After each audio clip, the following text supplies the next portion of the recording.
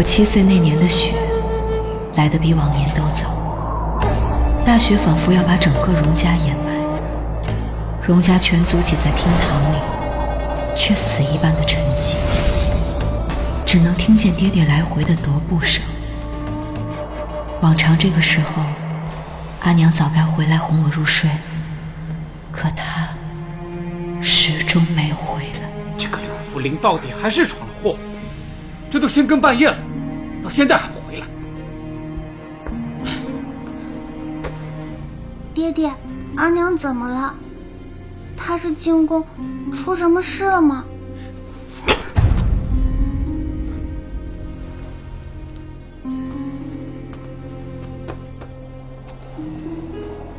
老爷，大夫人应该只是被娘娘叫进宫中小憩，不会有事的。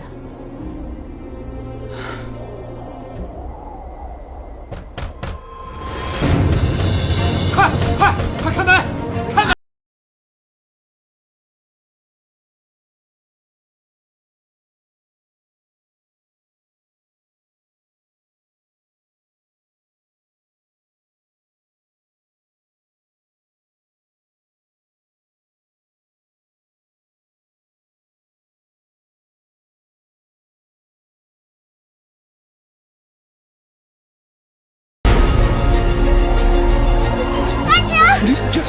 是大夫人。阿娘！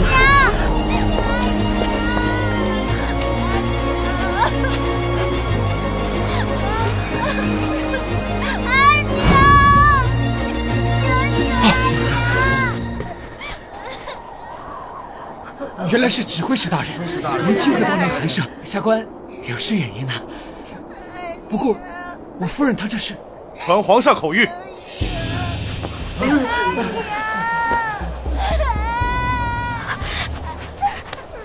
老儿，荣家宗父柳福林无诏行医，意图谋害太后，本应处死。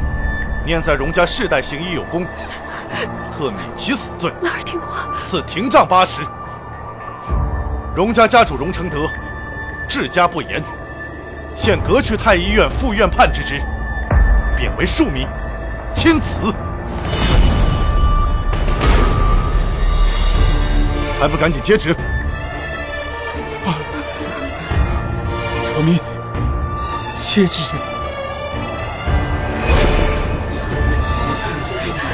别过去！阿娘！快睁开眼看看吧！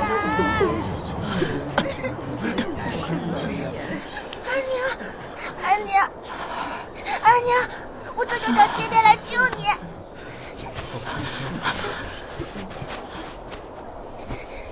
爹爹，阿娘醒了，她伤得很重，赶紧救救她吧！大小姐，你要体谅你爹爹，他此时心里也不好受啊。若不是你阿娘，他又怎会被朝廷罢官呢？你胡说什么？爹爹，你医术精湛，你一定有办法救阿娘的，快救救她吧！滚开！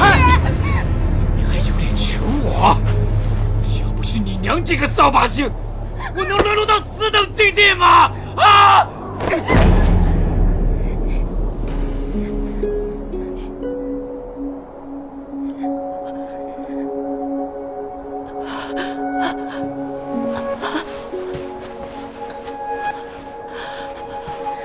族长爷爷，各位伯伯叔叔，你们都懂医术，老儿求求你们，救救我阿娘吧！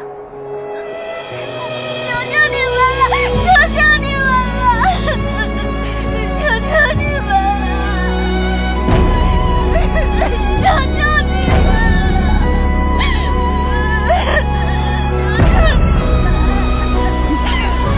老儿，救救我阿娘！你们何苦让一个孩子这样？就赶紧救救他吧！你们谁敢救他？老儿，给我拦住他！你们不救，我就去外面找大夫！把门给我关上！放开我！不要救我阿娘！让我出去！放开我！来人，把刘福烈给我关进祠堂。要是敢救他的话，告荣承德翻脸不认人。阿娘，给我消停点！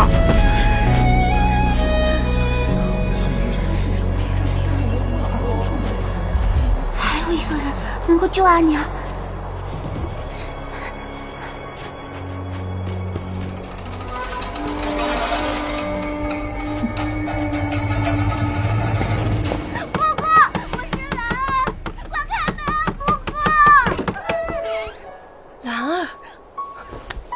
怎么了，兰儿？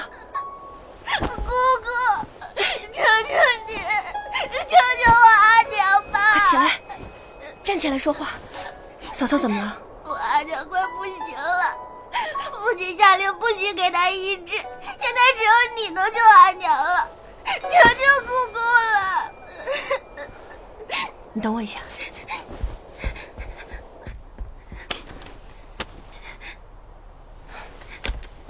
走。谢谢姑姑。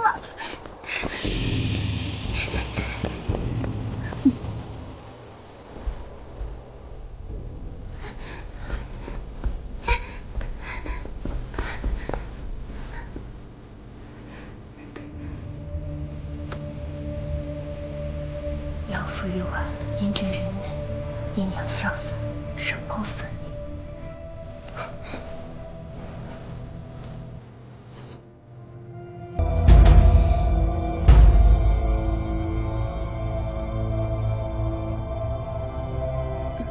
姑姑，你会千金定魄针？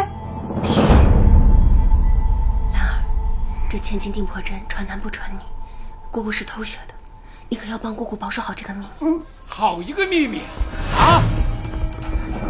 小雪，你好大的胆子！千金定魄针乃我荣家传男不传女的绝学，你竟敢偷学！来人，变身伺候！哥，嫂子命悬一线，当下救人要紧。姑姑，你真的要眼睁睁的看着嫂子死在这儿吗？他就是个扫把星，害得我被罢官，死了也是活该。荣承德，你真是不要脸！这针法是嫂子收集整理民间医药典籍，并融汇了他们柳家的针灸绝学，苦心钻研所得。你恬不知耻，将其占为己有也就罢了，还敢妄称是荣家绝学？不是嫂子当年带着这些医药绝学作为嫁妆嫁给你，并教你这针法，你这浅薄的医术，如何能在太医院立稳脚跟，一步步爬到副院判的位置？怎么了？就当你痛楚了？我就是要说，你不知恩图报也就算了，如今宠妾灭妻，还要落井下石！你放肆！你是逆女，违背家规，偷学祖传秘术。今日我当着列祖列宗和各位宗亲的面，废了他的手，正家规。来人，把他给我按住！放开我！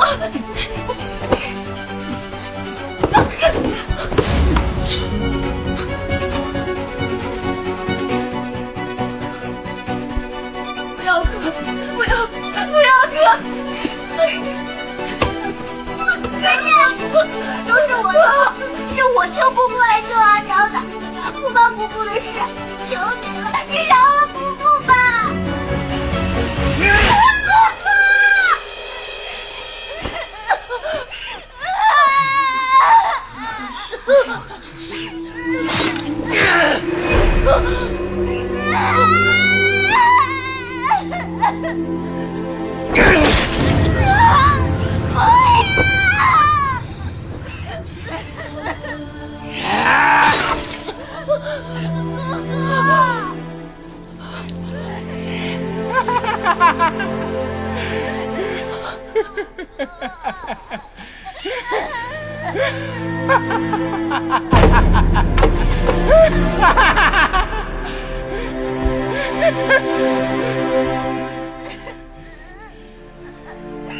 荣承雪，身为女子，偷学传男不传女的祖传针灸秘术，按祖宗家法，废其双手，关进后院，此生不得离开半步。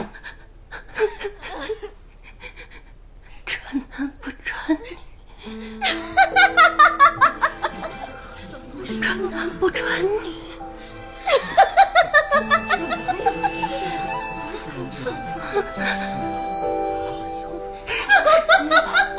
封了也好，祖传的针法就不会外传了。愣着干嘛？还不赶紧脱下去！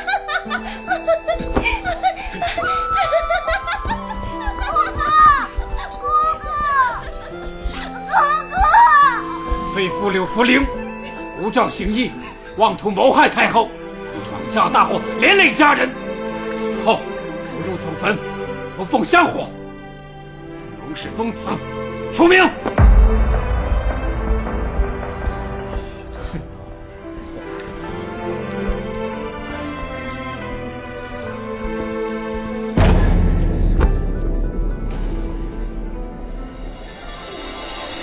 救救我阿娘！救救我阿娘！谁能救救我阿娘？谁能救救我阿娘？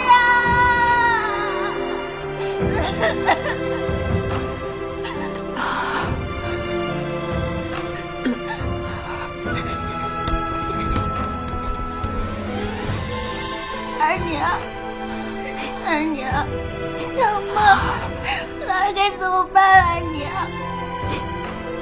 阿娘的时间不多了，我说的话你要听仔细了。从今日起，你须得藏起你的锋芒，收起你的聪慧，做一个木头人，识道心。不要因为阿娘的死与任何人争辩，哪怕受了天大的委屈，也得咬碎了牙往肚子里咽。只有这样，你才能活下去。凭什么？阿娘绝不可能谋害太后。爹爹他们非但不为你洗刷冤屈，还对你见死不救。兰儿若不为你讨回公道，那阿娘也太可怜了。这个宅院里没有人在乎，他们只要体面。兰儿，你要记住，活着比什么都重要，好好活下去。你要阿娘死不瞑目吗？你快把誓说你会安分守己，你说呀。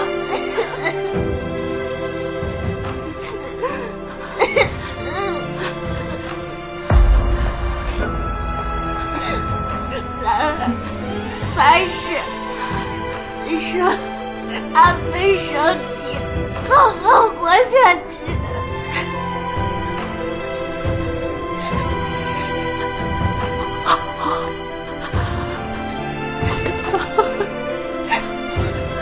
最乖。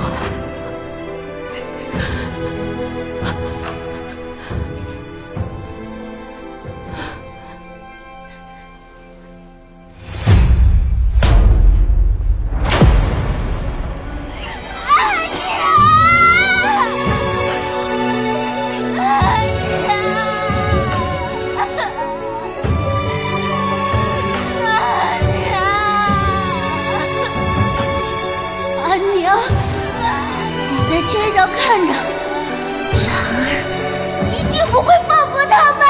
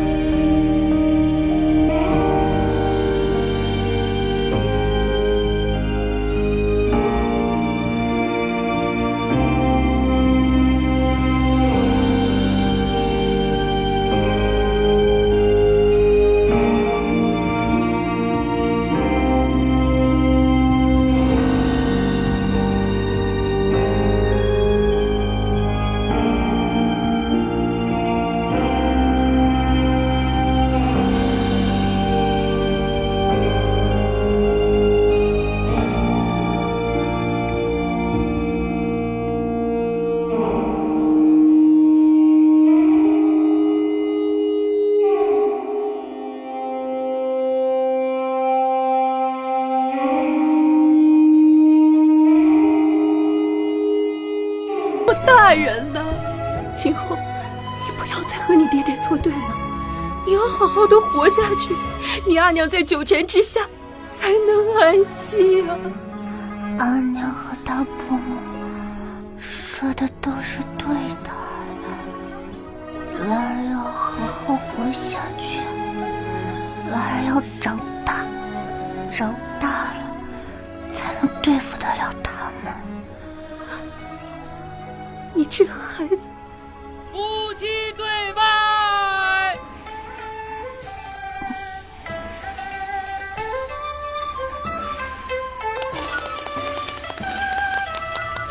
凡非收起锋芒，活下去长大。待我羽翼丰满时，一定要为皇阿娘查明真相，一定让我们为今日的所作所为付出代价。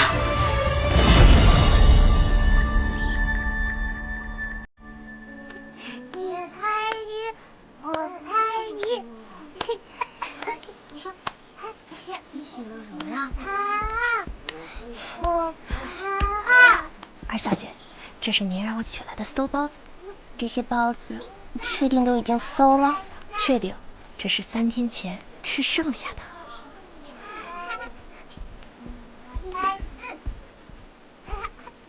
姐姐，我知道你没吃早饭，特意给你带来了包子，你快尝尝。泽言妹妹，你真好，我正饿着呢。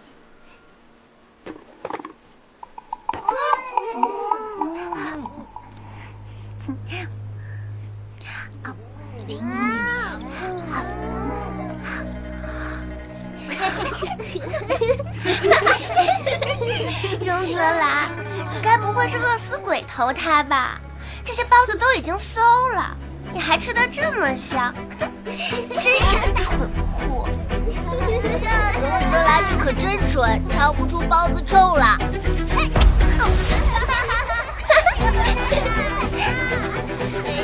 真死了，真死了！臭包子都吃不出来，真是个大傻子！大傻子臭了！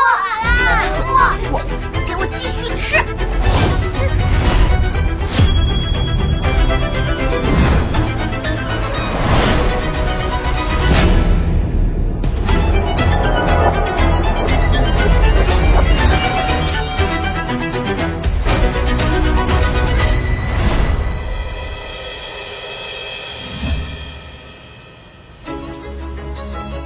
还想还手？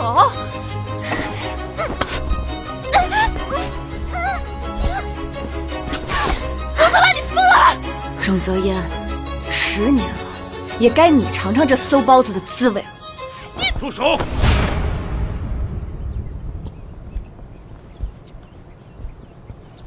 学堂乃是教化之地，你们成何体统？族长，父亲，是容泽兰不知道发了什么疯，是他先打的我。容泽烟，你现在说谎都不需要打草稿了。你这小贱人，你才说谎！好了好了，两个孽障，得给我闭嘴！今日跟大家宣布一件关乎家族荣辱的大事：太医院征召医士，我容家有幸获得一个推选名额。自古以来，我等医学世家的男子皆以成为太医院医官、光耀门楣为目标，而女子的最高荣耀，莫过于能进入太医院，成为医官们的医师。族老们商议过了，大家都认为容泽烟药理扎实，资质极高，由他代表容家进入太医院是最合适的人选。我不同意。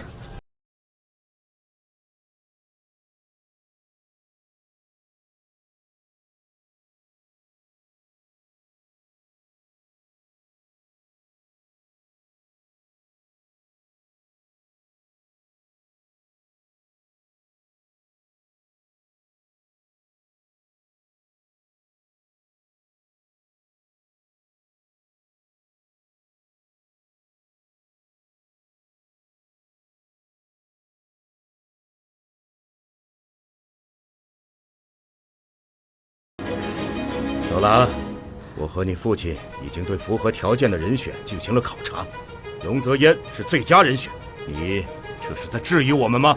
泽兰不敢，但泽兰想知道，考察采用了何种方式？评选标准为何？又有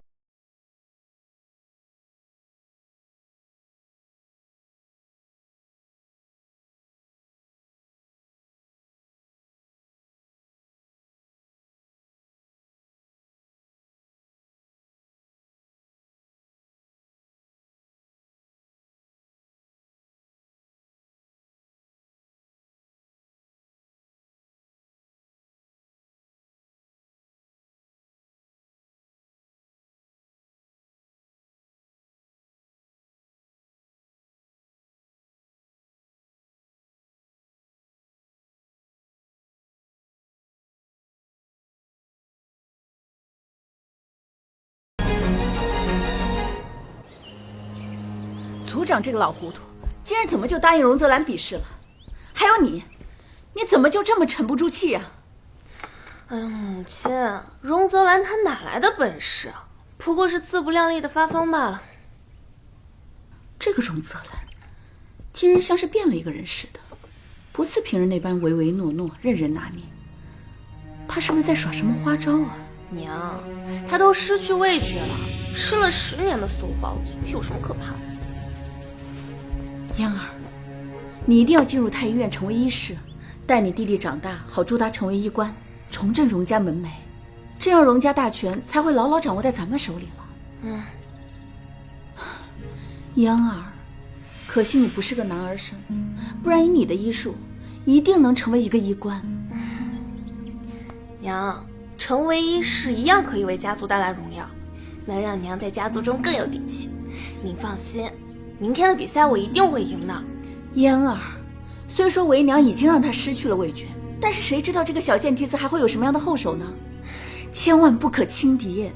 哎，娘，荣泽兰她就是个草包，没了味觉尝不出药味。成为医士最重要的就是分辨药草，这10年来她什么都比不过我，您就放心吧。但是这不怕1万，就怕万一啊！看来得找出题人去。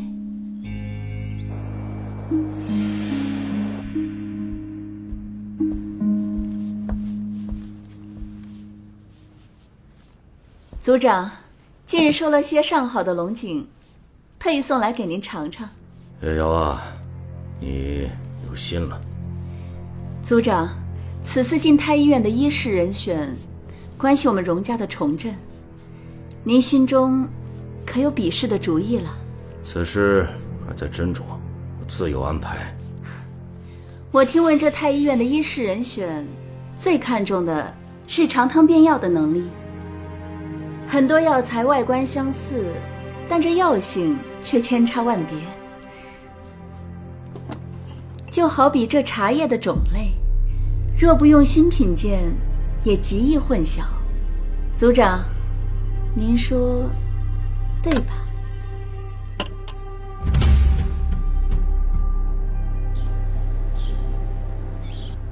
今日择选代表荣家进宫的医士，此次比试以尝汤辨药为试题，比试双方各取3碗汤药，仔细品尝辨味，需通过品尝将汤中药材一一详述，答对多者获胜，胜者获得进入太医院成为医士的名额。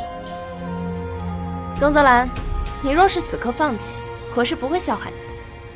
我不会放弃，况且你怎么知道你一定会赢？家主、组长，太医院院判吴大人到府外了。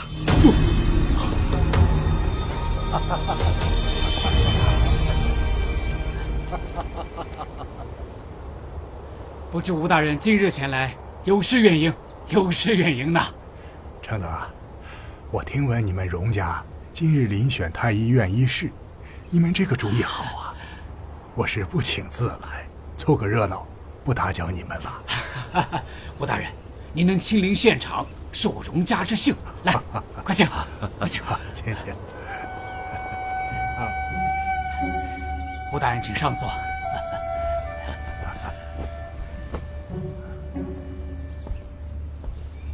这里有2个信封，分别对应你们身后的2组汤药，你二人抽签决定尝哪组汤药？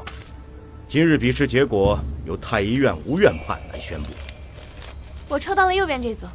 那便由荣泽烟先行考核。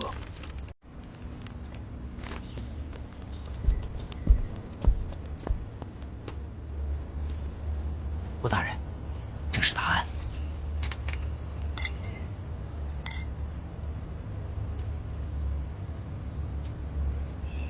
这第一碗药配方为4君子汤，药材为党参、白术、茯苓、炙甘草。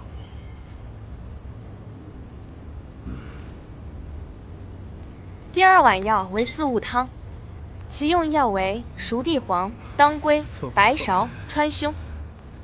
不错，确实。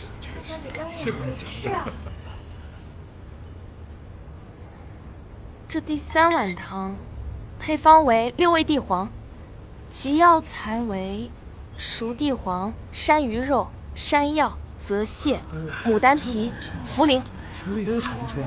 吴大人，答题的是小女泽烟，小女啊有些聪慧，对药材辨别颇有天分。泽烟确实天分颇高，前2碗药都答对了，但第3碗药中有1味药尝错了，把熟地黄和黄柏搞混了。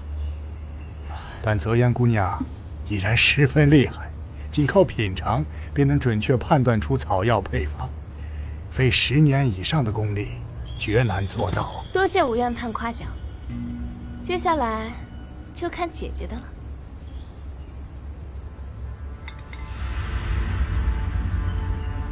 没了味觉，我看你怎么尝得出来。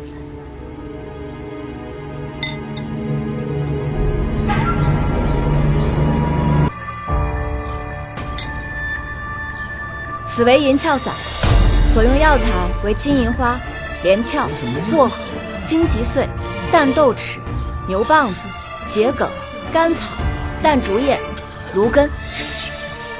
这么多药材都能尝出来？怎么这姑娘厉害？就是很厉害，厉害，就是。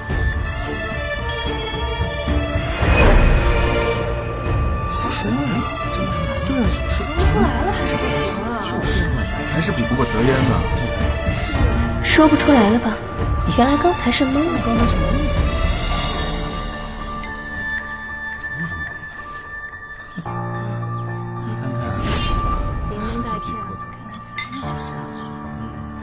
这第2碗和第3碗也皆为银翘散，这3个碗中的药材完全相同。可能啊，可能相同。荣泽兰，这3碗汤药颜色各异，怎么可能都是银翘散？你要是答不出来就直说，莫要胡编闹笑话。你若不信，自己来尝一尝。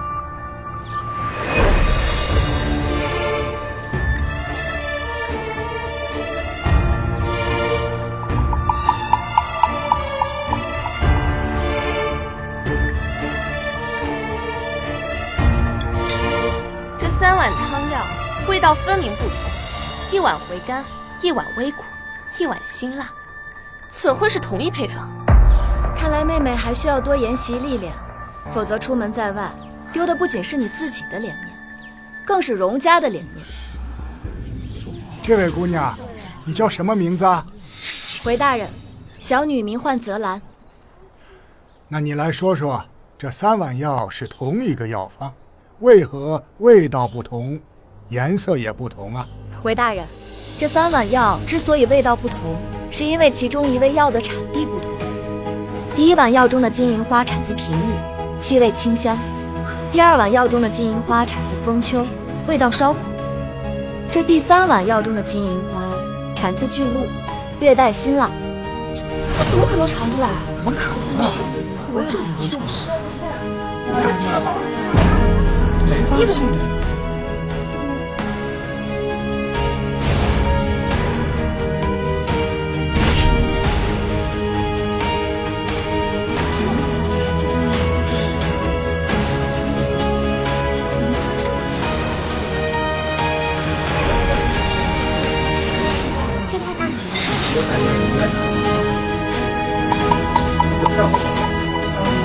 大。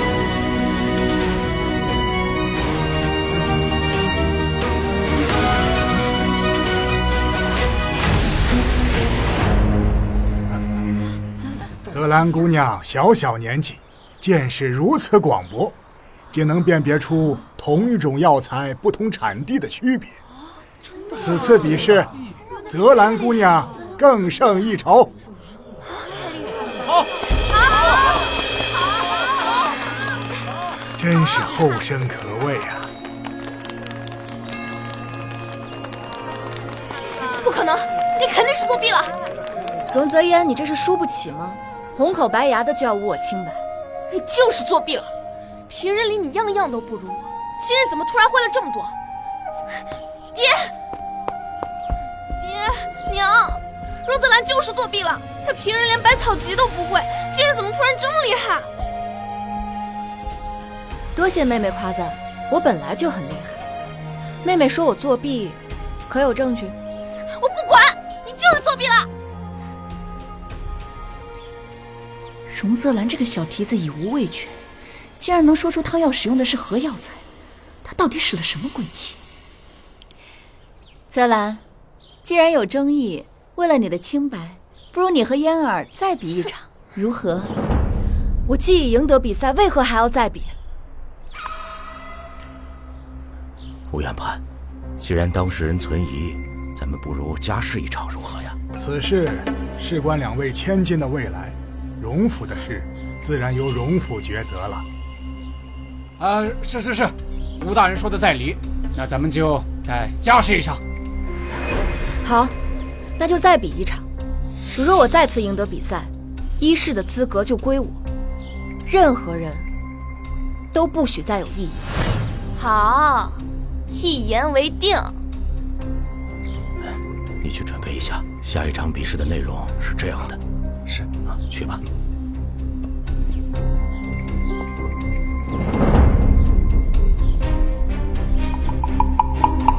张月瑶，我看你们能耍出什么花招。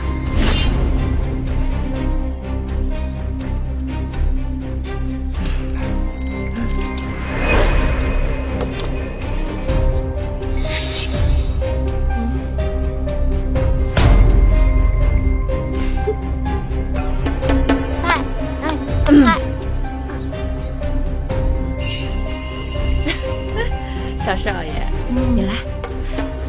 你呀，要帮我，可以吗？包在我身上。真乖。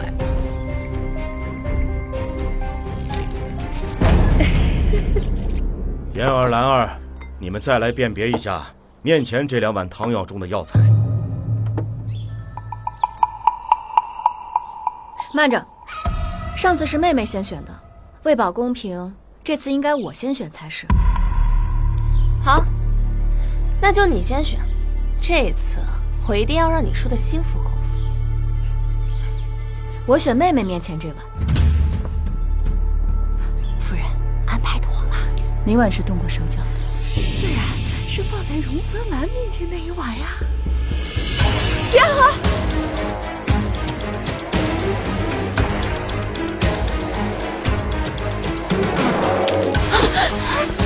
这什么东西？傻子，你喝那碗里被我尿了尿啦！什么？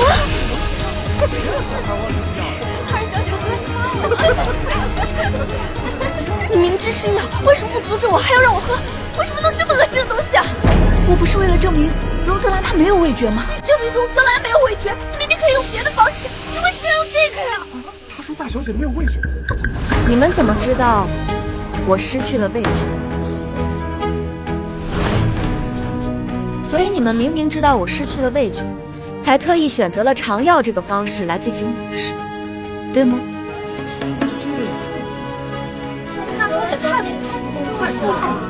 ？10年前有人给我下毒，让我险些失去味觉，幸好我及时发现，才躲过了一劫。这些年来，我一直在收集证据，就想揭露此人。今天此人终于露出了马脚。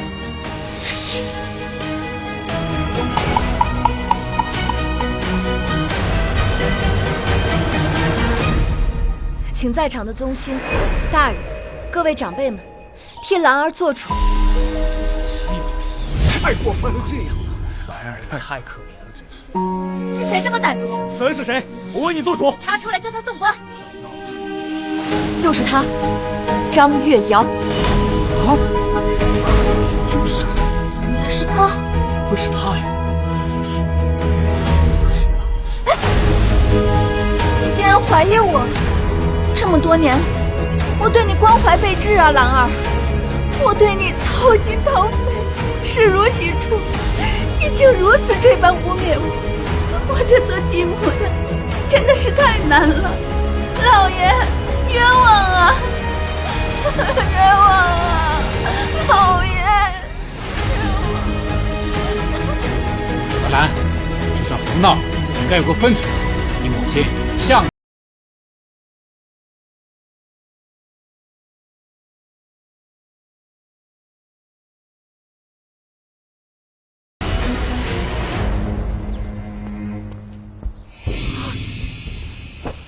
小桃见过族长，家主。小桃，听说你母亲病重，急需银子，只要你帮我完成一件事，这银子要多少有多少。小桃愿意，但凭夫人吩咐。按照这个药方配药，将药融到荣泽兰每日的吃食中去，只要毁掉她的味觉，这银子都是你的。夫人放心，小桃一定办好差事。10年前，奴婢是月瑶夫人房中的1等女使，当年就是夫人指使我在大小姐的食物中投毒，想害大小姐失去味觉。污蔑，这完全就是污蔑！你空口白牙，还有什么证据能证明是我指使的你？夫人，您当初敢做，现在就不敢承认了吗？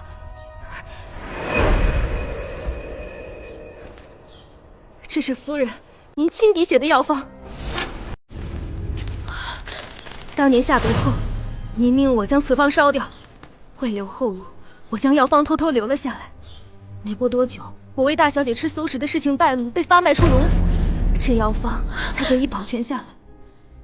老爷，你不要相信这个贱婢，这个贱婢曾做错事被我责骂，她怀恨在心，她故意陷害，栽赃于我。老爷，这上面的字迹就是你写的？不是的，月瑶没有，你相信我，月瑶怎么可能毒害你的孩子呢？老爷，可冤枉！这种太人！人证物证俱在，你还想抵赖？哭，就知道哭，哭能解决问题吗？这种丑事要是传出去，儒家的颜面何在？荣承德，这件事你必须给族里一个交代，否则你这个家主别干了。必须得当面报。来人，张月瑶，把我拉上去！是。杖责2世，剥夺掌家权，禁足1个月。老爷，月瑶冤枉！老爷，我是冤枉的！老爷，你好狠的心！我冤枉！我真的是冤枉！娘，你别喊了，犯了错就要受罚，都这么丢人了，你让我和弟弟今后如何在荣家立足啊？你这个狼心狗肺的东西！我做的这一切难道不是为了你谋划吗？现在都成我的错了！爹，你管管他！就是你这个孽障！当初我就应该把你活活打死，搞得现在家里家外鸡犬不宁，鸡飞狗跳。鸡飞狗跳与我何干？是你们咎由自取。你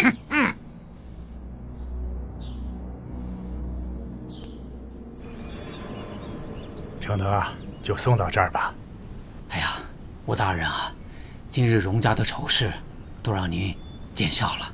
哎，说到底啊，都是因为想让孩子出人头地。泽兰这孩子天资不错，刚才那变药的本事，就算你我也不过如此嘛。可千万别埋没了这孩子的才华。吴大人，您放心，我一定会让泽兰代表荣家去太医院啊当医师，在您的手下好好学习，多多历练。泽兰，衣袍加身，生死所及，你若做好了准备，太医院随时欢迎你的到来。吴大人，泽兰自幼便立志做一名医者，此生最大的愿望就是度人病痛之苦。泽兰早已做好准备，一定不负患者的信任重托。姑娘，我在太医院等你。是。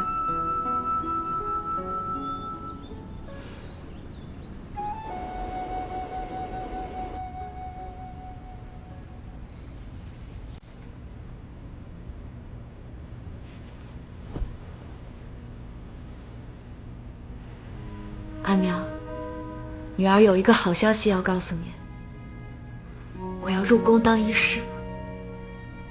这么多年，女儿一直隐忍蛰伏，就是为了等待这一刻。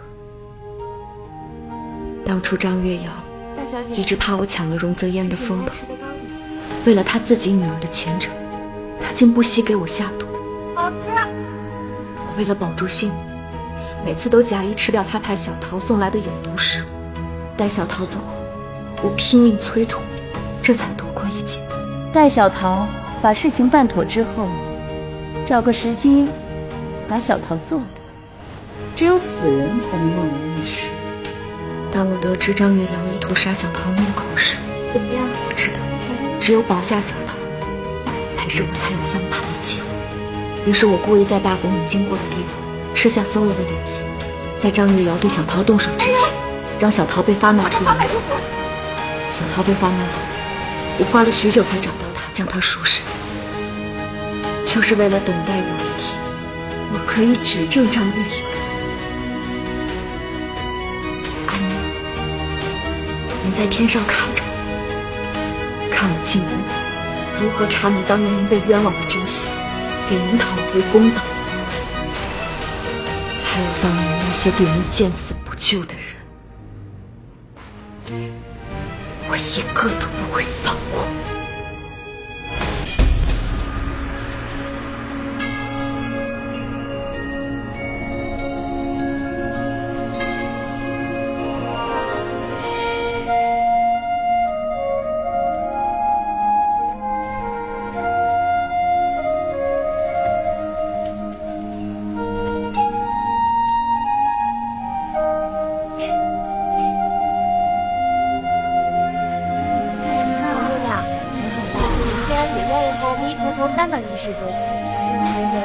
冯大人可是您的亲叔叔，您出身名门，前途不可限量啊！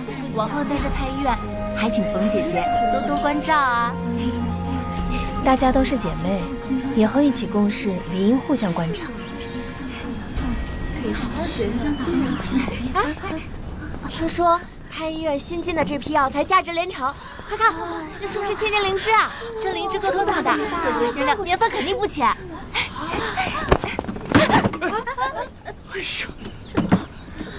你们这些新来的医师怎么回事？这肉苁蓉都没弄坏了。你怎能如此不小心？这可是有5年份的肉苁蓉，是极为珍贵的药材，价值1000金呢，你可赔得起？1000金？冯姐姐，我不是故意的，我没有那么多钱啊。一句不是故意的就行了吗？就是，一句不是故意的，值多少钱啊？既然赔不起，那恐怕只能按公规处置，先打20板子，再撵出宫去。管事大人，我求求您，你千万别赶我出宫，我不能出宫，我求求您。公规如此，你不必多言。大人，这药可否让奴婢检查一下，看是否还有机会补救？那有什么办法呀？对啊，全身不治，像这样听都没听过。这可是肉苁蓉啊！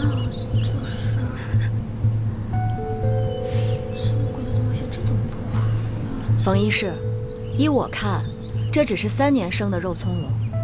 这3年生的肉苁蓉药效未全，属平价药材，不值1000金。那他刚才怎么说是5年生的，还要把人赶出宫去？这说话也太不……这位医师，你说这肉苁蓉是3年生的，可有依据啊？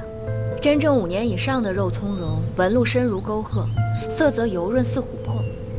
可这一株鳞片松散，气味寡淡，只是保存不当的3年次品。荣医师所言不虚。谢过武大人。这株肉苁蓉确实只有3年左右，因保存不当，颜色加深，鳞片脱落，才使人误判为5年份。好了，将这批新药送入御药房，好生看管。快去。是。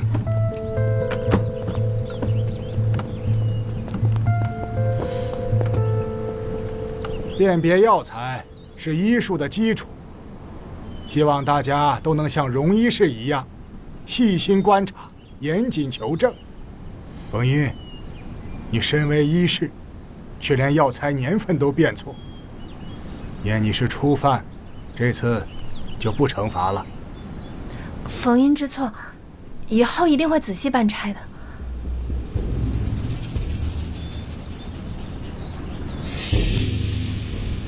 即日起，你们正式进入太医院，成为医士。这位是太医院的院判吴大人，整个太医院由吴大人统管。本官是太医院的副院判，往后你们的差事、考评都归我管。诸位，既然入了太医院，那便是天子脚下的幸运人，男为医官，女为医士，各司其职。3等医士从事药炉洒扫、清理药渣等杂役事，莫嫌差事琐碎，这药渣里藏着的都是门道。2等医士可以行走御药房，与百草朝夕相对，抓药、熬药、配伍，容不得半分差池。至于这1等医士呢，随医官入后宫侍疾，那是太医院头一份的荣耀，也是最凶险的差事。望尔等好自为之。这太医院的最深处是脉案室，里面保存着皇室贵胄历年脉案记录，此乃最高机密，诸位切勿擅闯。这么说，阿娘当年救治太后，反被诬陷为谋害太后的脉案记录，一定也存于脉案室中。找到那个脉案，就能弄清楚当年的事实真相。冯大人，奴婢想知道如何才能进入脉案室研习脉案。这刚入太医院就惦记着去脉案室，好高骛远。俗话说，取其上者得其中，取其中者得其下。奴婢只是想志存高远，不断激励自己，努力进步。只有医官和1等医士才能进入脉案室。要成为1等医士，首先要成为2等医士。每次考核必须在前3，熬满6年后得医官举荐，才有可能成为1等医士。每届新进医士中能出1名1等医士，那便是万幸。多谢冯大人指教，奴婢定会努力进步，早日成为1等医士。好啊，那本官便等着你。1等医士的位置一定是我的，你这个无名小卒也配和我争？好了，以上是要交代的所有事项，明日再安排大家的具体工作。多谢冯大人指教。吴大人，好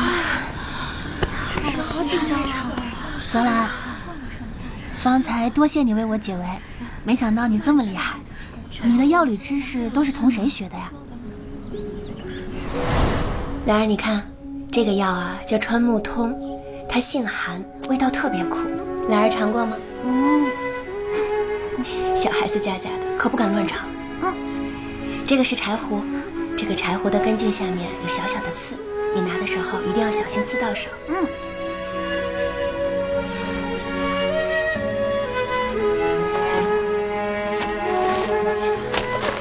不能宣医，会没命的，会没命的，不能宣，姑姑不要，不能宣医，不能宣，不能宣，不会没命的，没命的，兰儿会保护你的，不能宣。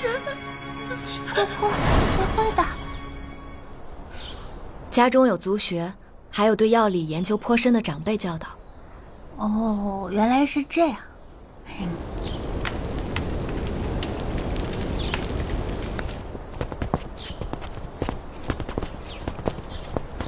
若等到成为1等医师，才能去查看脉案，不知那要何时了。我要想办法溜进麦阿室，偷偷看一看。泽兰，你有什么心事吗？苏叶，你知道麦安室在哪儿吗？我也不知道，麦安室不是我们这种3等医师该去的地方。我也就是好奇而已。走吧。荣医师，我知道麦安室在哪儿。你沿着这条长廊一直往里走，走到尽头再右转，见到一个独立的红色大房子，便是了。多谢冯医师。不客气。走了。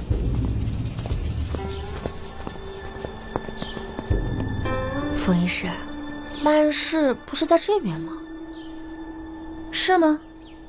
那可能我记错了吧。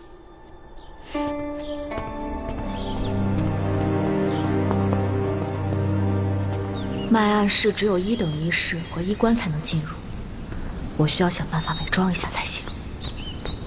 大人，您这是要去换衣房吗？奴婢正好也要去，不如奴婢帮大人一起送过去。那好吧，辛苦你了。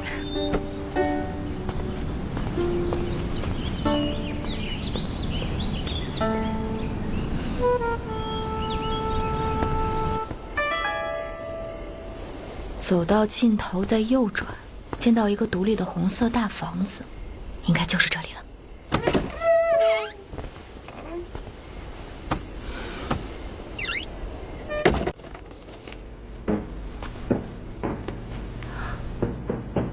麦安室怎么会这么潮湿呢？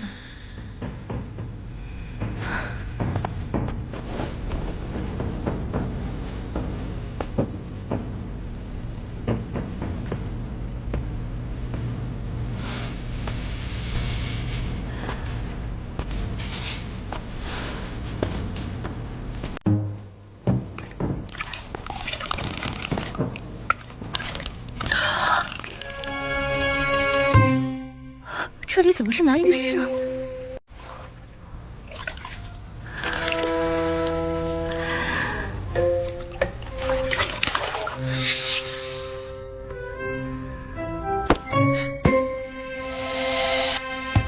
来都来了，帮我搓个背吧。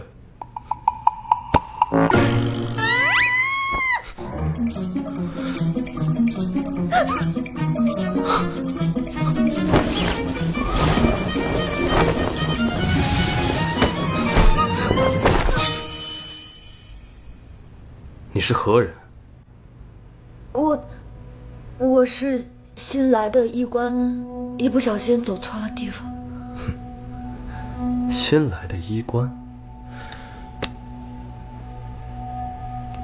肤如凝脂，声若莺啼，颈间不见喉结。这太医院何时来了个女医官？说，你到底是何人？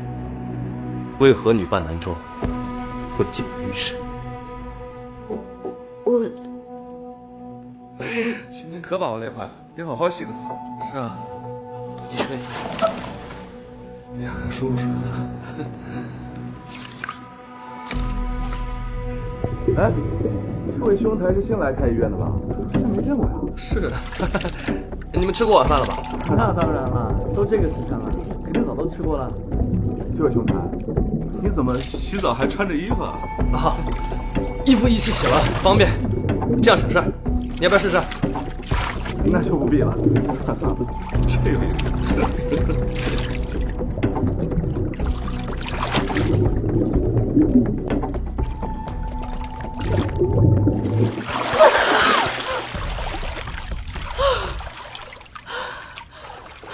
你到底是谁啊？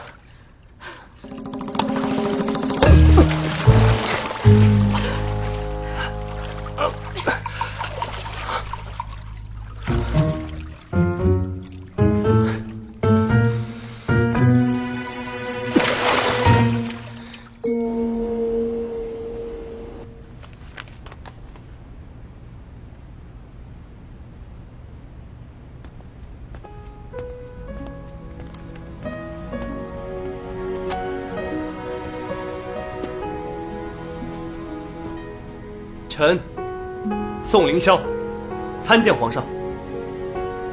免礼，都退下吧。是。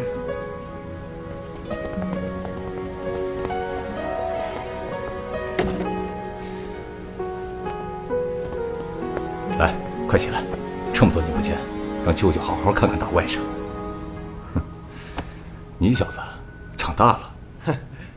对了，你母亲在江南一切可好？劳陛下挂怀，母亲一切安好。临行前还叮嘱了儿臣向皇上转达问候，愿皇上龙体安康。真好着呢。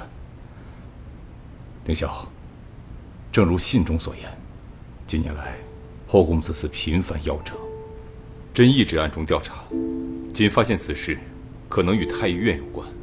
太后和皇后身居后宫，一举一动备受瞩目。若让他们调查此事，必定会打草惊蛇。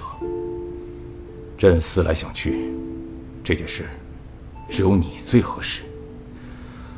你虽不通岐黄之术，但机敏过人，扮作医官潜入太医院，定能探出些蛛丝马迹。陛下放心，臣定竭尽全力，早日查明真相。切记，行事务必要小心谨慎。若有任何消息，可随时向朕汇报，切不可掉以轻心。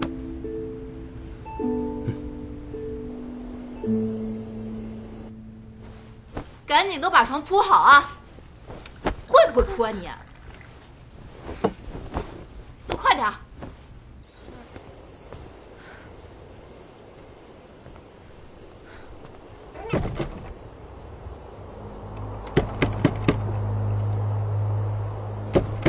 开门！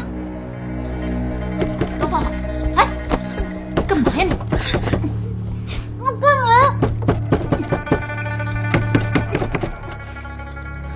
开门！哎呀，荣医师，这门好像坏了，你今晚就在外面找个地方睡吧。是啊，这门怎么也开不了，明天我就找人来修啊。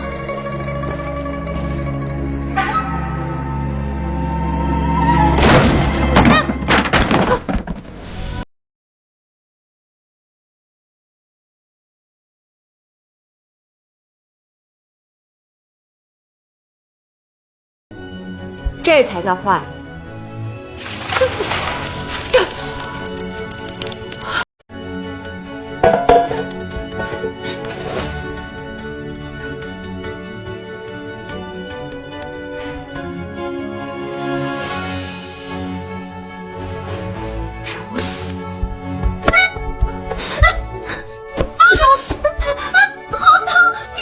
荣医师，大家同住一个屋檐，你得饶人处且饶人。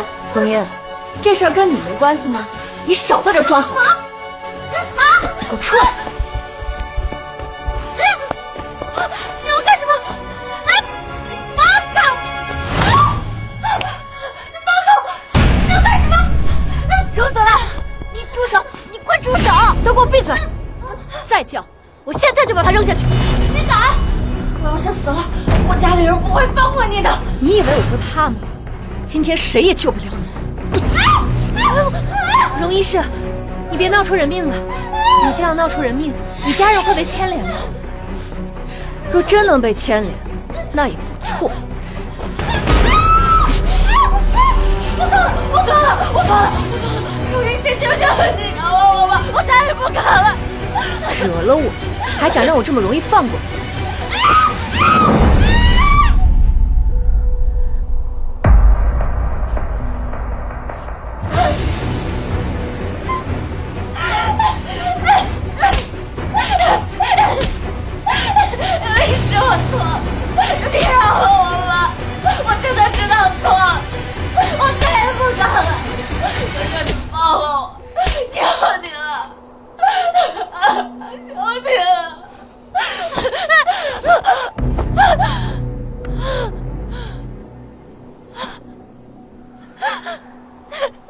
我荣泽兰脾气倔，性烈如火。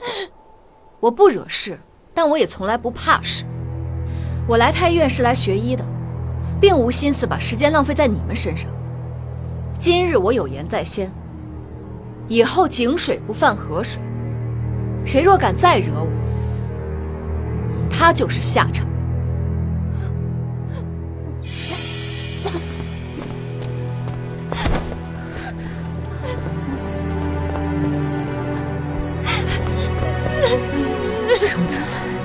你竟敢如此张狂，当真以为我治不了你？今天冯大人要跟我们分配差事，真希望能分到一个好差事。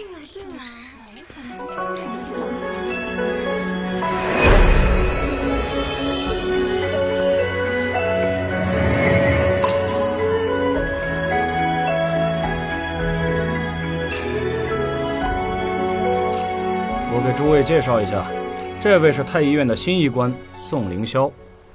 见过宋大人。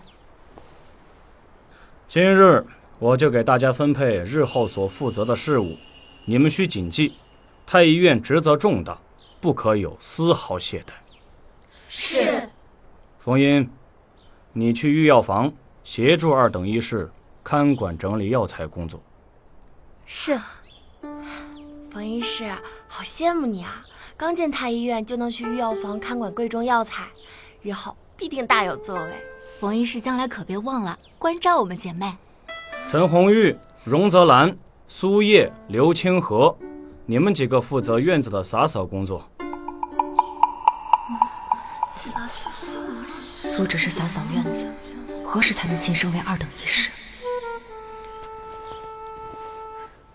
冯院判，奴婢也擅长药材鉴别，是否也有机会去药房当差？有些人啊，也不看看自己到底是谁，还想着跟冯医师平起平坐，真是笑话。荣泽兰，你还有没有规矩？我让你做什么你就做什么，太医院还轮不到你挑三拣四。冯院判教训的是，奴婢只是有一事不明，还想请冯院判解惑。说。古云：良禽择木而栖，良医择职而任。太医院设位，是否为选贤任能？是又如何？若从容辩委一事，冯医师误判，幸得奴婢及时勘证，方免药石之乱。奴婢的鉴药之能，还请冯院判明鉴。冯大人乃太医院副院判，行事自有章法。荣泽兰，你此言可是在质疑冯大人吗？奴婢不敢，奴婢实乃恪守太医院典章，查伪存真以正药纲之训。若因循误判而不见，反是陷大人于不义。冯院判是朝廷命官，行事自然遵法守典。荣医是辨药之能，冯英确实钦佩。古人云：“3人行，必有我师。”若能与荣医师同职御药房，一可切磋精进，二则彰显冯院判用人之名。冯英院待3月期满，再由院判们亲考优练，优胜者留在御药房。好吧，既如此，我准你2人同掌御药鉴委之职，若有差池，一并重惩。是，多谢冯院判，多谢冯医师。今后你我2人共勉。且容你张狂几日，过不了多久，定叫你在太医院永无立足之地。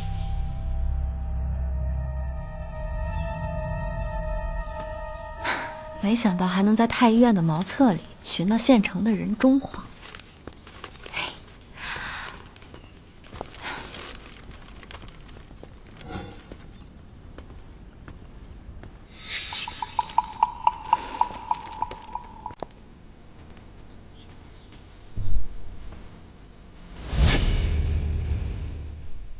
想不到，荣医师不仅杂人力，还伶牙俐齿，就连冯大人都被你说得哑口无言，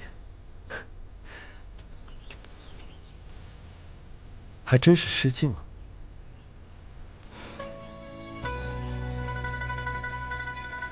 承蒙宋大人谬赞。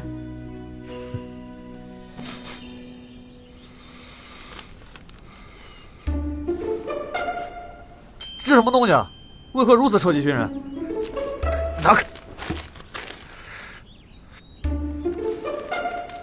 此乃人中黄，由干草装竹筒入粪坑较制而成。虽然气味难闻了些，却是清热解毒的良药。宋大人作为医官，竟然不知，还真是奇怪。人中黄嘛，我自然是知道的。我不过是为了试探你罢了。毕竟，你可是可以女扮男装混进南狱室的人，谁知道你是不是在搞什么鬼把戏？宋大人多虑了，小女只是一介刚入宫的医士，经3审6验才得以进入太医院，家世清白可查。倒是大人您，身为医官，不但会武，医术嘛，倒是有待考究。你入太医院究竟为何，才真是让人费解。荣医师，我奉劝你一句，好奇心太重，可不是什么好事啊。你只需要知道一件事，就是我无害于太医院。奴婢知晓了。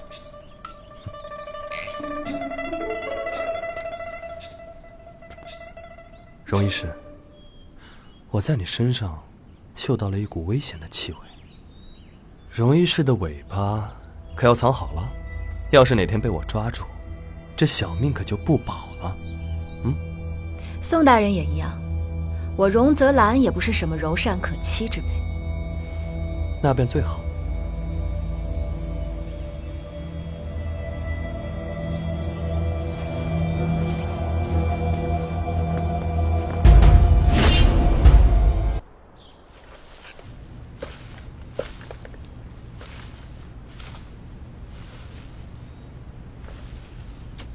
雷暴将至，速速将药材收妥，门窗拴牢。若有药材受潮损毁，仔细你们的皮。是。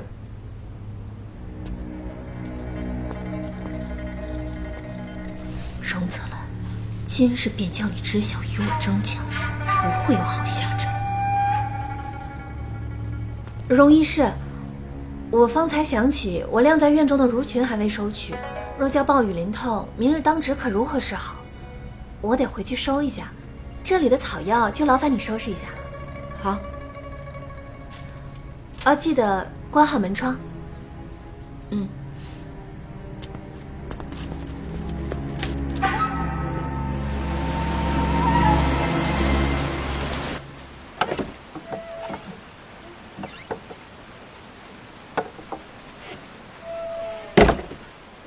哎呀，你们2人来得正好。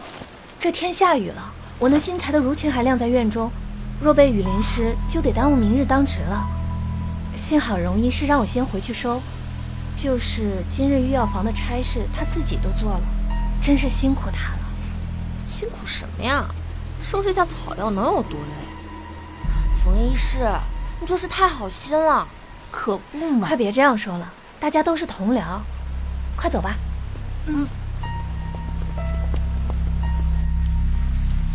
我也翻查了历年太医院的脉案，妃嫔子嗣的医案记录，皆无纰漏。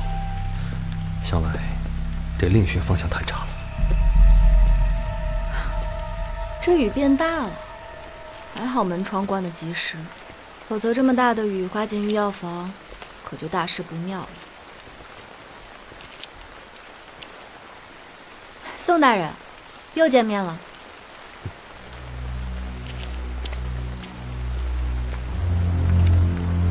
这雨下得突然，大人手中无伞，如若不嫌弃，可与奴婢共撑一伞。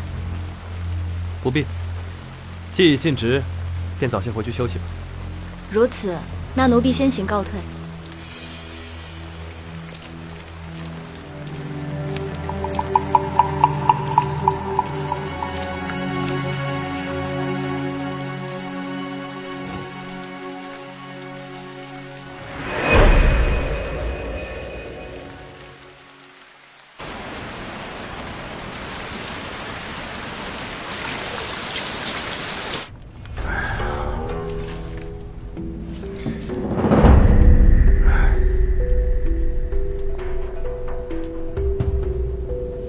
丽妃娘娘病重，急需霍山石斛入药。如今这批药材全被雨水打湿，无法使用。这可如何是好啊？昨夜是何人当值？如此大雨，竟未将御药房窗户关上，你们都是干什么吃的？吴院判、冯院判恕罪。昨日是奴婢与荣医师共职，奴婢因牵挂晾晒的襦裙先行离开。临行前千叮万嘱，务必要关好门窗。哪料京城竟见御药房窗临大场，想必是荣医师忙中疏漏，这才导致药材被淋湿了。啊？不会吧？这怎么可能呢？冯医师此言何意？是说我未关好门窗，致使药材受潮吗？昨夜冯医师同我们一起回的寝室，不是你还能是谁啊？就是啊，我们一同回去的。果然不出所料，这冯英借故脱身，就是为了用这暴雨生事，构陷我。哼，雕虫小技，倒不枉我留了后手。昨夜我离开御药房时，门窗紧闭，此事宋大人可以为我作证。宋医官，荣医师说的可是实情？这个嘛，还好门窗关得及时，否则这么大的雨刮进御药房，可就大事不妙了。怪不得昨夜他这么好心，要我共撑一伞。原来后招在这儿啊！人中黄。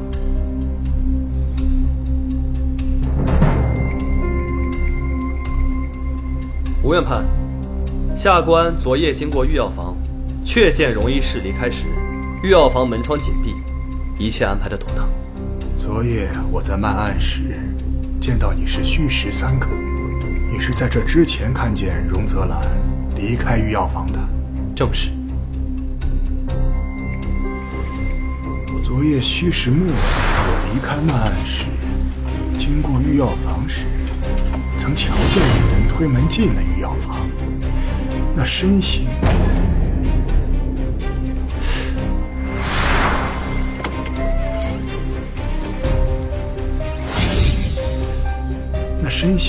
似乎是冯医师。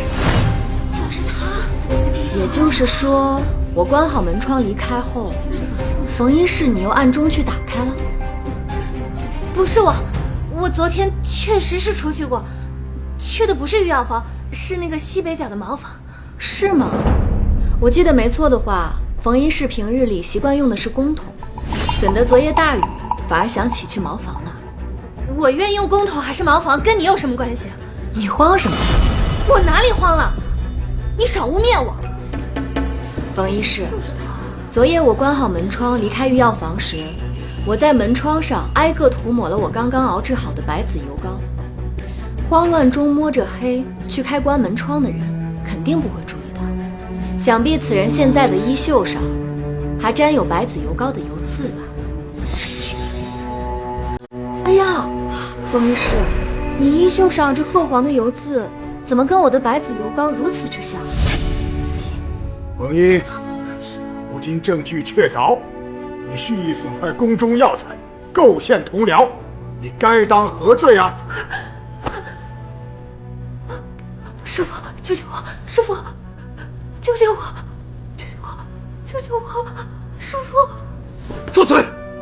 犯下此等罪过，还有脸求我？眼下最要紧的是找到霍山石斛。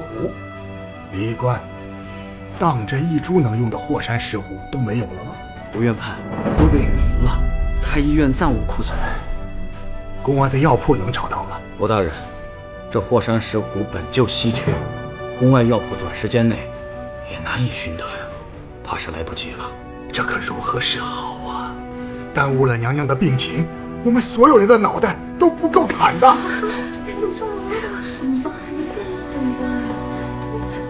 吴院判，丽妃娘娘难受至极，汤药何时送到？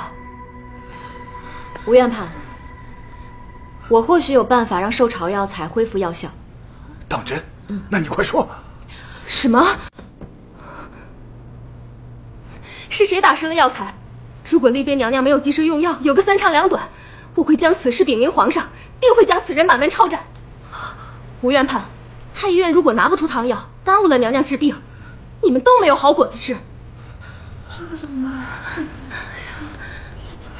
荣医师，荣医师，你真能解决是吗？求你帮帮我，我给你道歉，我错了，我求你。我求你帮帮我，只要你能解决药材收场，你让我做什么都行。我求你帮我，我不应该因为御药房只为一时记恨你。我求你帮帮我，对不起，我求你帮帮我行吗？帮帮我行吗？我想死了。吴院判，如果我让霍山石斛重新恢复了药效，可否晋升我为2等医师？没有办法，当初偷穿医官衣服闯进南御室，而今又想成为2等医师，他胆子是真大呀！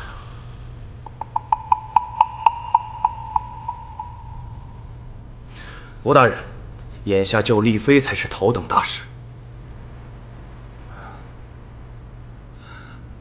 荣泽兰，你若解决了药材问题，太医院便破格晋升你为2等医师。谢吴院判。荣泽兰，我警告你，若你失败，耽误了丽妃治疗，不仅要受公规惩处，还会被逐出太医院。你可考虑清楚了。好，一言为定。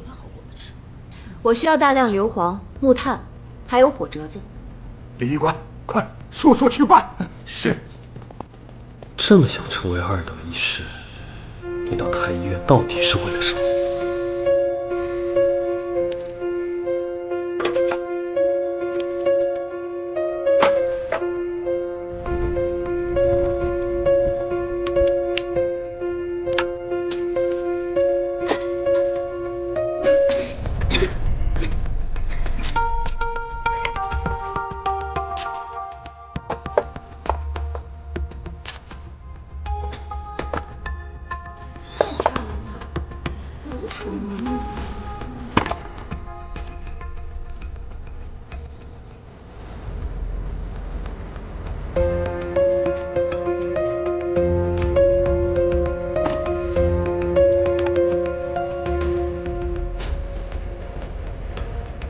吴院判，药材已处理完毕，请查看。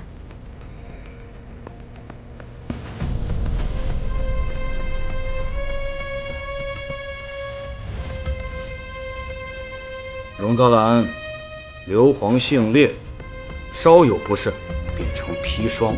你可知《雷公炮笞论》中明言石斛忌火毒？你这般以毒攻毒，若丽妃娘娘服后有个好歹，你担当得起吗？泽兰，你方才所用之法可有何依据啊？回吴院判，这硫磺熏蒸可以有效去除药材中的湿气。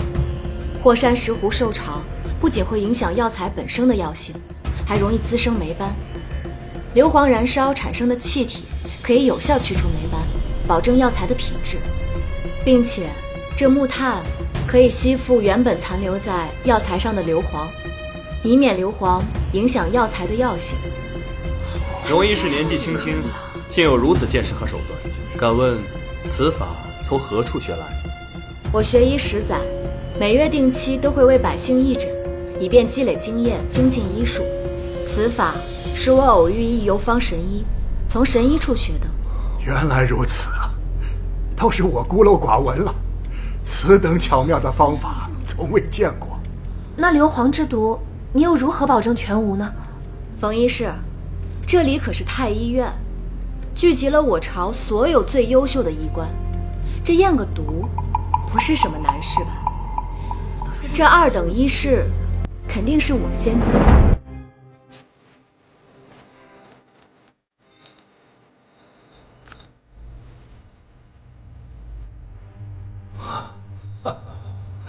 您这和松油都无变色，这霍山石斛确实不含硫磺毒素。真成荣泽兰成功解决了药材受潮的危机。还真有办法。快，把药方去抓药熬制，给丽妃娘娘送去，一刻也不得耽搁。真好啊！是啊。冯英，你极度陷害同僚，致使药材损毁。身为医师，此等行径罔顾医者仁心，触犯公规铁律，你可知罪？奴婢知罪。罚俸半年，禁闭3日。若再犯，即刻逐出太医院。冯英领判。本官说到做到，即日起，荣泽兰晋升为2等医士。真的晋升了，多谢吴院判赏识。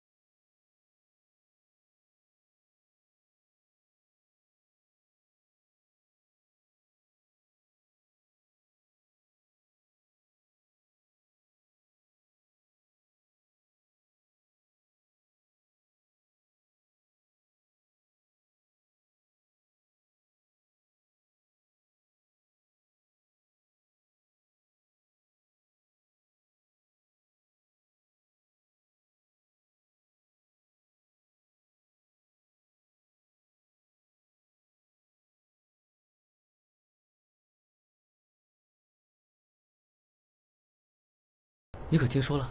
太医院新来了个世家郎君。哼，可不就是那个姓宋的，打从入院起就没见他摸过脉诊，整日里在廊下晃悠，哪里有个医官的样子？听说啊，是走了宫里的门路，这般烂泥扶不上墙，也配穿医官服？就是，荣医师。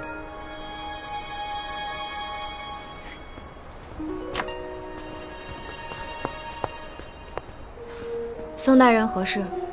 恭喜荣医师成为2等医士。荣医师这般步步为营，实在叫我好生好奇。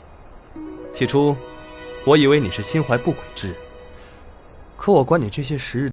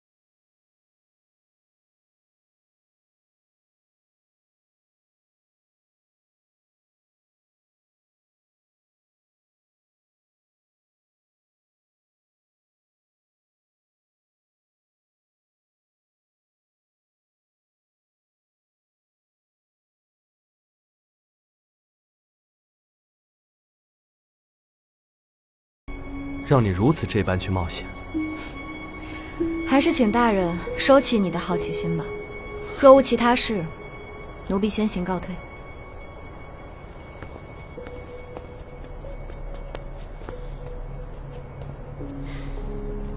荣泽兰呀，荣泽兰，咱们来日方长。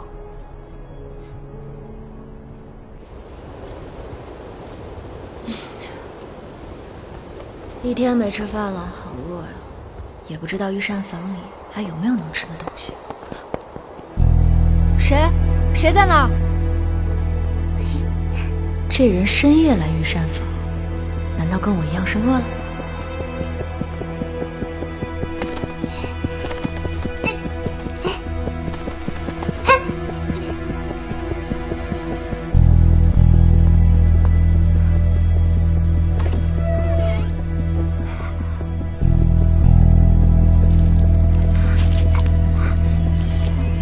难道是宫女深夜来偷吃东西？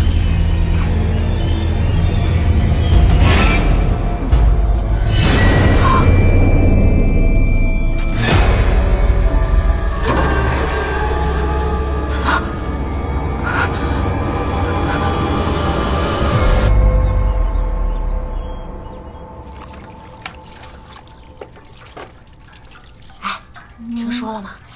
昨夜公主失踪，被人在御膳房找到的时候，竟然在狼吞虎咽的吃生肉，还大口大口的喝鲜血呢，这么诡异啊！后来呢？后来公主被送回去之后，情况愈发可怕，整个人像疯了一样，嘴里不停的喊着饿，见什么吃什么，纸张、头发、蜡烛，但凡能拿到手里的，都一股脑的往嘴里塞，拦都拦不住。天哪！我听说公主从小就怕喝苦药，喝药时又哭又闹的。之前给公主熬药的2等医师被丽妃娘娘罚得好惨，现在太医院里的2等医师们都在躲着这差事呢。何止是罚，上个月给公主熬药的2等医师被丽妃娘娘打了20板子，浑身是血的扔出宫去。丽妃娘娘发了话，这次不管是谁熬的药，只要公主不肯喝，直接杖毙。还好我们不是2等医师，不用我们熬药。对。依我看，所有2等医师都得去给小公主陪葬。哪位2等医师能接这差事？丽妃娘娘催得急，不能再延误了。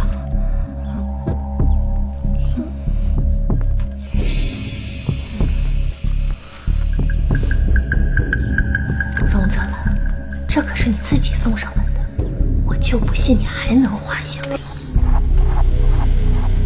这位姐姐，荣医师他心细如发，做事认真仔细，不如就将这熬药的重任交给他吧。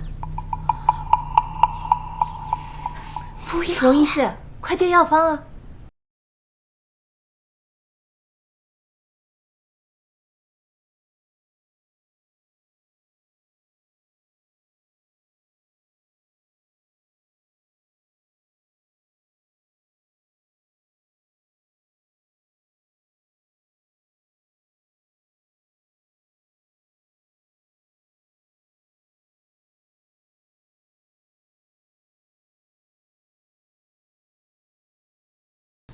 怡儿乖，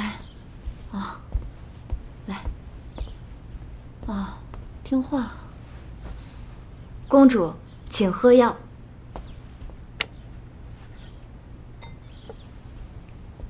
怡儿乖，把这药喝了，母妃就送你一只想要的皮影，好不好呀？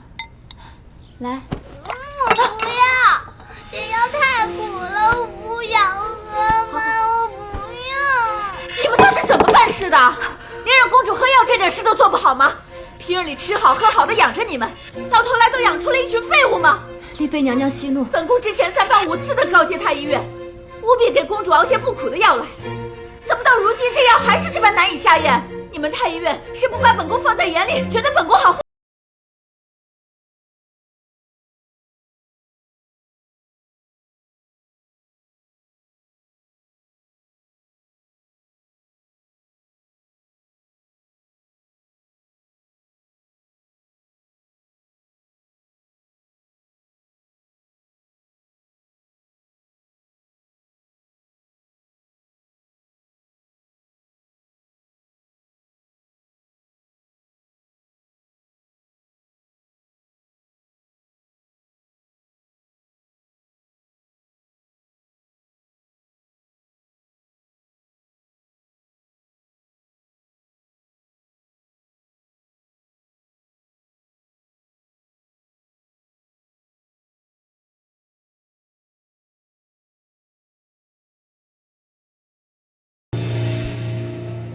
公主此病并非寻常病症，喝药治疗。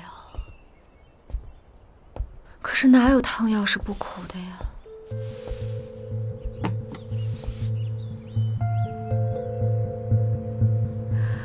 有了。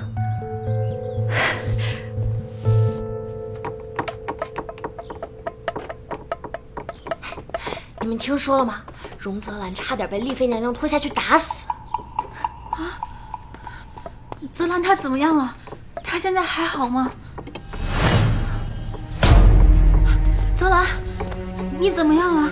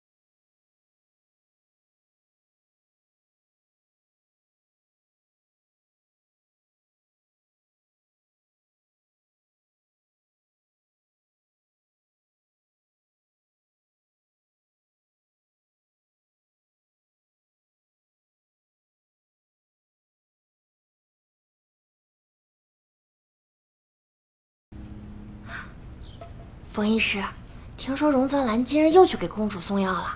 上次丽妃就大发雷霆，这次她肯定又要倒霉了。这次就看她命大不大了。那汤药中早已被我暗中加了黄连，我就不信她还能躲过去。我的命当然大了。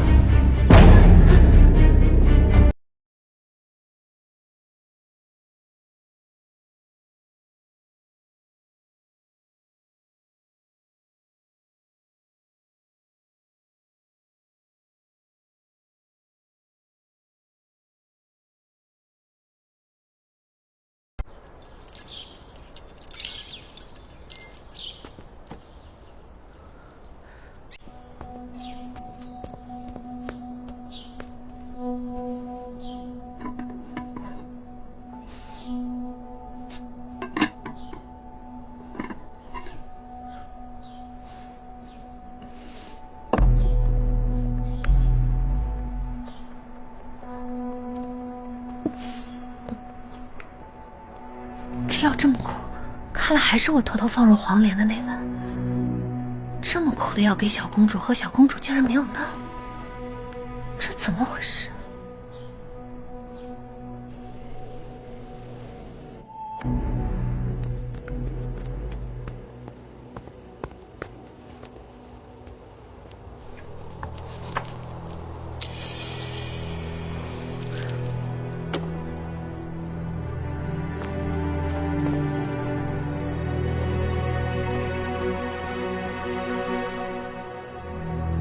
深更半夜，他来御膳房做什么？他几次在公主喝药之事上逃过一劫，难道与他手中的盒子有关？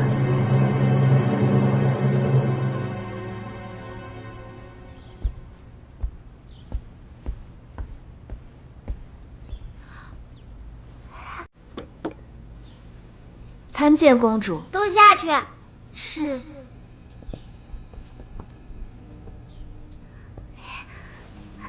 荣医师，你今日又带了什么呀？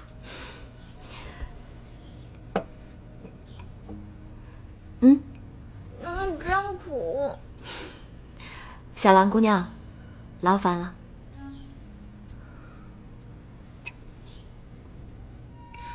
公主，你还是喝一点药吧，再这样下去，病情严重了，该如何是好啊？不喝就不喝，你还不快拿去倒了！要是再敢多嘴，我便打你板子，然后把你赶出宫去。公主饶命，奴婢遵命便是。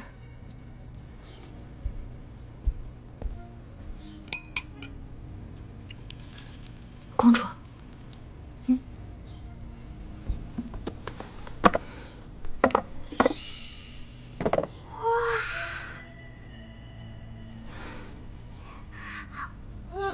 果然还是这些东西最合我心意。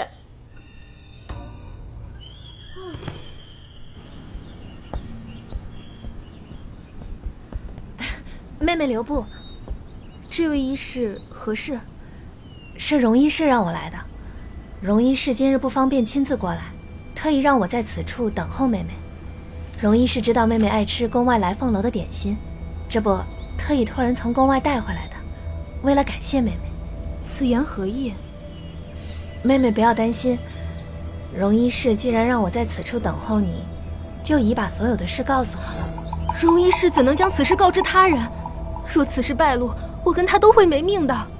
荣泽兰，你果然有不可告人的秘密。哎，为了公主喝药一事，真是苦了我们这些人了。此事能成功，多亏了妹妹相帮。这点心，妹妹就别推辞了。你去告诉荣医师，不让公主喝药，顺着公主的性子吃蜡烛、纸张这种事是不可能一直瞒下去的，只能暂时拖延。你让他赶紧想想其他办法吧。好，我一定会转达的，多谢妹妹。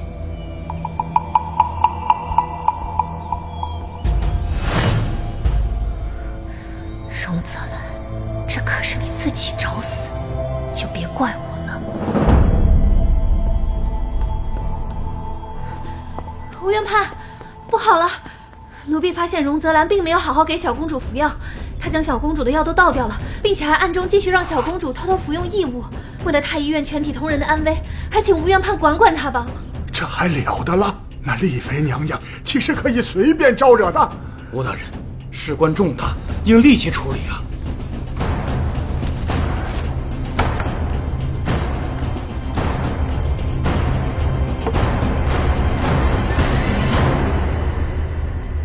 奴婢拜见皇上、丽妃娘娘。荣医师，这段时日你表现不错，多谢娘娘夸赞。为公主殿下治病熬药，是奴婢分内之事。来，一儿。娘娘等等。母妃，这药太苦了，我不想喝。荣泽兰，一儿为何又不愿喝药了？启禀皇上娘娘，禀皇上娘娘，殿外吴院判有要事求见，让他进来吧。是。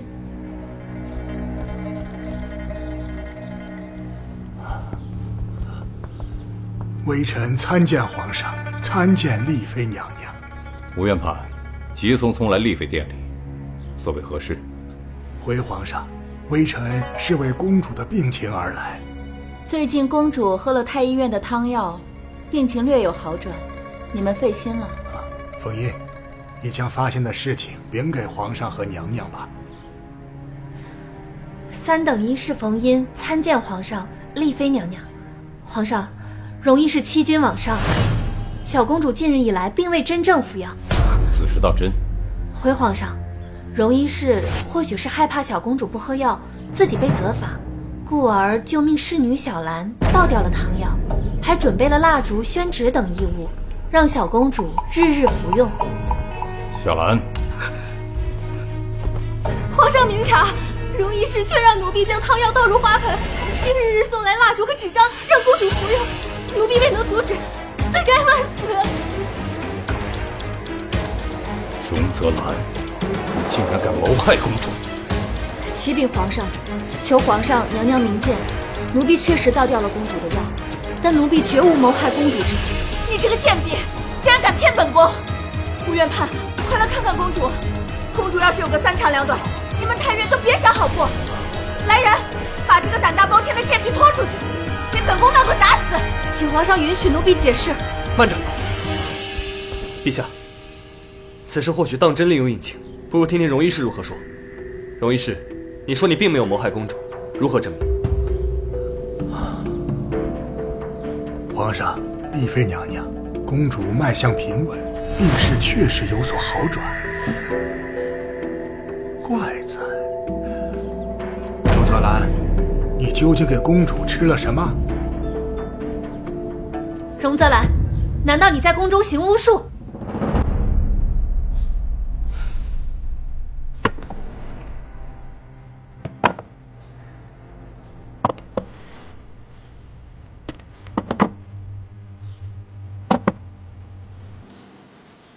启禀皇上、娘娘，奴婢给公主食用的只是这些小点心。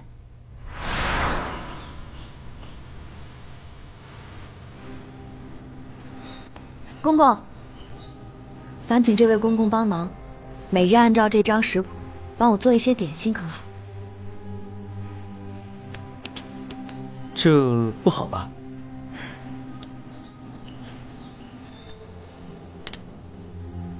劳烦公公了。那好吧。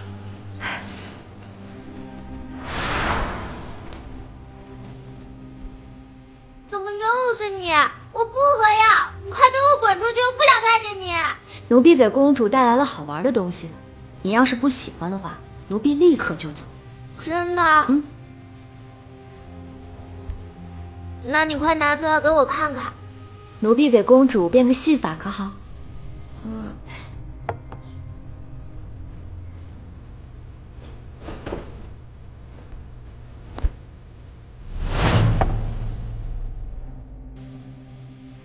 ？3、2、1。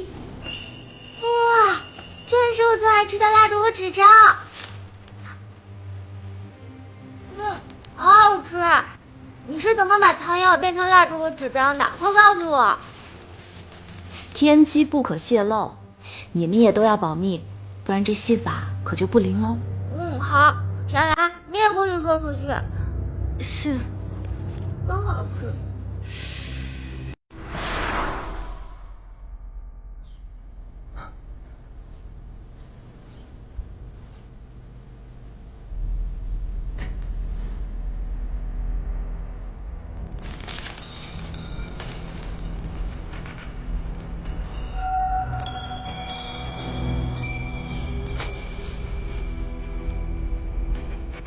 皇上，这是裹着糖霜的蜡烛造型糖人儿，这宣纸也并非真的，而是糯米纸。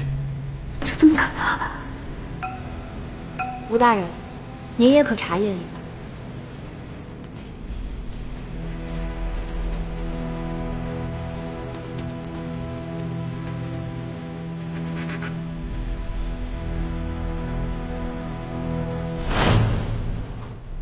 皇上，此物确实可食，无毒，似乎还有药的成分。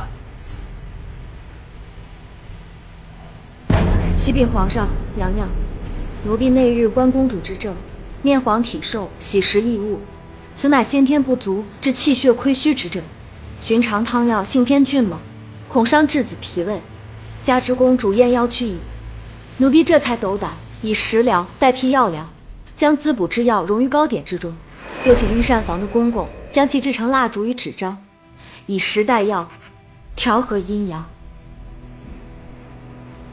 皇上明鉴，荣泽兰身为医士，竟敢撕毁御方汤药，擅以市井杂食进贡金枝玉叶。宫闱医典明载，凡药食出入，必3验其毒。今其无视祖制，将未经太医院审验之膳食呈于公主，犯欺君之罪。恭敬森严，若开此先例，恐宵小之辈借膳食投毒，危及天家血脉。皇上，太医院掌管6宫医政，若不严惩此等越矩之辈，何以立规矩于内廷？还请皇上严惩，褫夺其一级，并逐出宫去，以正宫规。皇上，奴婢虽然违背宫规，但治好公主也是事实，求皇上网开一面，不要将奴婢赶出宫去。皇上，荣医士虽犯宫规，然其以食代药，治愈公主诊科，实乃医者仁心。冯大人所虑，是为社稷根本，然医道贵在变通。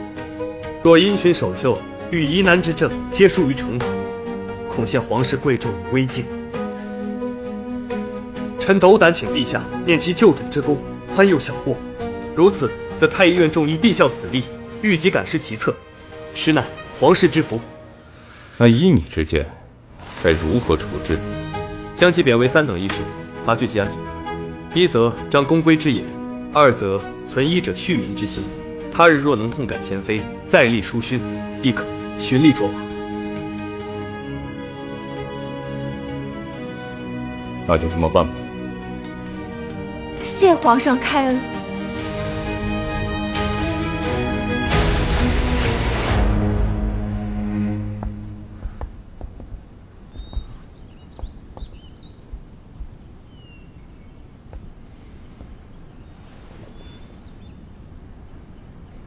荣泽兰多谢宋大人今日仗义直言，此恩无以为报。他日宋大人若有什么需要我做的，尽可开口。我对你无所求，只是单纯的想帮你。你若是不信，就当我是为了让你帮我保守秘密，礼尚往来吧。大人放心，只要大人所做之事与我无碍，泽兰定会替大人保密。你的意思，我要是碍你事儿了，就要与我为难了。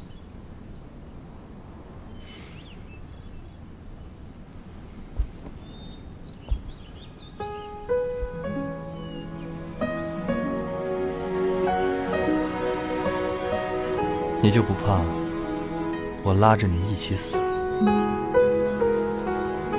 大人若是想，今日便不会这么做。罢了，希望你别死在吉安所里，也不知道还能不能在太医院再见到你。宋大人放心，吉安所本就是停尸间，停尸间里不缺我这具尸体，我一定会活着回来。泽兰，你连公主的怪病都可以治好，被贬去吉安所只是暂时的。以你的医术，说不定皇上哪天就把你召回来，委以重任了。苏叶，你也要好好照顾自己。你要是有什么难处，一定来吉安所找我啊。自己都被贬去吉安所了，还假惺惺。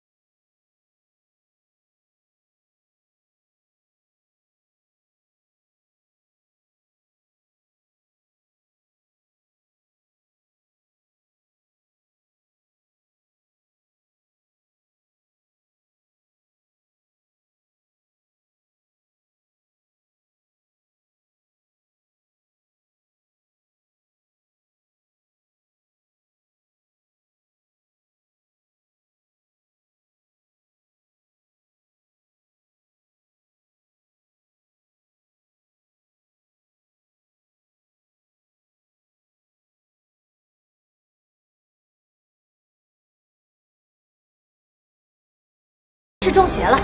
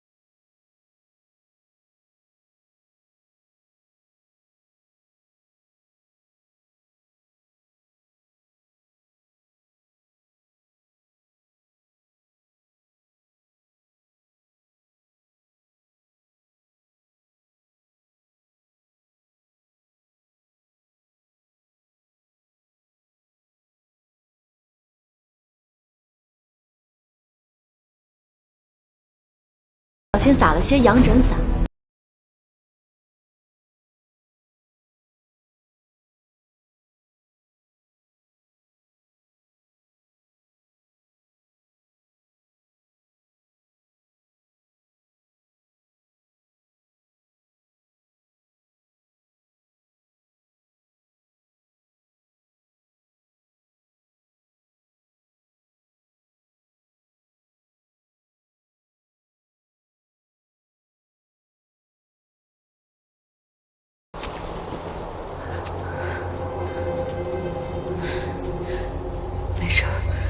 里只是破旧些罢了。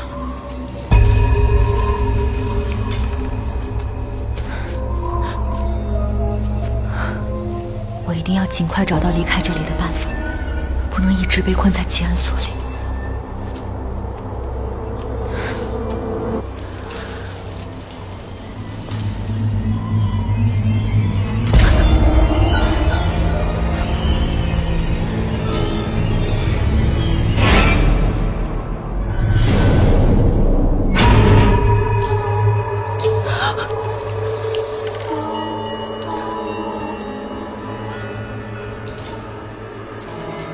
老人家，请问您是这里的管事吗？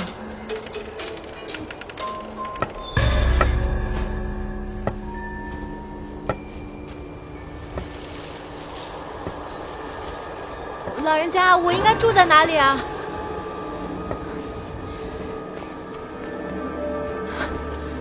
人呢？刚才还在这里。老人家走得还挺快。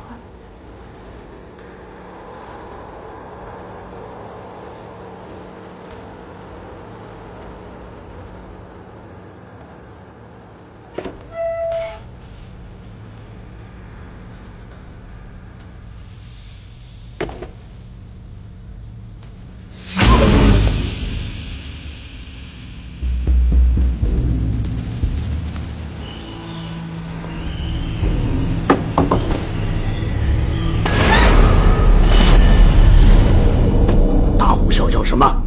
没见过尸体吧？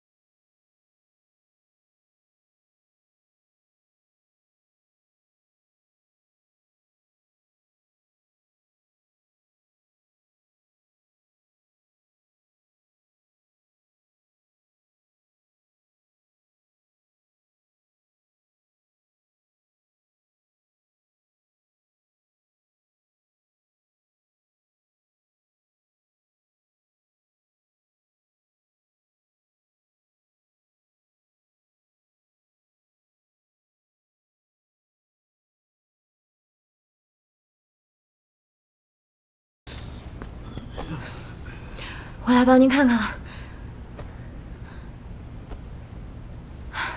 还好没有骨折。您干嘛打我？我还不至于让一个女娃子给我敲伤。我既然已经来到这儿了，就绝对不会是个累赘。晚辈荣泽兰，前辈以后有任何事情都可以吩咐我。来，我扶您。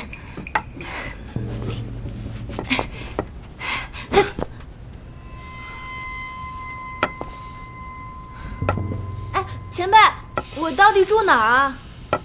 前辈，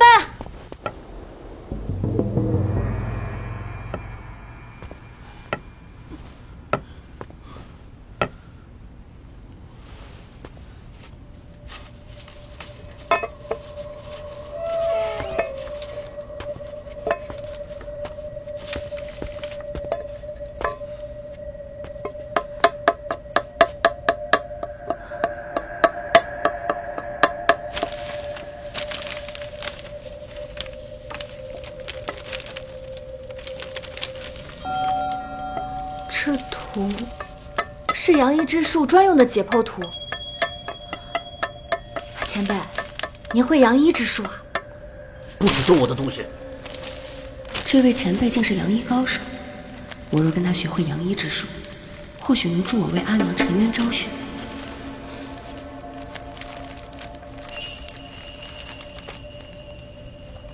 前辈，您这手绘图的功夫，怕是整个太医院的人加在一块儿也比不上。溜须拍马。晚辈也略懂医术，尤其对这阳医之术很感兴趣。幼时也曾学过几本相关医书，还学着书上用老鼠和青蛙做过解剖。但此道精妙，始终有许多未解之惑。不知晚辈可否向前辈请教一下？就凭你一介女子，也想做洋医，生得娇滴滴的，怕是见点血都晕吧？更别说整日对着那些脏烂疮肉，你可吃得这份苦？我当然学医得人品端正，谁知道你心里打的什么主意？出去，别在这打扰我。可我……你就转角那间空屋子，没事别来烦我。是。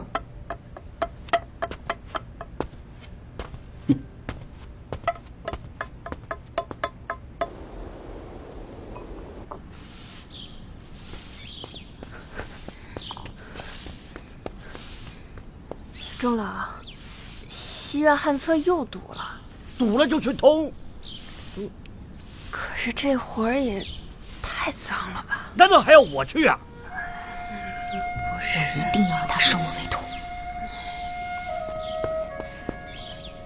钟老，我去吧，我不怕脏。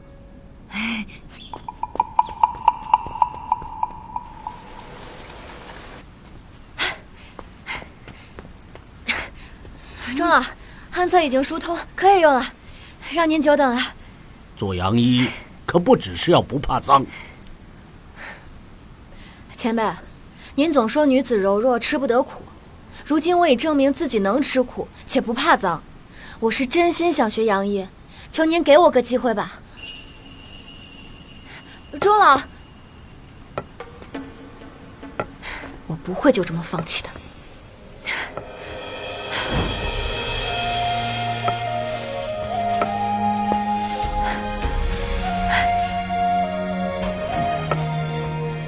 钟老，你吃了吗？钟老，累了吧？吃。钟老，请喝茶。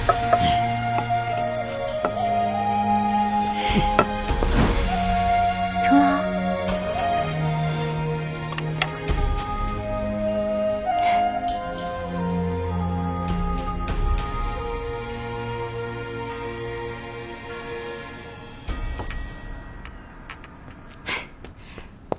钟老，我帮您。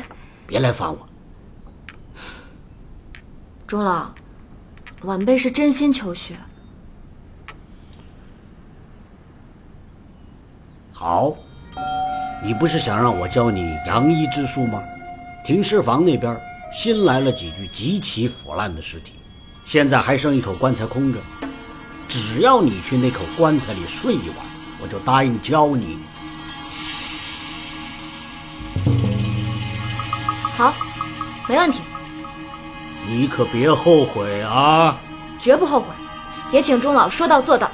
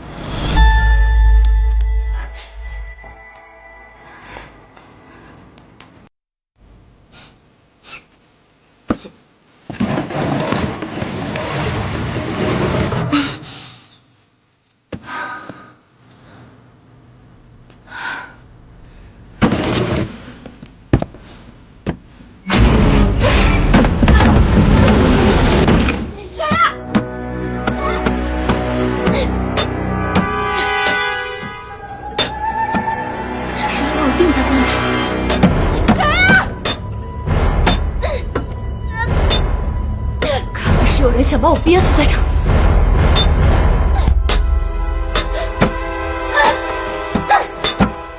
我绝对不能憋死在这儿。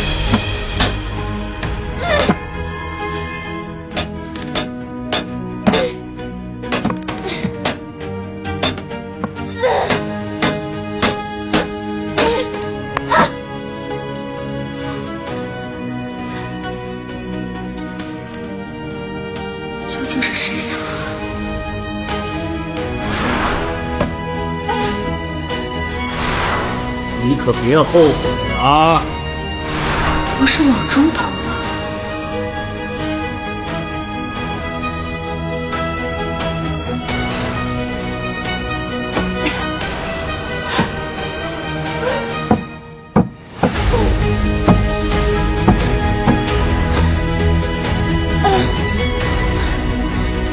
阿娘，女儿还没给你沉冤昭雪呢，我不能死在这儿，我绝对不能。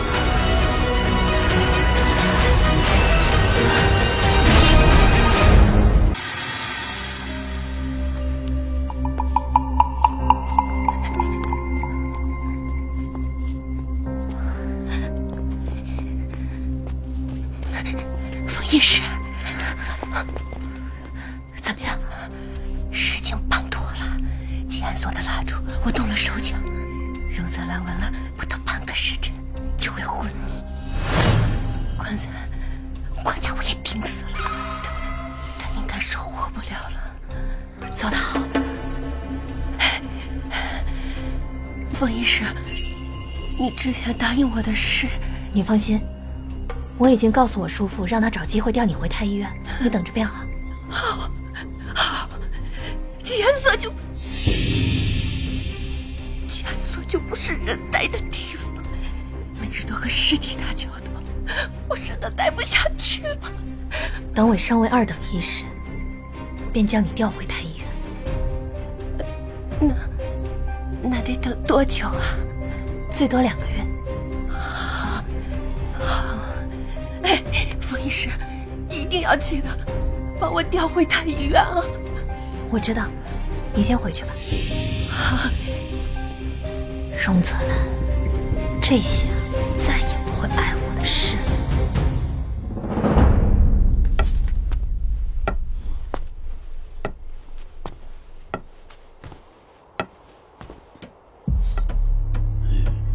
深更半夜的。停尸房怎么会有声音呢？只要你去那口棺材里睡一晚，我就答应教你。好，没问题。哎呀，那丫头不会真的去睡棺材了吧？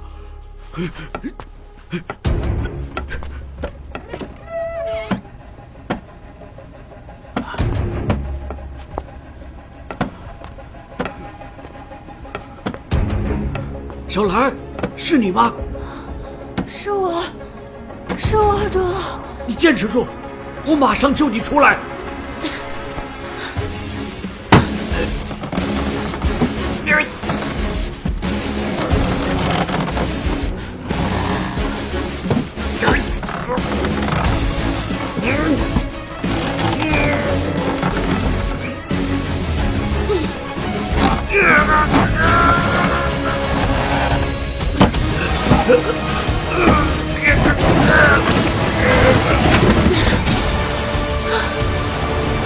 小兰，你还好吗？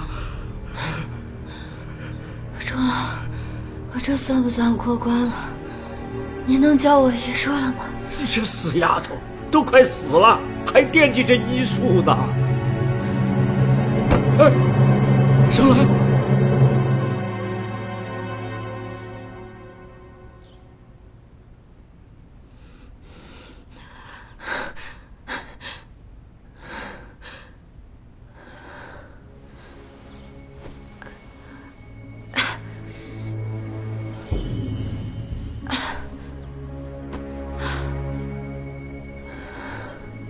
既然不是周老害我，那还能是谁？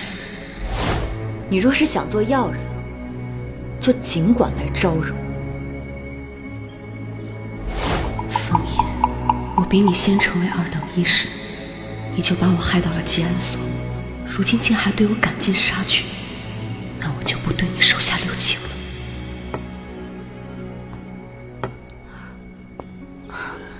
前辈，可算醒了，也不知道谁这么大胆，竟敢在我眼皮子底下动手杀人。前辈，您看我不怕疼，也不怕死，昨夜那种绝境都闯过来了，我现在是不是有资格跟您学杨医之术了？就凭一次拼命，就想学我的神技啊？那您还要我如何？我都可以。把药喝了，先把伤养好。想拜师，得让我看到你真有这份恒心和毅力，而不只是一时冲动。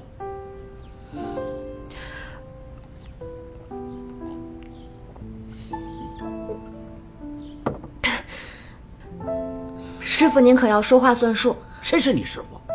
再贫嘴，药里给你多加2味黄连。躺下。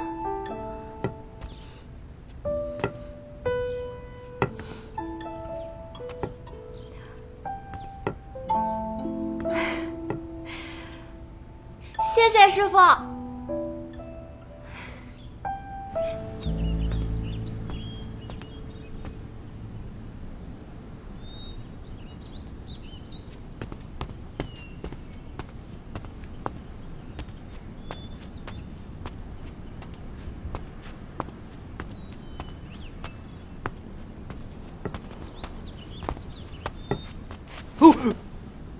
来这儿做甚？啊，涛儿老伯，在下宋凌霄，是太医院医官，今日前来拜访荣泽兰。和您，不知可否让我……听说那丫头被贬来吉安所，是姓宋的干的，那就是你吧？老伯，您误会了，我与荣姑娘相识已久，虽说是我提议让她被贬至吉安所的，但此事说来话长，老伯。不如行个方便，我不是坏人啊。他在这儿好着呢。吉安所是活人避嫌、死人歇脚的地儿，赶紧走。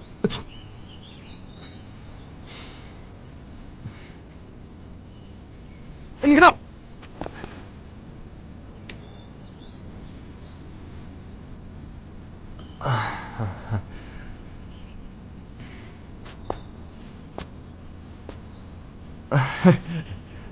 那就劳烦老伯替我转交给他吧。赶紧滚！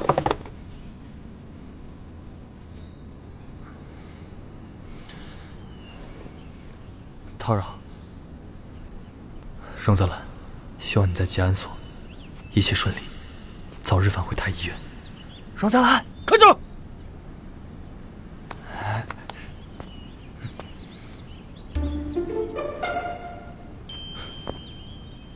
走。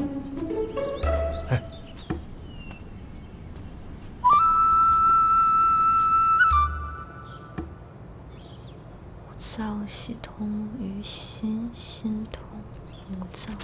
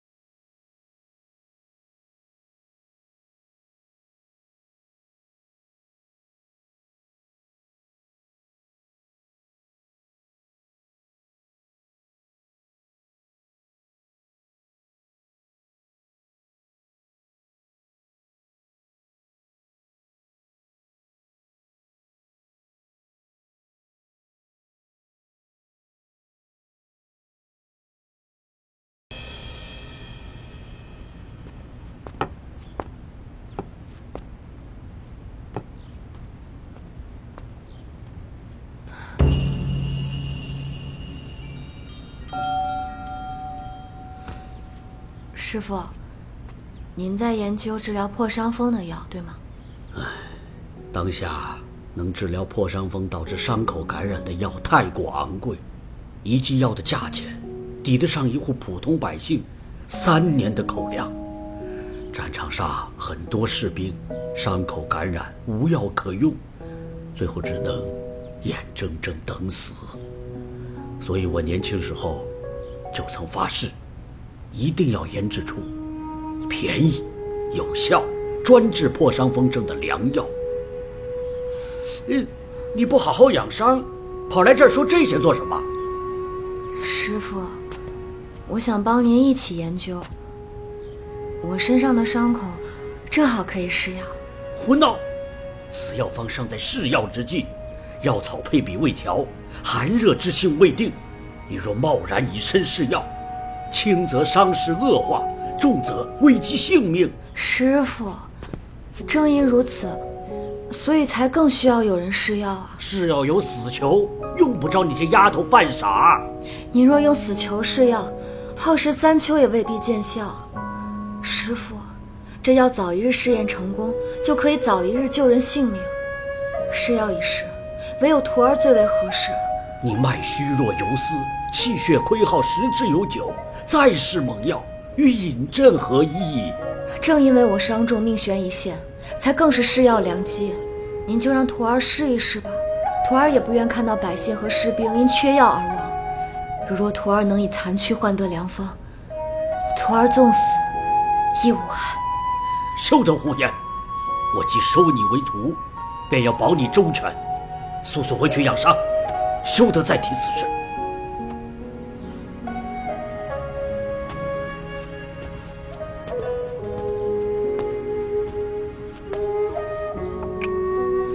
放下。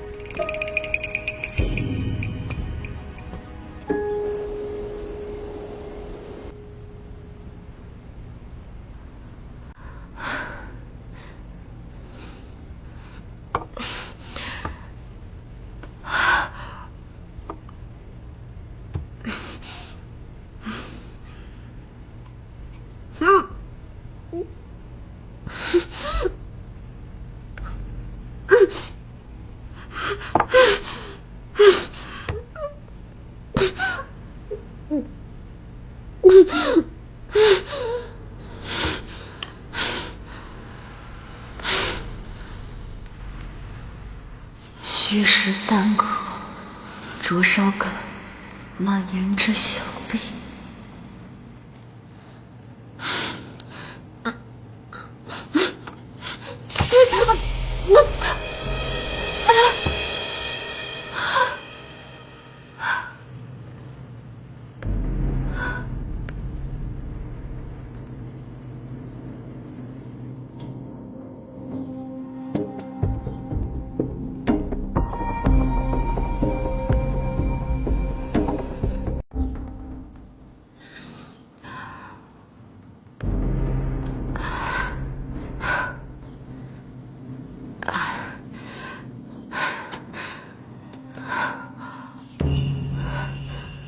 溃烂多日的伤口竟然结痂了。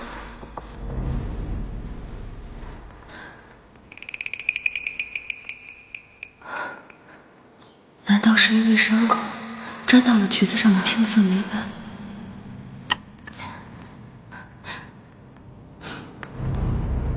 某症3克，伤口有淡色薄痂。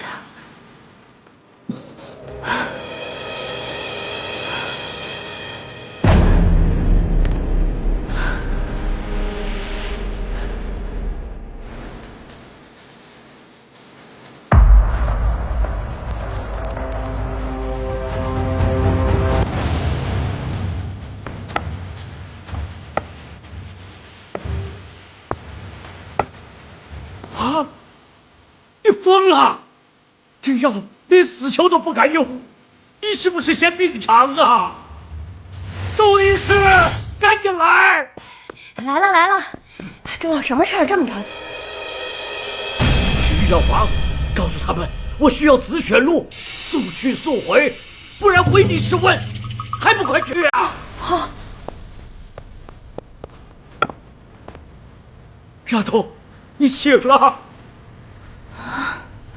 师傅，我找到治疗破伤风的。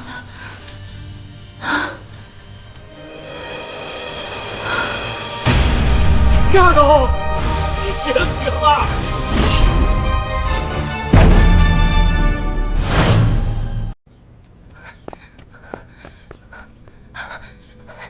方医师，你怎么了？我是来拿紫雪露的，是救荣泽兰要用的药。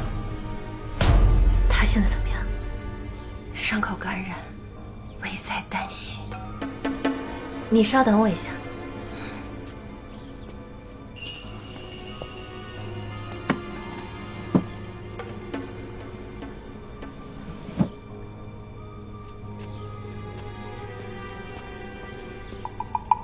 这紫雪露特别金贵，整个太医院只剩这么一点点了。你务必小心，得亲自将药交到他手上，可千万别出什么岔子了。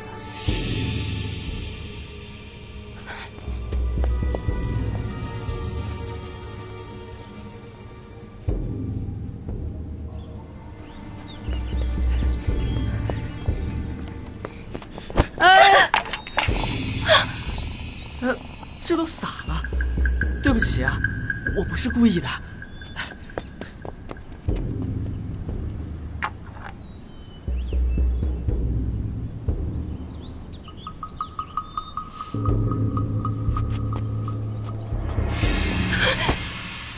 奴婢路上不慎，药全被人撞洒了。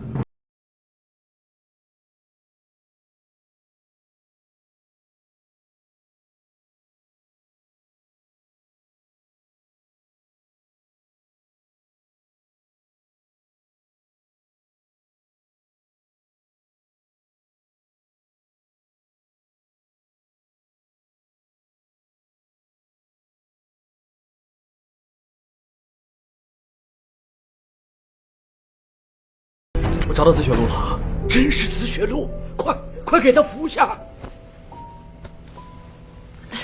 荣泽兰，药来了，快吃！我不能吃，我还要吃师傅的药。是药重要还是命重要？啊？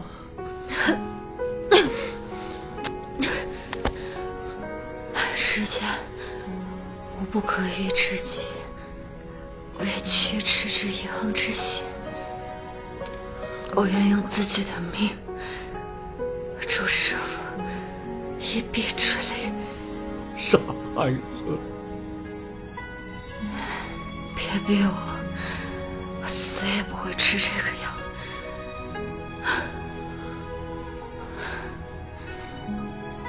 好，我听你的，但你答应过我，你不会死在吉安所，你不许食言。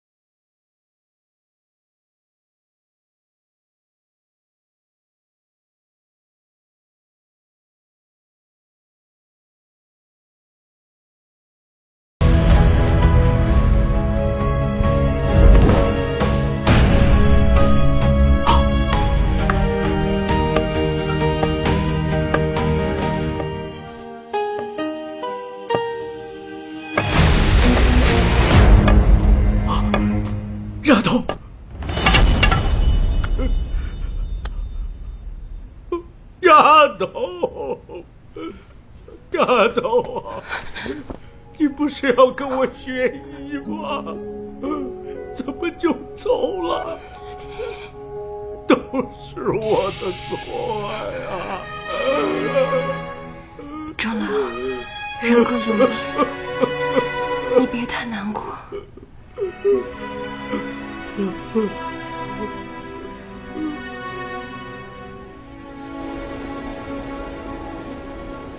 丫头啊，你走得急，连件新衣裳都没穿上，这之前收好了，在那边别苦了自己呀！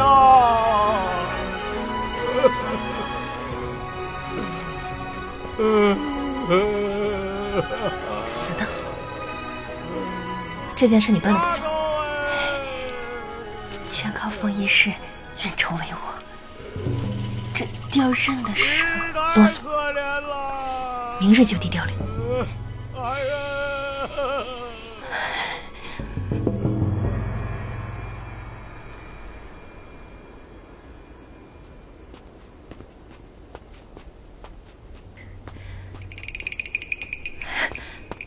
叔父，周文熙弄洒了紫雪路，荣泽兰无药可医，已经死了。做得好，看来当初我让你拉拢周医师是步妙计呀。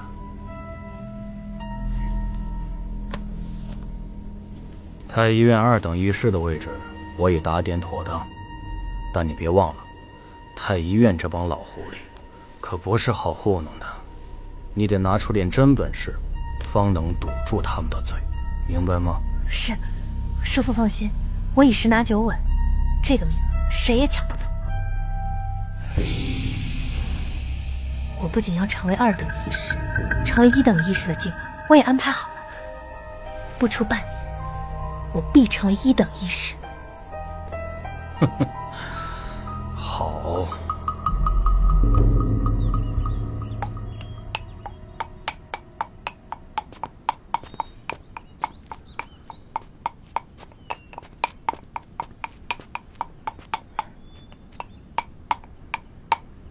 钟老，奴婢今日便回太医院当差了。滚！别让我再看见你！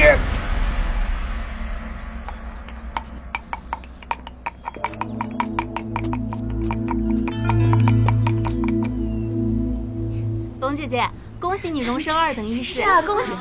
我们可就都仰着你了。对啊，冯姐姐穿上2等医师服，气质更出众了。1等医师迟早也是你的。谢谢了。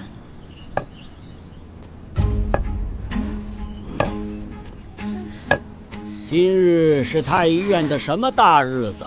这么热闹？你谁呀你？哪来的臭要饭的？这不是吉安所的瘸腿老头吗？吉安所的，停尸间的人来我们太医院做什么？真是晦气！太医院当真是一代不如一代了。小娃娃，说话留点口子。臭老头，今日是我们冯医师的大日子，还不赶紧走，别扫了我们的雅兴。爸，就是因为是大日子，我才来凑凑热闹。搞什么呢？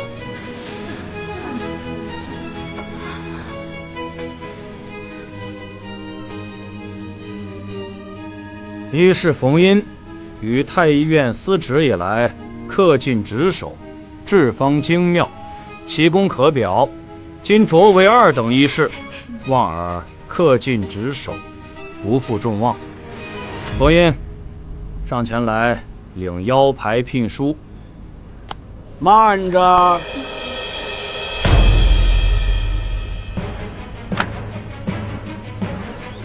你一个吉安所的，太医院岂是尔等能随意擅闯的？来人，把他轰出去！吴春林呢？把他给我叫出来！走吧，赶紧走！吴春林呢？你是什么身份？我们无怨派也是你能直呼其名的，还不赶紧走？赶紧走！别不然赶紧走！走！快给我住手！吴大人，都退下！下官不知钟老前来，又是远迎，又是远迎。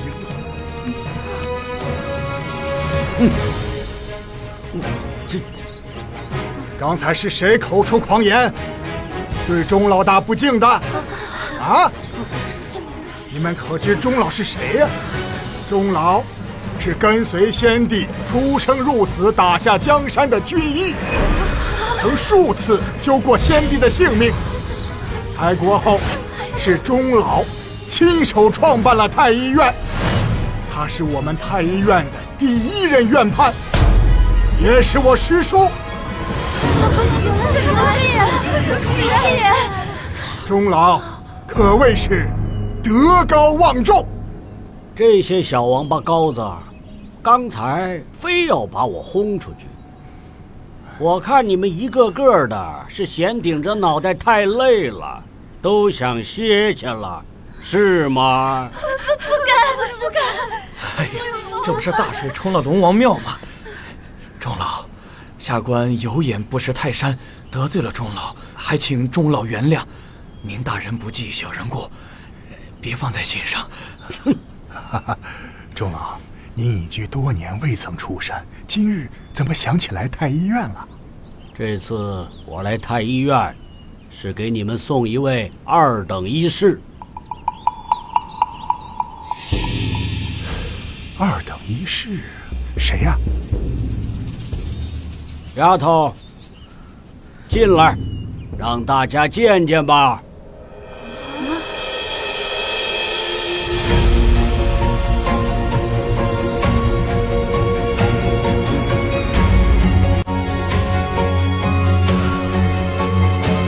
怎么是他？他怎么还活着？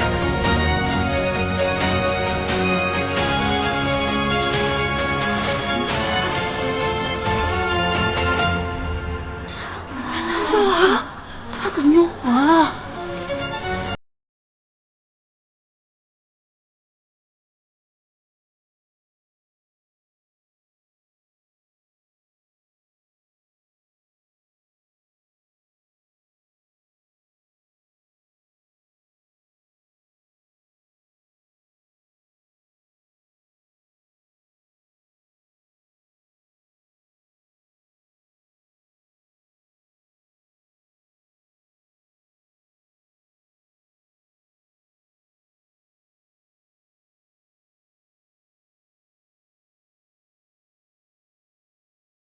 我来有2件事，一是恢复荣泽兰太医院2等医士职务，2，我有件事。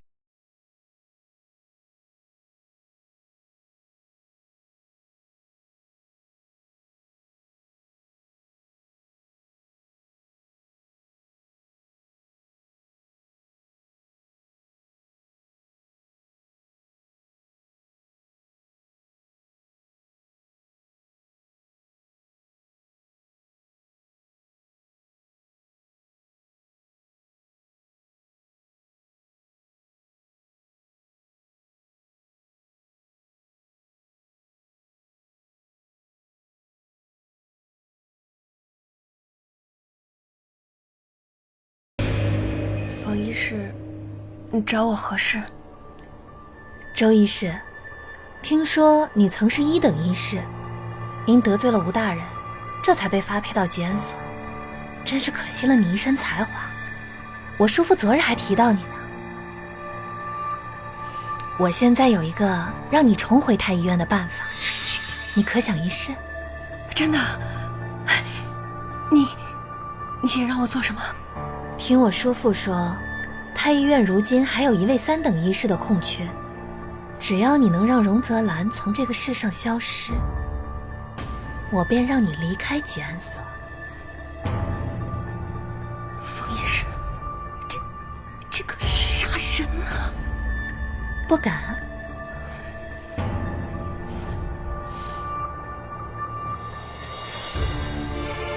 我实话告诉你，要么你按我说的做，我捞你出吉安所；要么吉安所最不缺的就是尸体。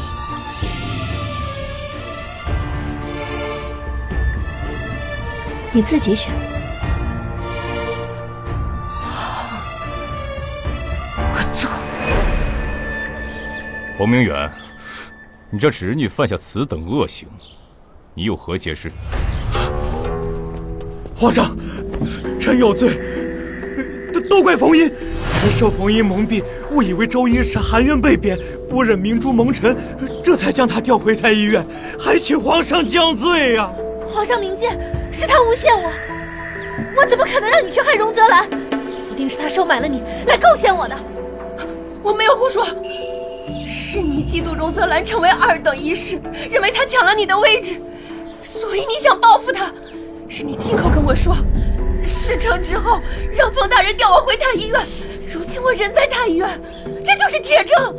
请皇上明鉴。我没有。孽障！你犯下此等罪行，还敢狡辩？太医院乃是悬壶济世之地，岂容你这般蛇蝎心肠之人留下？请皇上严惩冯殷。臣管教不严，自请严查臣。冯明远，朕念你多年来忠心耿耿，罚俸1年，官降1品。周文熙杖20，逐出宫阙；冯殷杖30，逐出宫阙。谢皇上开恩。叔父，你不能不管我呀！我这么做是为了冯家，你不能不管我，叔父。闭嘴！家里何时教过你，为了一己之私要他人性命？我们冯家没有你这个不孝女，拖出去！叔父，走！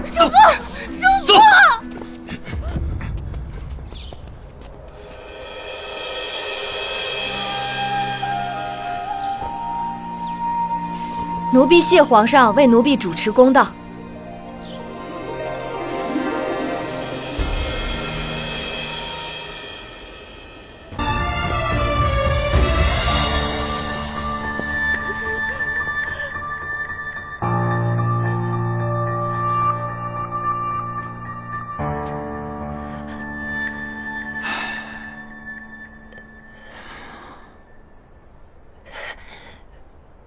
你是来看我笑话的？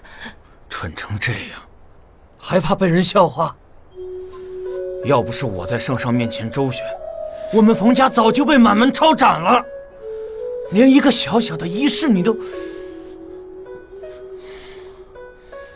哎，罢了。即日起，你回府闭门思过，非诏不得出户。等风波过去，我便给你寻一门商贾富户结亲。如若你有良心，日后助我们冯家药行生意兴隆，也算你将功折罪。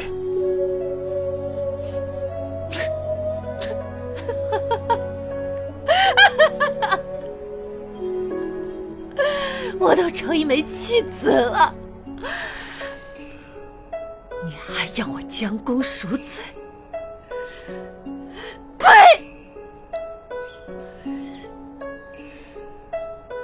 今日欺负我的人，一个都别想跑，都得遭报应。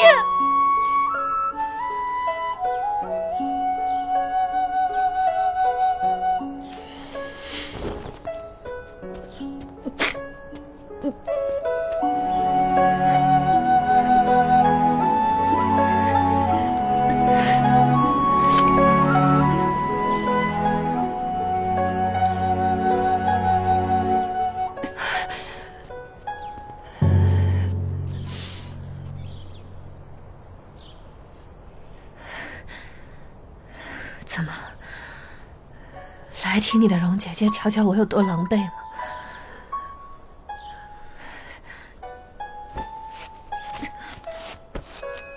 不要，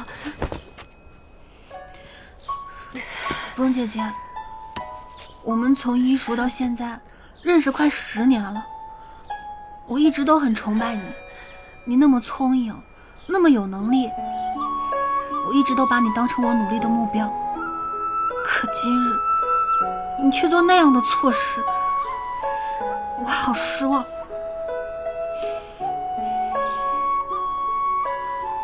不过我们是朋友，我还是想来送送你。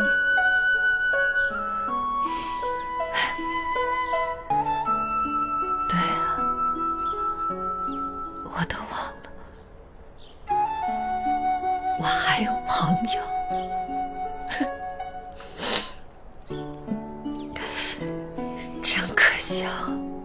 我回去给你拿些金疮药吧，不用。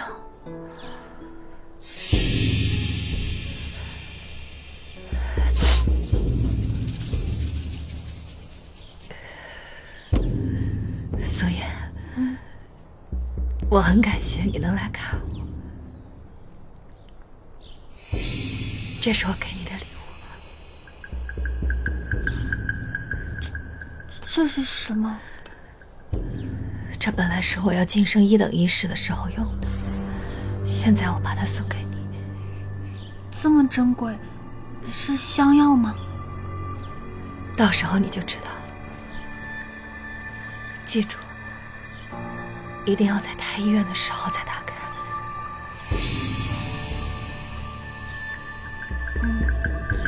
好了，你回去吧，在太医院好好当差，保重。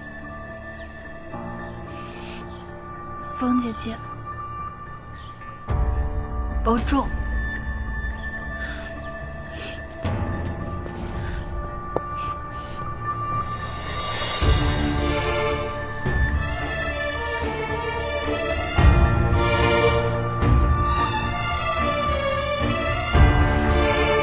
太医院有一个算一个，都要为我陪葬。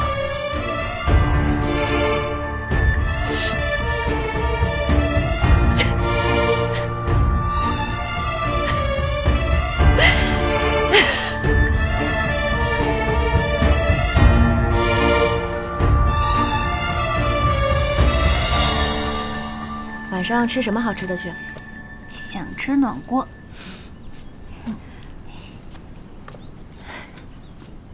荣医师，御药房当值的医师姐姐忽染急症，丽妃娘娘的安神药亟待抓配，麻烦你同我速速前往御药房抓药。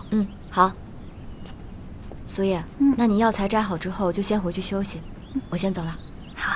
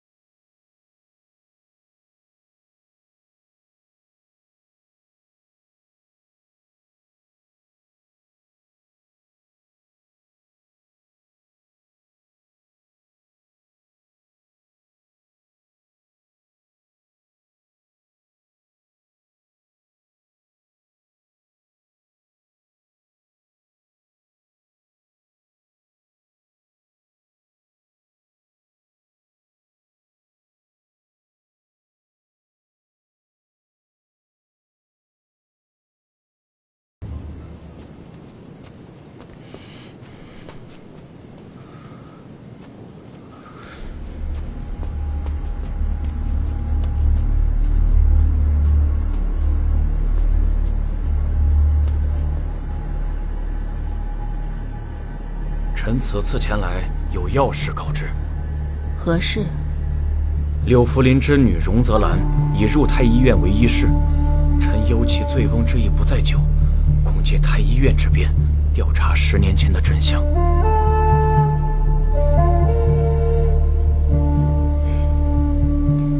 不过是个小小的医事，能翻起什么风浪？你身处太医院，将它料理干净便好。你我多日未见，我深夜来此，可不是听你说这些的。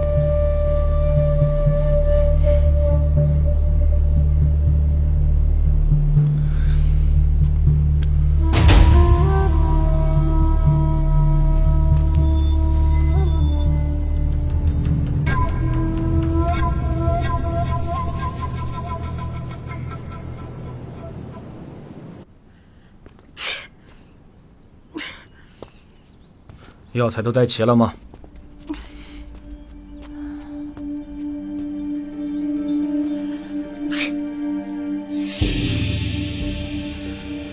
那瓷瓶在哪里见过？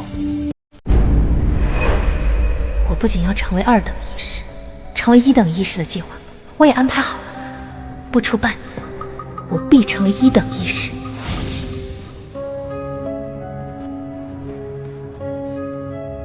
那瓶中难道装的是？他真是疯子！如果里面装的是瘟疫异种，今日欺负我的人，一个都别想跑，都得遭报应。这就对上了。你去告诉荣泽兰，就说苏叶在晾晒药材，有些药不认识，让他去指导一二。是。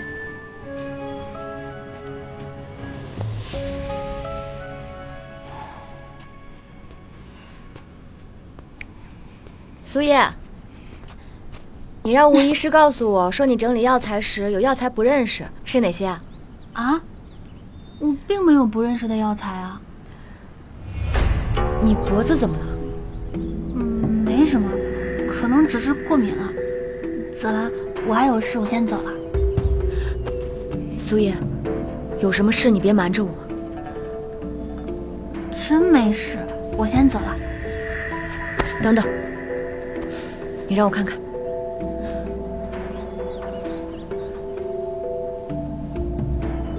这是窦毅。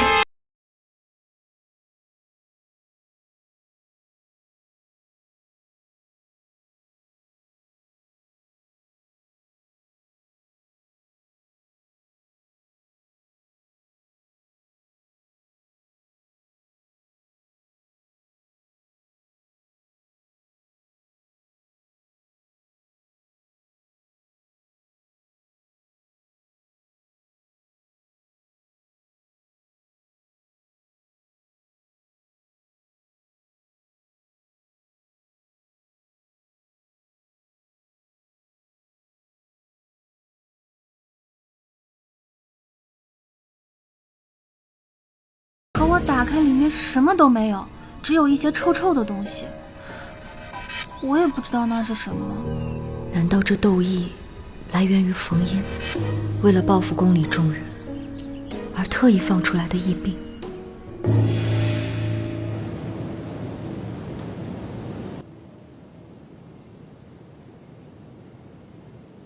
苏叶病情棘手，上报他性命不保。若是隐瞒，倘若疫病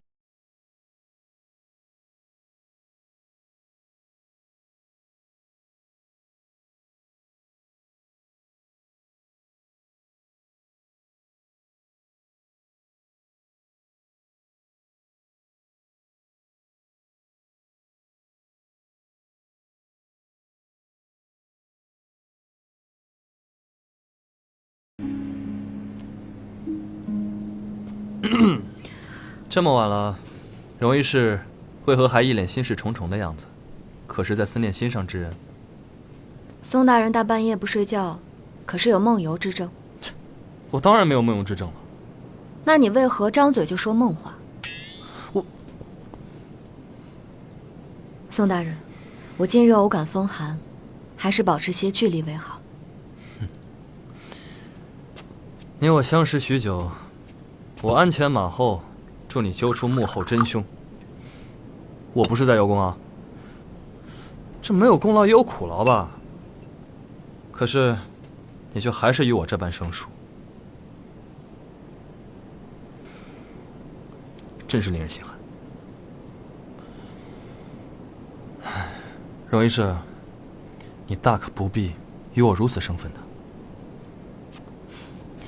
宋大人的伤怀之意再真切一些，方才可信。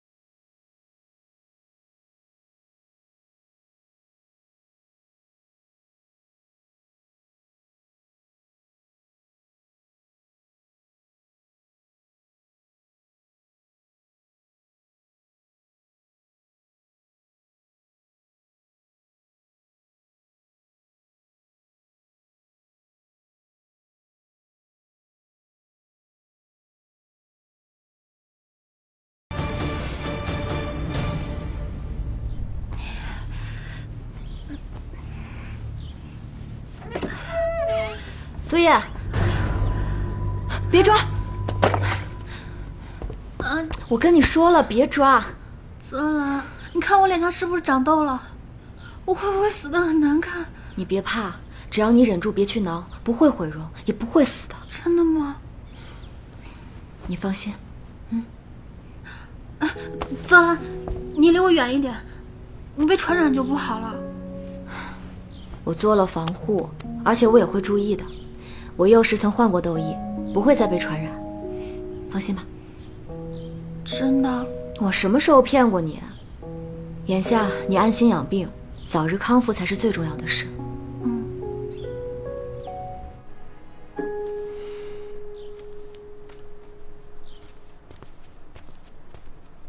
冯大人，荣泽兰为包庇得了痘疫的苏叶，主动和苏叶同室隔离，二人现在都在后院最偏僻的那间厢房之中。倒是挺会选地方。他与苏叶朝夕相处，一定也染上了痘疫。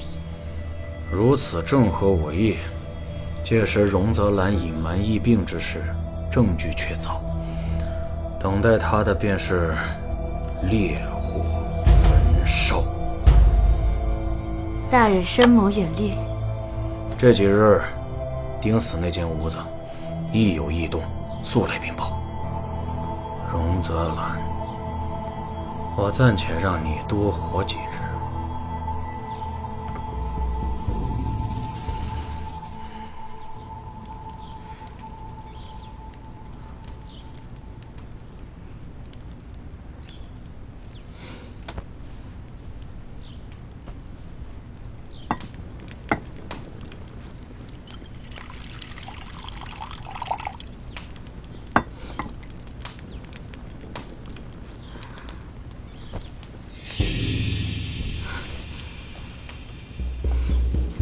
泽兰，我脸上的痘疮快好了。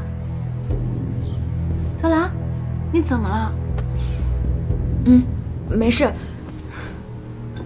你快把药喝了。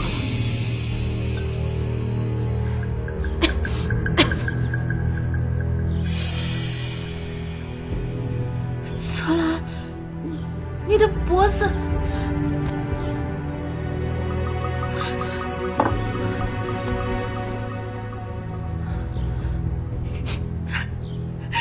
你说你小时候得过痘疫，你骗我，都是我害了你。没事，我能治好你，就能治好。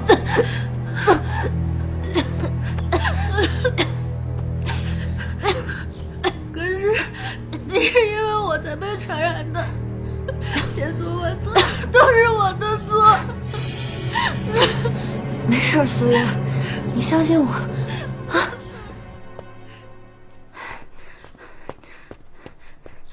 冯大人，事情成了。好，通知下去，太医院发现痘疫患者，为防疫病扩散，立即将感染者火烧深埋。是。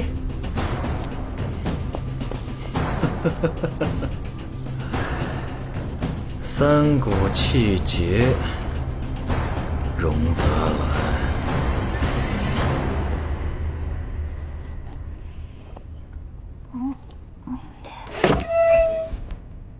你们干什么？奉冯大人之命，将那人押走火烧。带走。是。干什么？放开我！放开！放开我！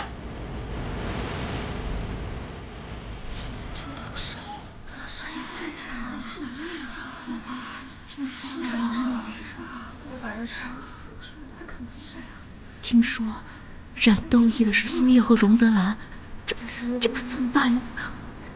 我们与他人同室而居，怎么办？跟痘疫太伤了。即日过去，你我皆无事发生，定是无恙。若被旁人听去，小心无端惹来灾祸。你想办法，我都不能看。算了。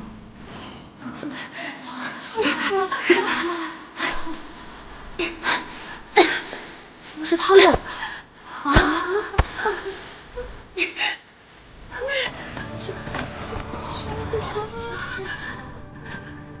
那个是。来人，点火！霍大人，此事是否需要再详查一番？莫大二人并非斗义，岂不是草菅人命啊？吴大人，他二人症状如此明显，怎会有误荣泽兰隐瞒疫病不报，犯下死罪？吴大人身为太医院的院判，却未能及时察觉，若斗毒横行，这失职之罪，吴大人恐怕承担不起吧。当然，吴大人若是不信，也可亲自查验一下。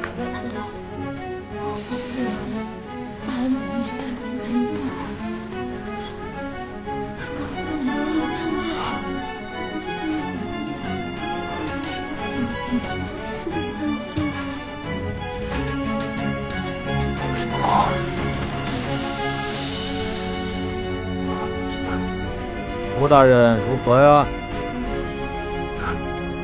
满相夫说，确实斗义无疑。来人，点火！等一下，我有话要说。说吧，有何遗言？我隐瞒病情，是担心引起恐慌，造成混乱。荒谬！皇宫安危，宫廷法度，岂是儿戏？吴大人，此女巧言令色，挑唆人心，应立即焚化。冯大人所言极是，必须严惩。吴院判，冯院判，苏叶豆已结痂，已有痊愈之效，为何还要依宫规火烧焚化？我等习医之人，本当悬壶济世，难道在这皇宫之中，人命竟然不及一纸宫规吗？吴大人，您身为医者，当真能弃人命不顾，违背自己的良心吗？荣泽兰，休得诡辩，宫规森严，岂是你能智慧的？自古以来，只要发现瘟疫，就立刻火烧深埋，防止瘟疫蔓延。如若我放了你，导致斗疫扩散，谁担得起这灭顶之灾？列位皆是杏林中人，你们当真认为这草菅人命的规矩合理吗？斗疫虽恶，但只要精心调治也可治愈，为什么不尝试着治一下？一个染病烧一个，10个染病烧10个，那100个、1000个呢？全都烧死吗？眼睁睁地看着病人被烧死，也不尝试着救一下，大家对得起身上这身医官服吗？皇上，凌霄觉得荣医师说的对，身为医官，我们应该努力救治。这瘟疫虽然可怕，但我们不应一味只是逃避，一烧了之。如若救治成功，积攒了宝贵的救治经验，也是利国利民、造福百姓的善举啊！凌霄恳请皇上给荣医师一次救治的机会，凌霄会亲自看着他们，确保他们不出隔离的房间一步。如果救治失败，凌霄定会亲自把他们付之一炬，确保众人安危。就是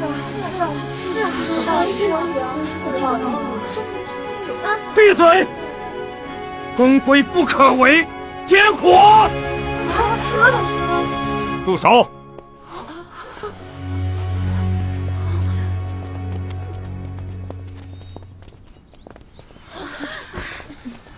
荣泽兰，这才几日，你怎么又闹出事来？你可知质疑宫规是何罪名？回皇上，奴婢知晓，但奴婢所言也是为皇上的江山社稷着想。哦，皇上爱民如子，以仁德责备苍生，岂忍见无辜者横死？长此以百姓将如何议论？百姓定会唾骂太医院众人见死不救，看皇室视人命如草芥，更会议论连皇上身边治病救人的医者都要被烧死，这天下还有何处是安身之所？皇上，他这是危言耸听啊！皇上明鉴，边关浴血的将士，乡野耕作的农夫，若听闻皇上弃医者于火海，岂敢再托生死于朝廷？孙先生千金方有语，人命至重，皇上以仁政治天下，若开此先例，100年后史书将会如何书写？恐会说皇上为保宫闱安宁，不惜自毁仁德之名。大胆！皇上，他这是要挟您呢。奴婢万死不敢要挟皇上，奴婢只是忧心，此事若传扬出去，朝堂之上的御史言官、天下学子的口诛笔伐，定会让皇上的圣明蒙上尘埃。倒是个伶牙俐齿。公规虽异，亦是为社稷安危，朕岂会以众人命换一人活？如此说来，皇上以为弃医保重乃天经地义。社稷如巨舟，行于惊涛，必其重负。朕若因一人之命，陷万千臣民于疫病水火，才是有负天下苍生。一介医士，安知治国权衡？皇上以州喻国，却不知州之根基在于万民。若保州而弃子民，他日民心尽失，纵有千军之力，亦难渡沧海。大医精诚，医者守人心，皇上守天下，难道不该比医者更惜人命吗？你确定你能治好这窦翳？奴婢确定。皇上，万不可轻信，荣泽兰并非医官，就算是医官，也无十足把握。他只是一介医士，他没有治病救人的资格，更没有治病救人的经验。不过是为了保命信口开河呀，皇上！皇上，奴婢恳请携苏叶于厢房内隔离治疗。若10日内，奴婢未治愈这窦翳，奴婢愿以死谢罪，绝无怨言。若10日之后，奴婢治愈了这窦翳，则天下就多了一副治病救人的良方，而皇上人心广济的美名也将能传遍天下，万民颂德。皇上，此乃两全之策啊！皇上，奴婢愿以身试药，要是能为百姓做些贡献，奴婢死而无憾。好，那朕便给你10日。谢皇上隆恩。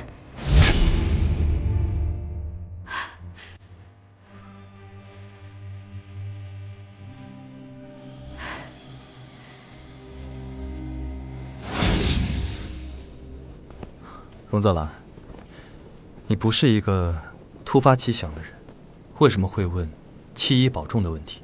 可是遇到什么事了？苏叶患了窦翳，公规规定，凡发现患疫病者，立刻火烧深埋。我不打算上报，宋大人会告发我吗？你可有把握治好他？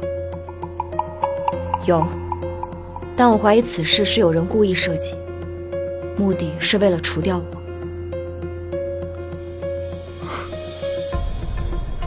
所以你是故意引我发现这件事的？是。宋大人既已知晓此事，那我们便是一条船上的人了。你想让我如何做？我有一计，虽危险，却能置之死地而后生。我需要宋大人在我得窦翳被人发现之时，将皇上请到太医院来。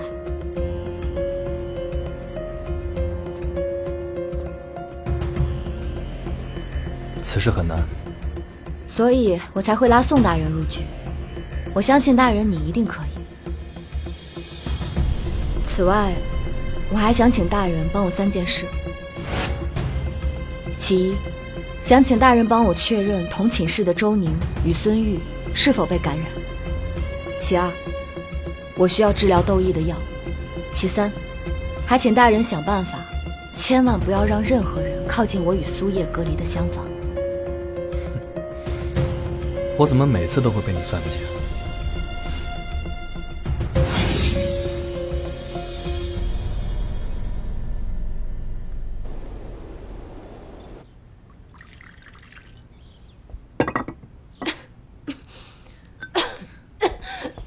泽兰，快把药喝了。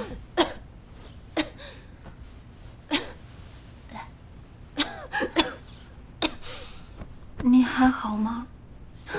没事，苏叶，我们定能闯过这一关的。泽兰，今日听了你跟皇上说的那些话，我好崇拜你啊！我也想像你一样勇敢，去争取自己想要的一切。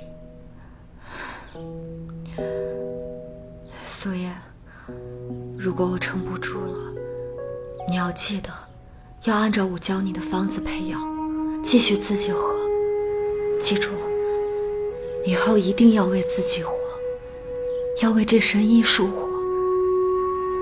如果可以的话，还要为千千万万没有机会像男子一样出人头地的女子活。泽兰，我懂了，我要做那飞过宫墙的鸟，谁也别再想把我关回笼子里。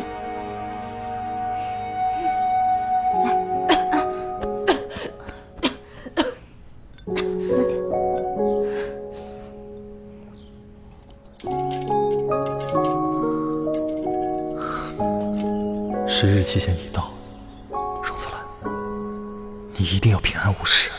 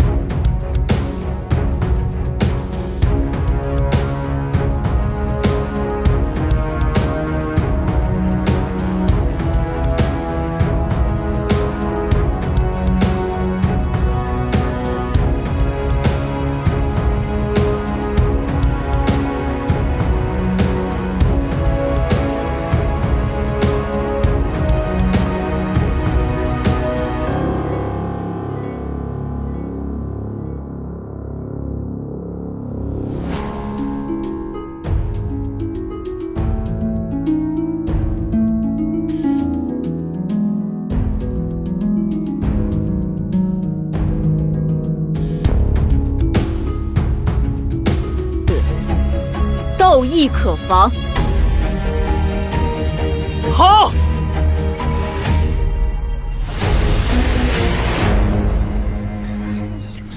皇上驾到！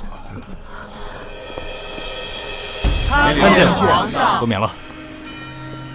朕听闻荣泽兰已经病愈，还研制出了治疗斗意的方子。回皇上，确实如此。臣已为二人诊脉，皆已痊愈。好，荣泽兰，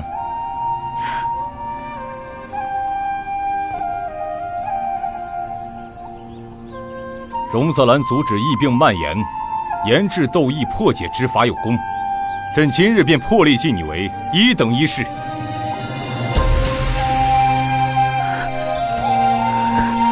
奴婢叩谢皇上隆恩。起来吧。恭送皇上。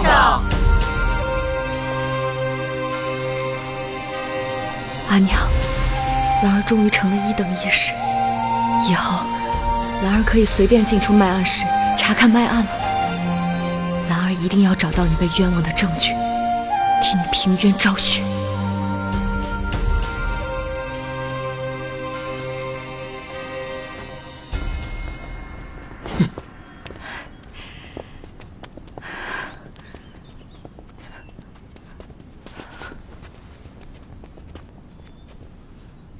恭喜！泽兰多谢宋大人救命之恩。哎，不用谢，不如以身相许啊。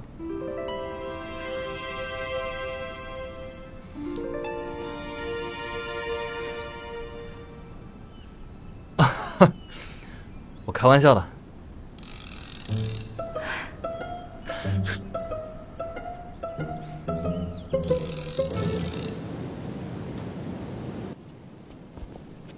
泽兰，今晚我们吃什么呀？要不我们去吃些好吃的去？哟，这不是苏医师吗？如今学会摇尾巴了，可真是条好狗。既然这么爱跟在人后面伺候，那就把我们的衣服都洗了。你没有手啊？自己不会洗吗？苏叶，你怎么敢？你凭什么打我？我打你还需要理由吗？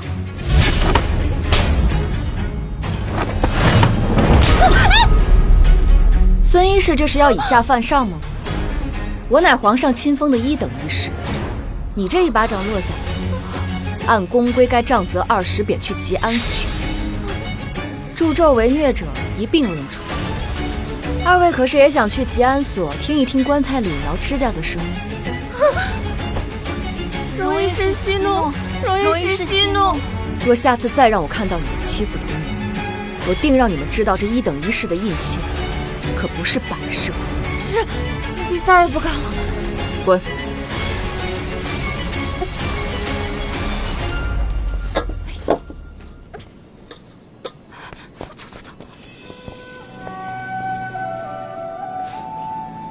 泽兰，我终于敢和别人说不了，谢谢你。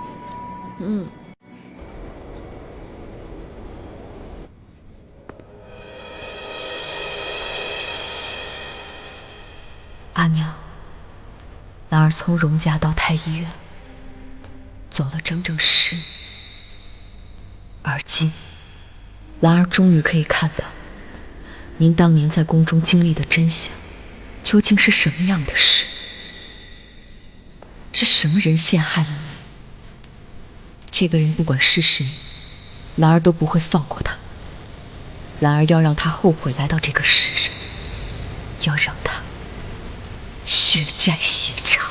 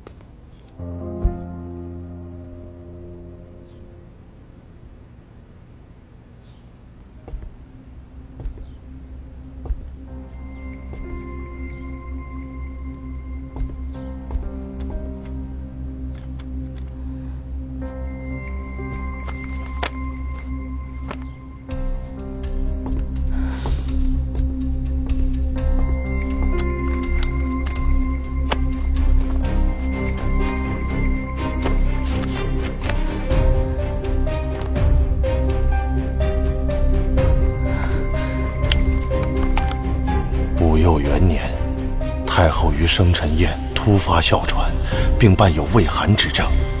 荣柳氏、茯苓私自诊断，太后急症为寒哮。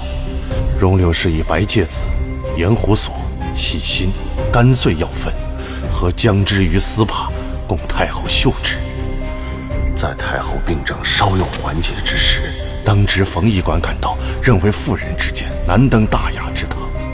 自古以来，医道皆为男子所掌，女子插手不过添乱罢了。最终，荣柳氏、茯苓因耽误太后病症，罚杖责80，赶出后宫，以儆效尤。母亲的诊治与用药明明无误，只因身为女子，打破了所谓女子不能行医的规矩，就被无端猜疑治罪。这世道何其荒谬！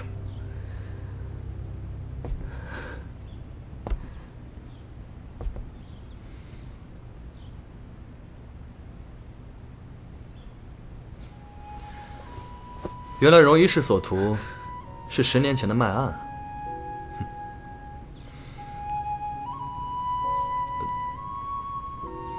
你别误会啊，我也是来拿东西的，并非有意窥探。既如此，大人请便。荣医师，既然已经得偿所愿，为何看着还是不开心啊？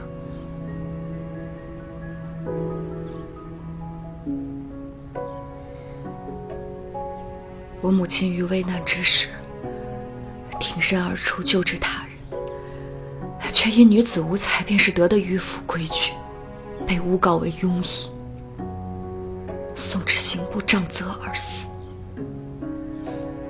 宋大人身为7尺男儿，享受这世间诸多尊荣，你可知道这世间对女子有多么不公？这世道对女子的偏见由来已久，千年礼教积重难返，不是一朝一夕可破的。难破又如何？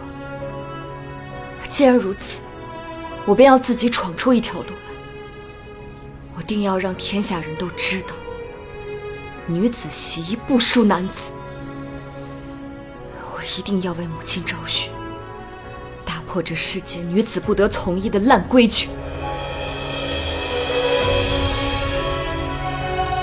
我荣泽兰今日立誓，从今往后拼死一搏，打破常规，定要凭自己的本事，成为大梁国的第一个女性医官，登上姓名顶峰，掌握话语权，届时于朝堂之上，为母翻案昭雪。荣医师，不管你做了什么决定，我宋凌霄都会站在你这边。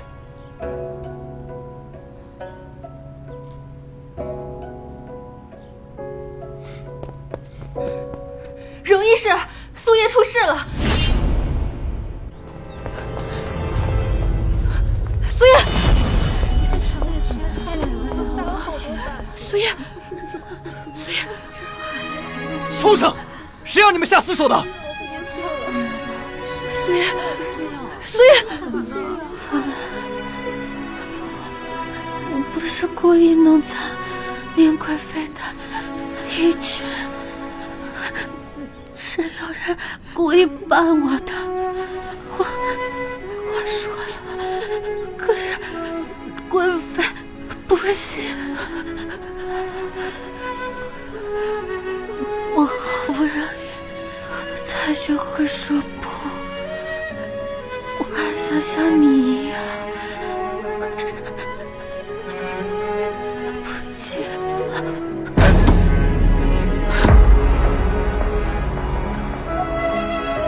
苏叶，苏叶，苏叶，苏叶，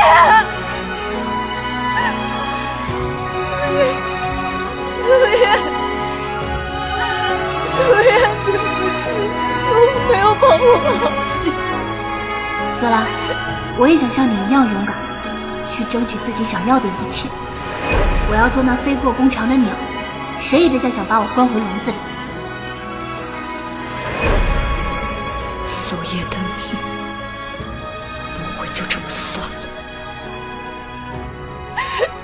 是我没有保护好你。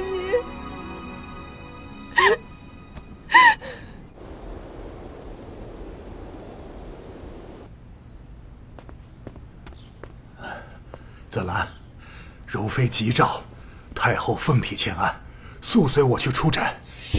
终于有机会见到太后。是。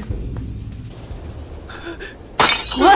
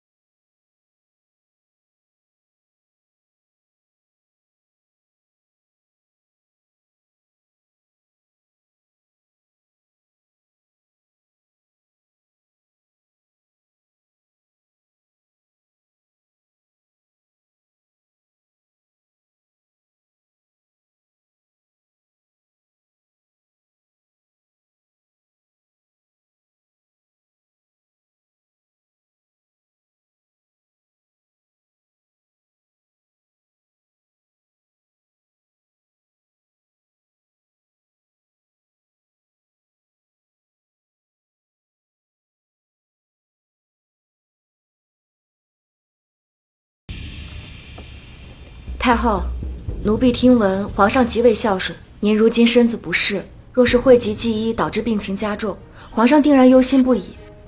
奴婢斗胆，恳请太后让吴院判为您诊脉。这小医士，哀家之前怎么没见过？回太后，之前的医士调走了，这是刚来臣身边的荣医师，也是钟老的徒弟。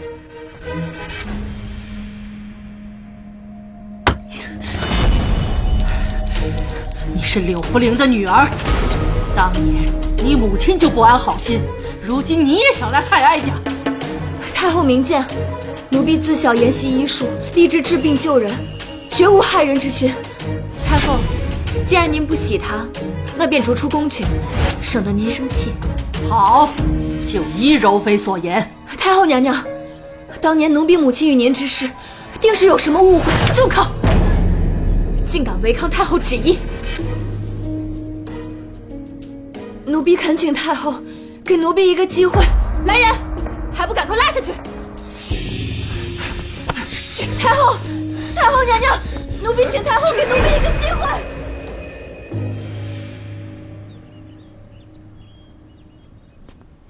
我得想办法留在宫中，若是被赶走，还怎么可能为母亲翻案？这不是容大医师吗？本以为你是飞上了枝头，没想到是要被赶出宫去了呀！真是笑话。哎，荣医师，听说你母亲是罪妇，你进宫该不会也是想学你母亲一般谋害后宫里的贵人吧？我母亲清清白白，从未谋害过任何人。你们要再敢多说一句她的坏话，小心我撕烂你们的嘴！别忘了，我一日未走，便还是一等医师。孙医师和周医师，你们是忘了我上次的教训了吗？荣泽兰，你少吓唬我们了！你都要被赶出宫去了，还耍什么一等医师的威风啊？你母亲若是清白的，怎会因此被杖责赶出宫？真是有其母必有其女！我看你是又想死了！不好了，不好了，出大事了！怎么了？出什么事了？太后病重，皇上下旨，太医院救治不力，要全部押去太后寝宫接受处罚。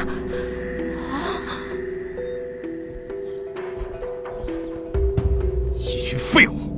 太后沉疴数月，如今越发严重。现如今你们一个个连病症都查不出来，这药你们有何用？回皇上，太后原本慈祥温和，如今脾气暴躁。刚才臣欲给太后诊脉，这不又被打了出来。微臣无能，一直未能给太后诊脉治疗，请皇上赐罪。冯大人和吴大人轮番上阵，都被太后赶了出来，我们实在是无计可施啊！若今日还不能查出病症，这一定治你们的罪。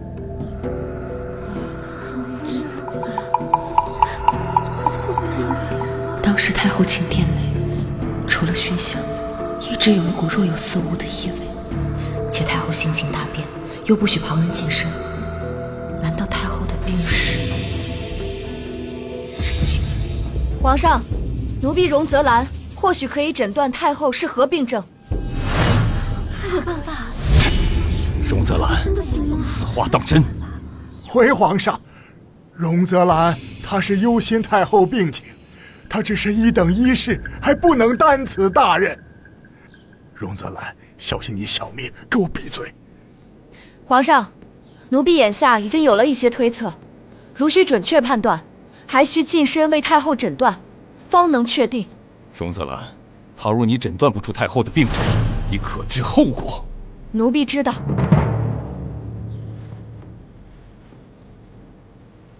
皇上，太医们以君臣之礼给太后问诊，太后碍于身份难以松口。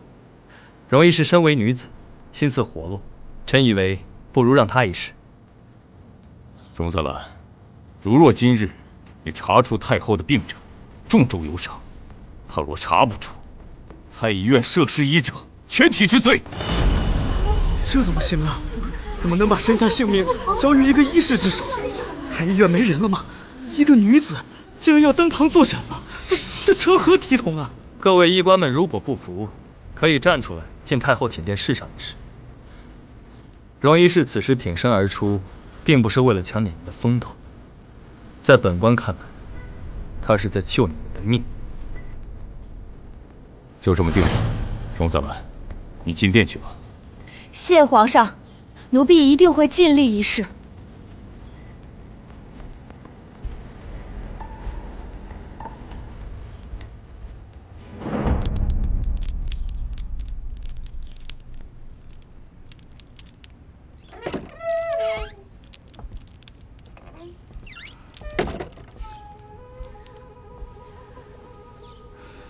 你怎么还在宫中？谁让你进来的？滚出去！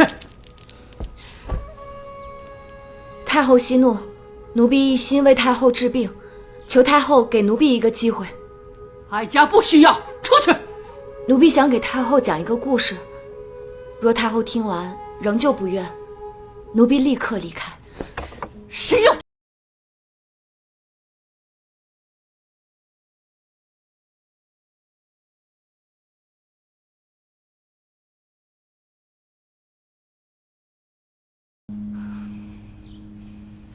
奴婢曾听闻，江南有一富贾之家，家主之母染疾，却讳疾忌医。家主仁孝，整日忧心于母亲病情，无心理事。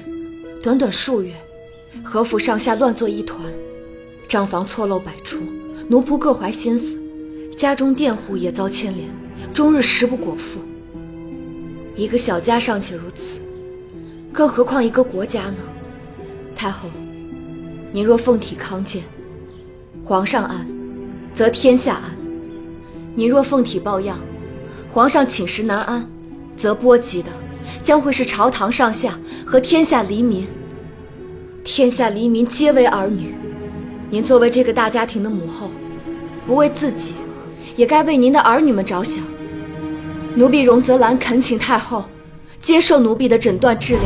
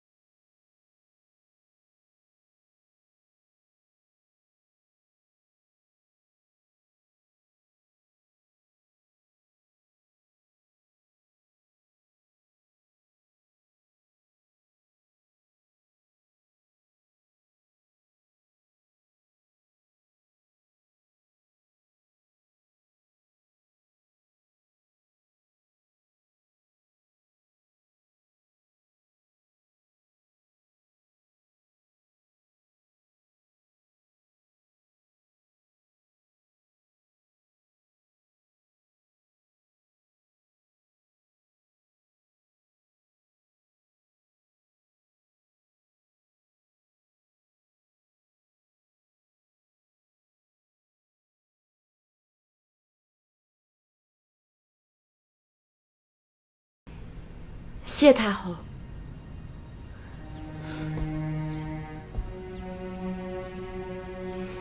奴婢斗胆请问太后，您近来可有咳嗽、喷嚏，或闻流水之声时难控搜尿，甚至时有阴中脱物之状，且偶感排尿艰涩？放肆！你怎敢窥探哀家的隐私？太后息怒，奴婢有此疑问，皆因奴婢猜测太后所患病症为阴挺，此病非太后独有之隐疾，妇人10之8九皆有此病。此病多因生育子嗣后身体未能得到妥善调养所致。太后您身份尊贵，医应用度都是最好的，但您一生操劳社稷，忽略了身体的维护，所以才会患上此病。你所言当真？自然当真，此乃妇人常见之病症。哀家要强威仪了一辈子，如今却被这搜逆失禁困扰，实在难堪呢。这才不愿让他人知晓。太后您放心，只要细心调养，积极治疗，是完全可以康复的。只是奴婢还需近身为您诊脉，方可确定您患的是否是阴挺之症。你上前来吧。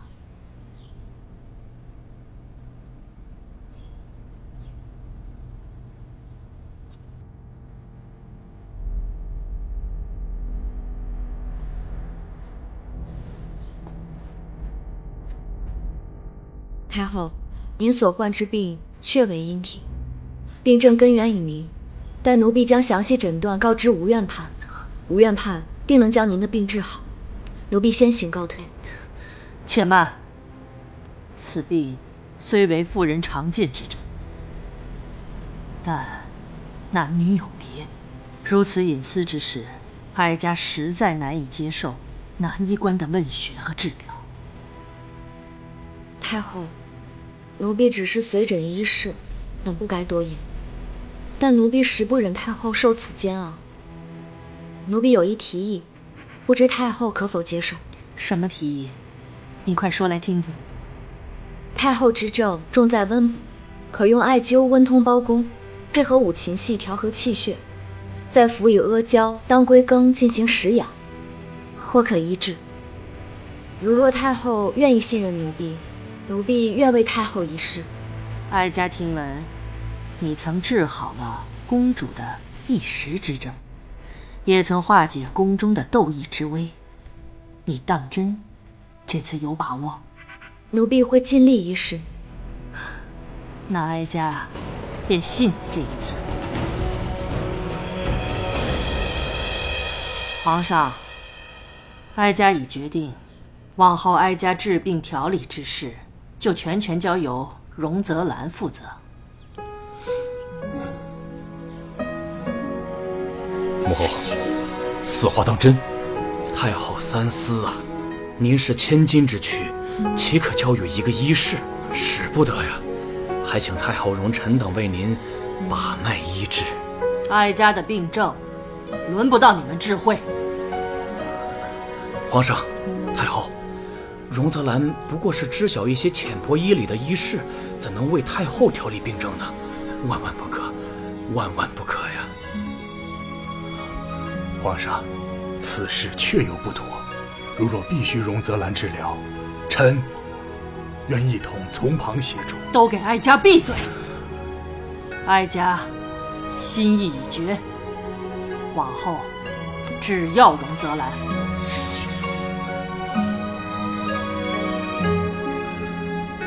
荣泽兰，太后交由你调理，若有好歹，你当如何呀？荣泽兰，太后是朕的母后，对朕无比重要。若太后经你调理有任何闪失，你要知道，你荣家满门抄斩都不足为过。若你治好了太后，你要什么，朕都重重有赏。奴婢愿立生死状，只求皇上、太后恩准。如若奴婢调理好太后，就允奴婢留在太医院。准了。谢皇上。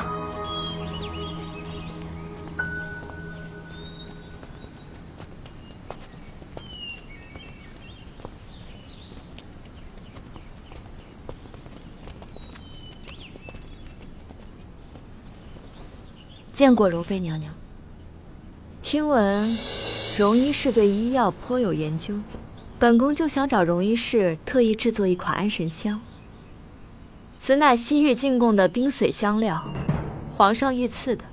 荣医师挑选合适的药材，就用它为本宫制成安神香吧。启禀娘娘，奴婢虽为一等医士，却只有随诊资格，并无制药权。制药由医官们操办，还请娘娘另寻良医。放肆！荣泽兰，本宫好意相托，你却推三阻四，莫不是记恨本宫先前赶你离宫？奴婢不敢。医士擅自制药有违宫规，定会被驱逐出宫，还请娘娘体恤。若无其他事，奴婢便先行告退了。站住！荣泽兰，本宫是在命令你，若是拒绝，那便是以下犯上，本宫照样可以将你逐出宫去。既然如此，那奴婢便试一试。此事还请娘娘为我保密。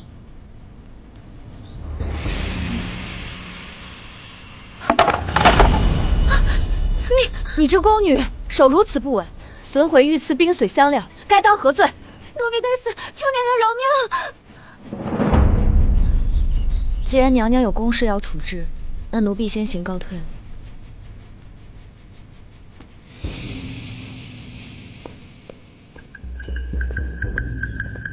哎，紫兰，吴大人，这几日太后病情可有好转？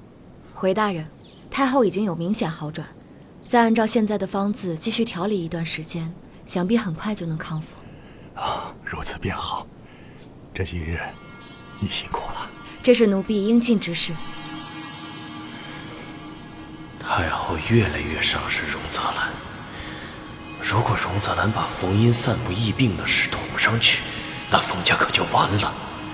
除掉了苏叶，下一个就是你。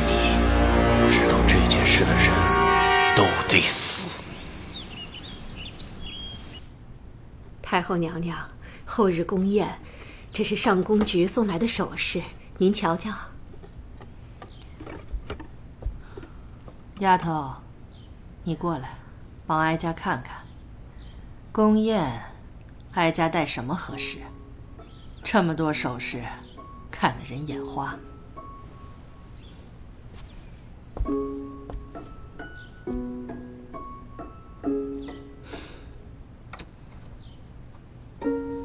太后那身月白云锦裙，与这只金身步摇最为相宜。这蝴蝶流苏，衬着您更显贵气。年轻就是眼尖，就它了。这段时日辛苦你了，哀家夜里总算能睡个囫囵觉了。把那只翠羽簪子拿来，给丫头戴上试试。太后使不得，奴婢做的都是分内之事。再推辞，哀家就要恼了。谢太后。你这么聪明，入宫怕不是只为了行医吧？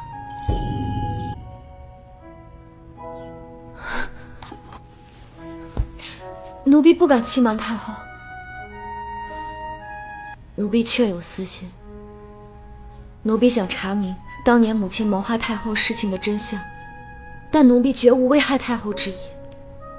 傻丫头，你这段时日对哀家尽心尽力，哀家看在眼里，记在心里，你是个好孩子。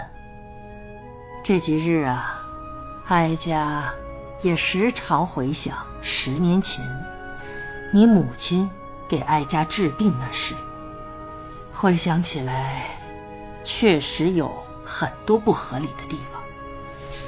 太后娘娘，奴婢母亲一生积德行善，绝无可能谋害您。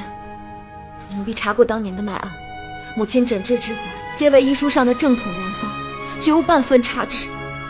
太后娘娘，您当年昏迷不醒，此事一定另有蹊跷。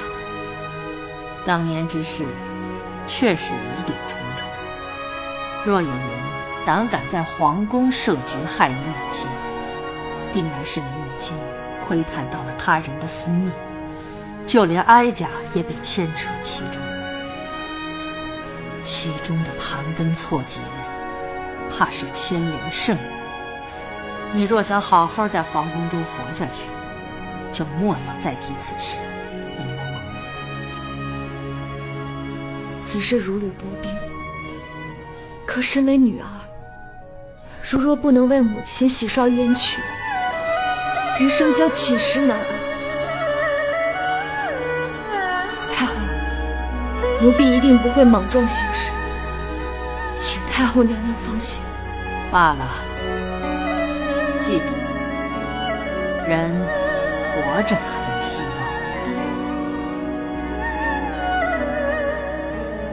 把那只金钗拿来给哀家戴上。是。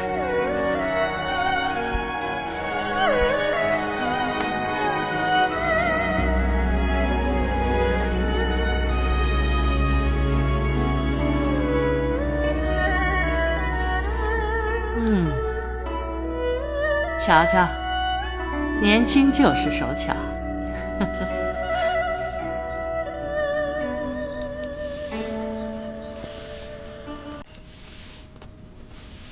听说了吗？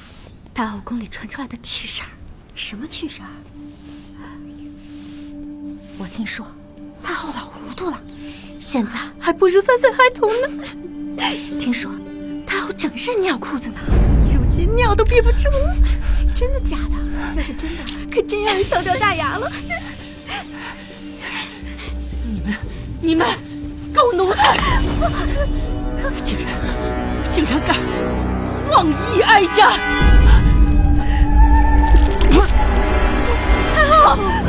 太后娘娘，太后，快来人呐！太后娘娘晕倒了。母后，你醒醒啊！母后，到底是怎么了？太后为何会晕倒？皇上，不知荣医师用了什么治疗法子，太后在御花园走着，突然被口吐鲜血晕厥过去，怎么叫都叫不醒。荣泽兰，你太令朕失望了！来人，荣泽兰给朕拖出去！明日午时3刻，斩首示众。皇上，不是这样的。住嘴！事到如今还敢狡辩！皇上，荣医师向来尽心尽力，此事必有隐情，求皇上。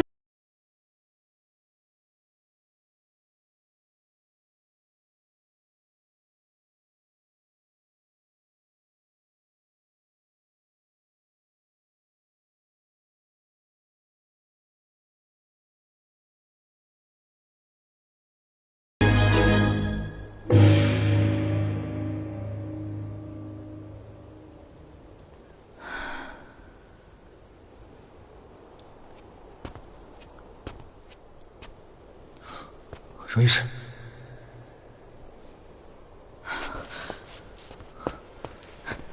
宋大人，太后醒了吗？没有，非但如此，当时在场的2名宫女事后都异常坠湖而死。后宫流言四起，都在传太后性情异常，是因为年老体衰，连最基本的生理之事都无法自控。谣言甚是难听，说什么老废物，连尿都憋不住，丢进皇家颜面之类的。这等谣言如此不堪，背后必定是有人在精心策划。我觉得幕后之人可能是想通过刺激太后，让太后病倒，来嫁祸给我，把我赶出太医院。如果真是这样的话，我一定不能让他们的奸计得逞。当务之急是要让太后赶紧清醒过来。吴大人各种办法都试过了，没用。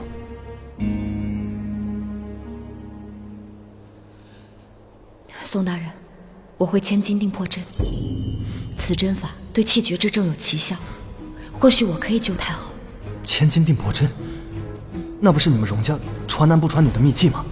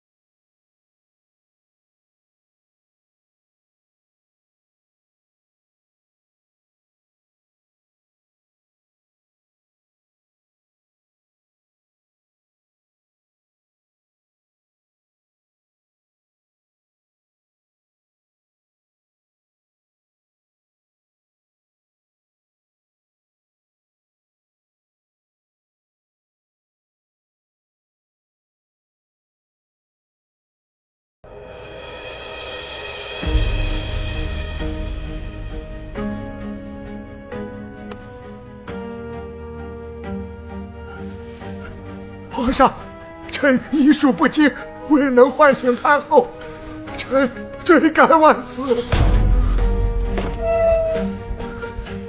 皇上，臣有要事禀告。说，荣泽兰身怀千金定破针绝技，或许可以唤醒太后，恳请皇上暂缓行刑。又是他！荒谬！荣家针法传男不传女，太医界女流如何习得？皇上，分明是拖延时间的诡计。是啊，皇上，这位医师之前就被太后厌弃过，不可轻信。皇上，太后病情危急，待太后苏醒后再惩治荣泽兰也不迟啊。皇上，臣虽存疑，但眼下别无他法，恳请皇上恩准。皇上，荣一氏平日里照料太后尽心尽力，还请皇上开恩。宋医官，你屡次三番护着这个荣泽兰，莫不是之间有什么私情吧？是啊，皇上，宋医官如此维护一个医士，着实令人费解。荒谬！皇上，臣与荣泽兰绝无私情，臣之所以为他求情，皆因臣担心太后的病情，唯恐错过最佳救治时机啊！带他来。臣领旨。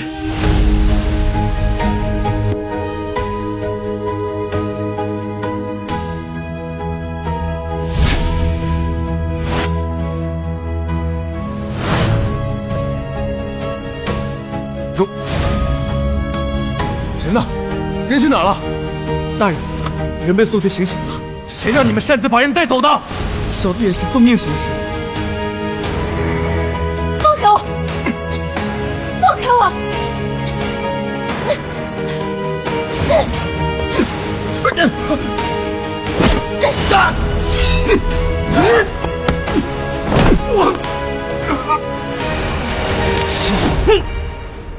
我看谁还敢上来找死！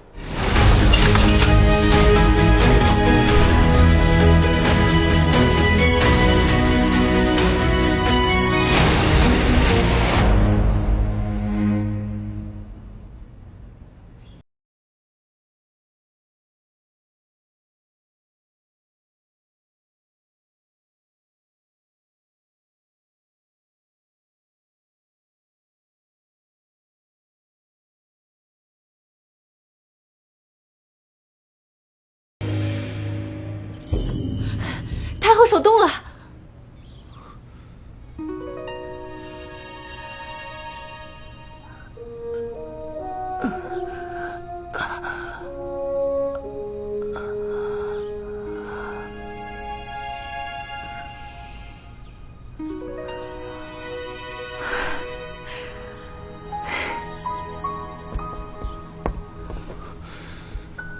母后，你感觉如何？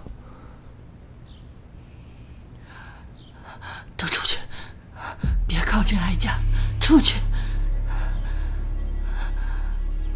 母后，都出去！哀家只要荣泽兰留下来。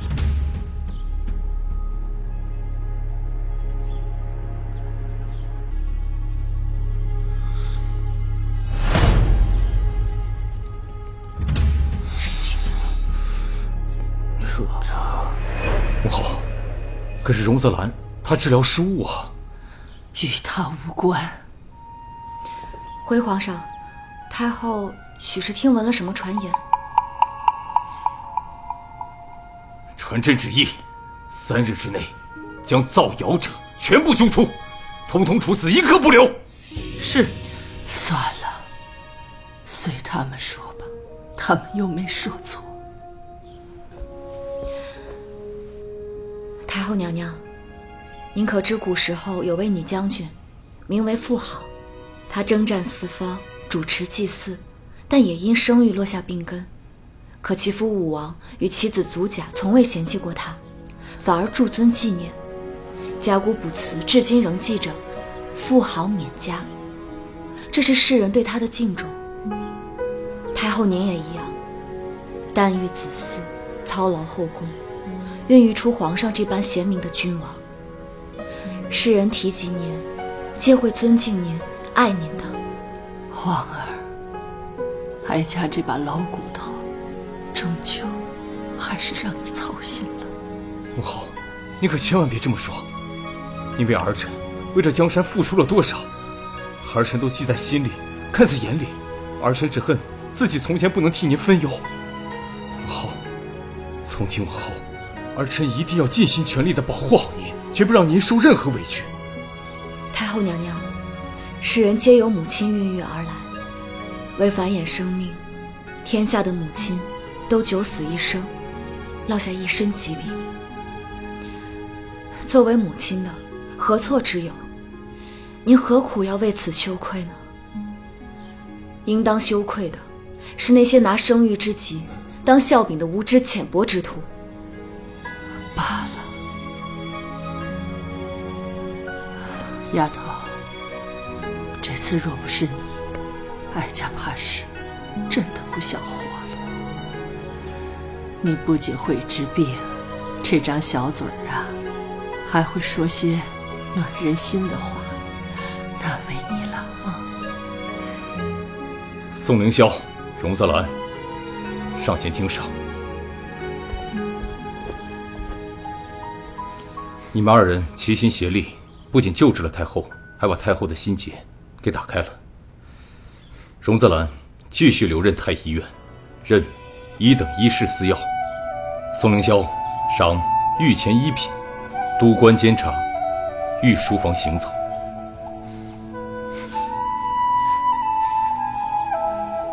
谢皇上，谢太后，奴婢定会竭尽全力不辱皇恩。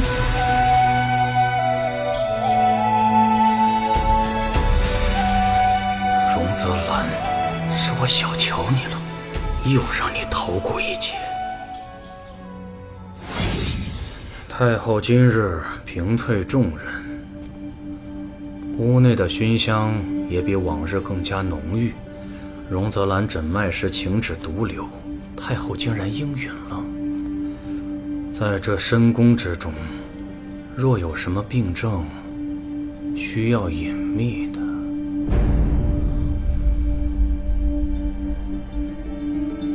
非妇人引进莫属。那熏香怕是未言异味。好一个荣泽兰！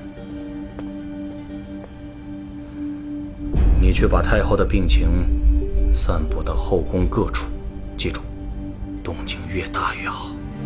是。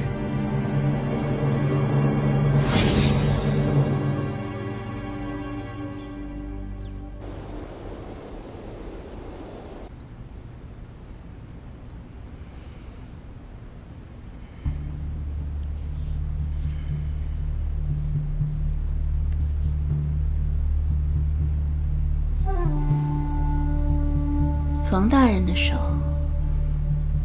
比往年更稳了。娘娘金尊玉贵，臣自当尽心。荣泽兰这段时日3番5次死里逃生，此番又得到了太后的青睐，臣是担心会坏了娘娘的大事。怕什么？他想往上爬，咱们便给他一个高枝。大皇子妃临盆在即，这便是最好的时机。娘娘的意思是，见难产，除了他。他迟早会知道，本宫就是当年害死他母亲的凶手，一定会借机会来寻仇的。如今他攀着太后，也不过是想要更多的人支持他罢了。他想往上爬，皇家血脉便是他最好的登高梯。只要他介入大皇子妃的生育之事，你便设法让胎儿出问题。这样一来，既能断了大皇子一脉的香火，二来也能解了他这个心腹大患。娘娘妙计。娘娘放心，臣一定替娘娘办好此事。为了娘娘和二皇子的未来，臣万死不辞。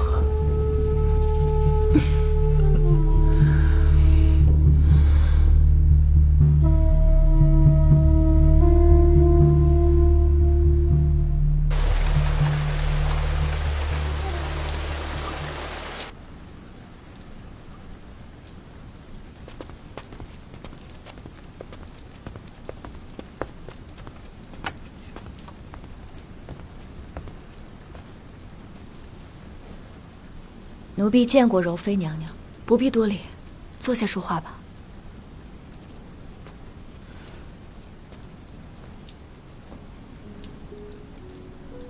你一定很是疑惑，为何今日本宫叫你来此？是，娘娘此前一直想赶奴婢离宫，奴婢以为娘娘定是厌恶奴婢的。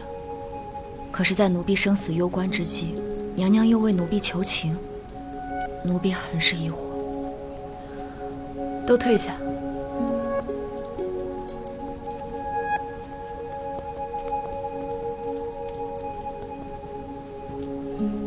孩子，我与你母亲曾是闺中密友。那日在太后宫中，我得知了你的身份，很是惊讶。知道你此番进宫，肯定不只是为了成为医士这么简单。可在这皇宫之中，波诡云谲，一招不慎，便是万丈深渊。我不想你步了你母亲的后尘。我已经对不起你母亲了，不能再让她唯一的血脉有任何不测，这才几次三番赶你出走。娘娘，您是不是知道我母亲什么事？您能不能告诉我，我母亲当年因何被害？当年我入宫不久便怀孕了，你母亲时常进宫来看我。后来宁贵妃担心我生下皇子威胁她的地位，故而设计想要令我滑台。是你母亲识破诡计，助我逃脱劫难，却不想因此得罪了宁贵妃，所以才被宁贵妃设计枉死。原来是他，我一定会找到证据，让他为自己的所作所为血债血偿。泽兰，宁贵妃在这后宫之中权势滔天，她父亲更是镇国大将军，手掌兵权，而你如今不过是个小小的医士，想要翻案谈何容易？只怕是会白白送了性命。孩子，你答应我，赶快离开皇宫吧。你母亲肯定不希望你涉险，她只希望你能好好的、平平安安。娘娘，我不会走的。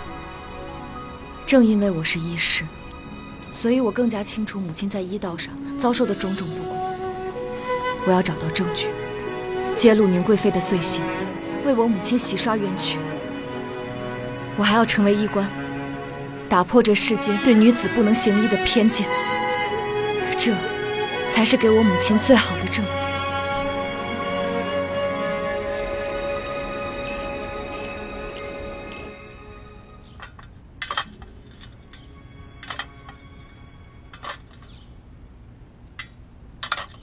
荣医师，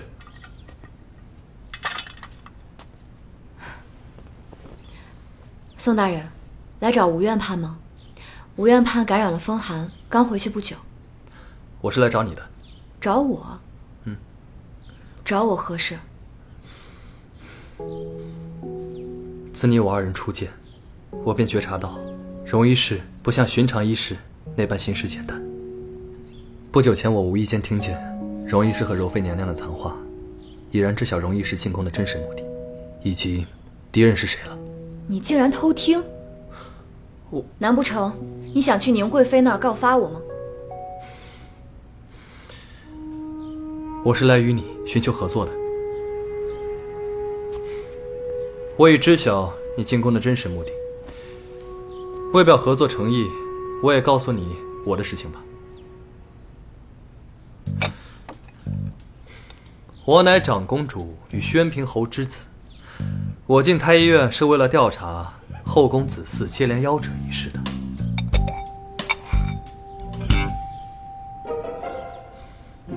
继续说。荣泽兰，我可是世子啊，你能不能有点正常的反应啊？说重点。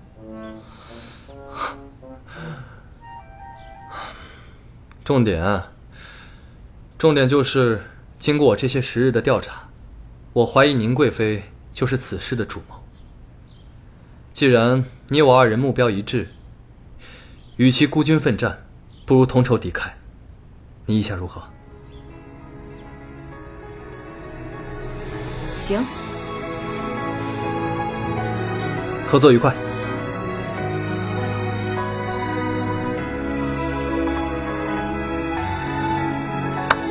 合作愉快。合作愉快。我以为你会拒绝我的。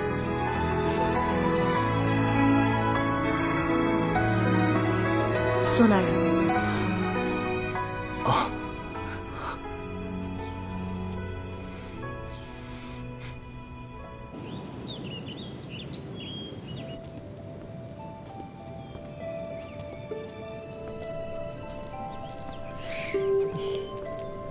儿臣给皇祖母请安。免礼，你身子不便，就不必多礼。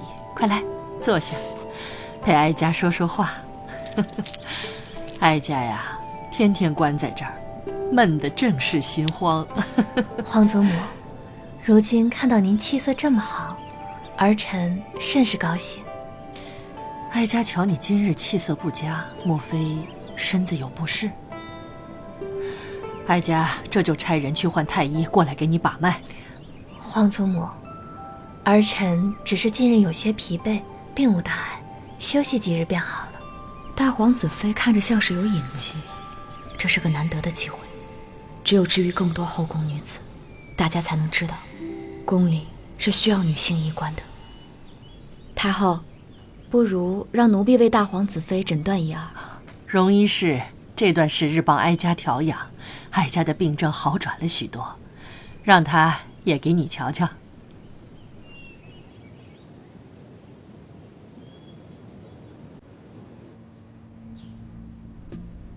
大皇子妃，您无需紧张。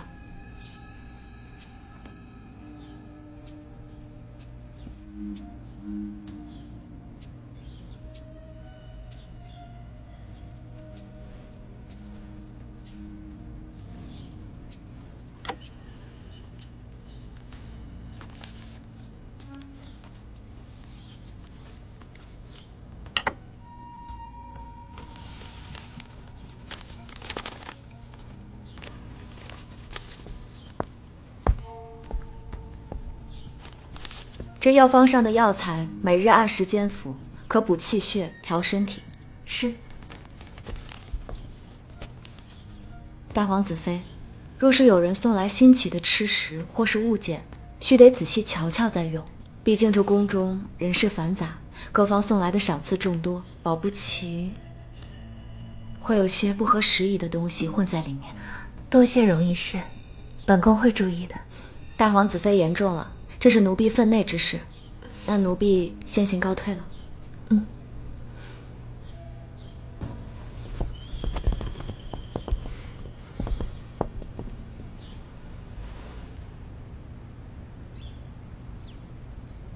宋大人怎会在此？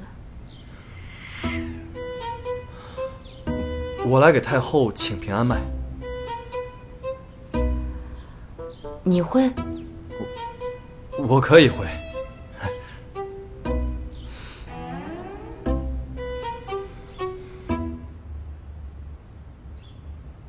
大皇子妃的病，或许换个药方会更好一点。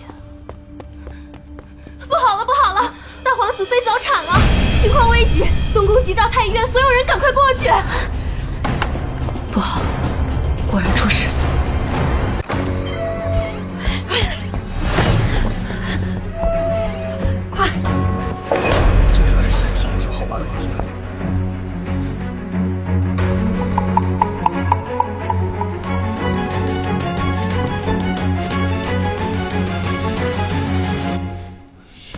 莫泽兰，你竟然还敢来！大皇子妃喝了你开的八珍汤，引发早产，你这是蓄意谋害皇嗣，其心可诛！冯院判，说话可要讲证据。我何时谋害大皇子妃了？皇上，大皇子妃她血崩不止，昏迷不醒，孩子也生不下来。这样下去，恐怕要一尸两命啊！皇上，请让奴婢进去看看大皇子妃吧。奴婢对大皇子妃的身体状况最为了解。宁远，你迅速入内施救，务必要保母子平安。是皇上。这二人果然有问题。皇上，求皇上让奴婢进去看看大皇子妃吧。荣泽兰有此事当真与你有关，小心朕要了你的狗命！皇上，臣可以用性命担保。住嘴！再多说一句废话，连你也一起罚。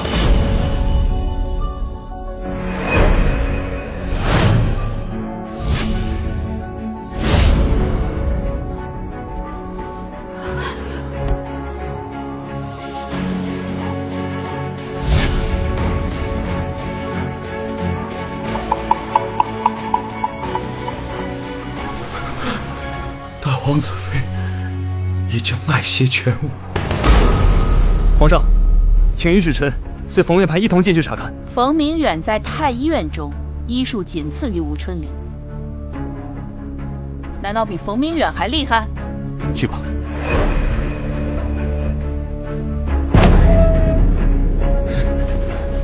皇上，臣无能。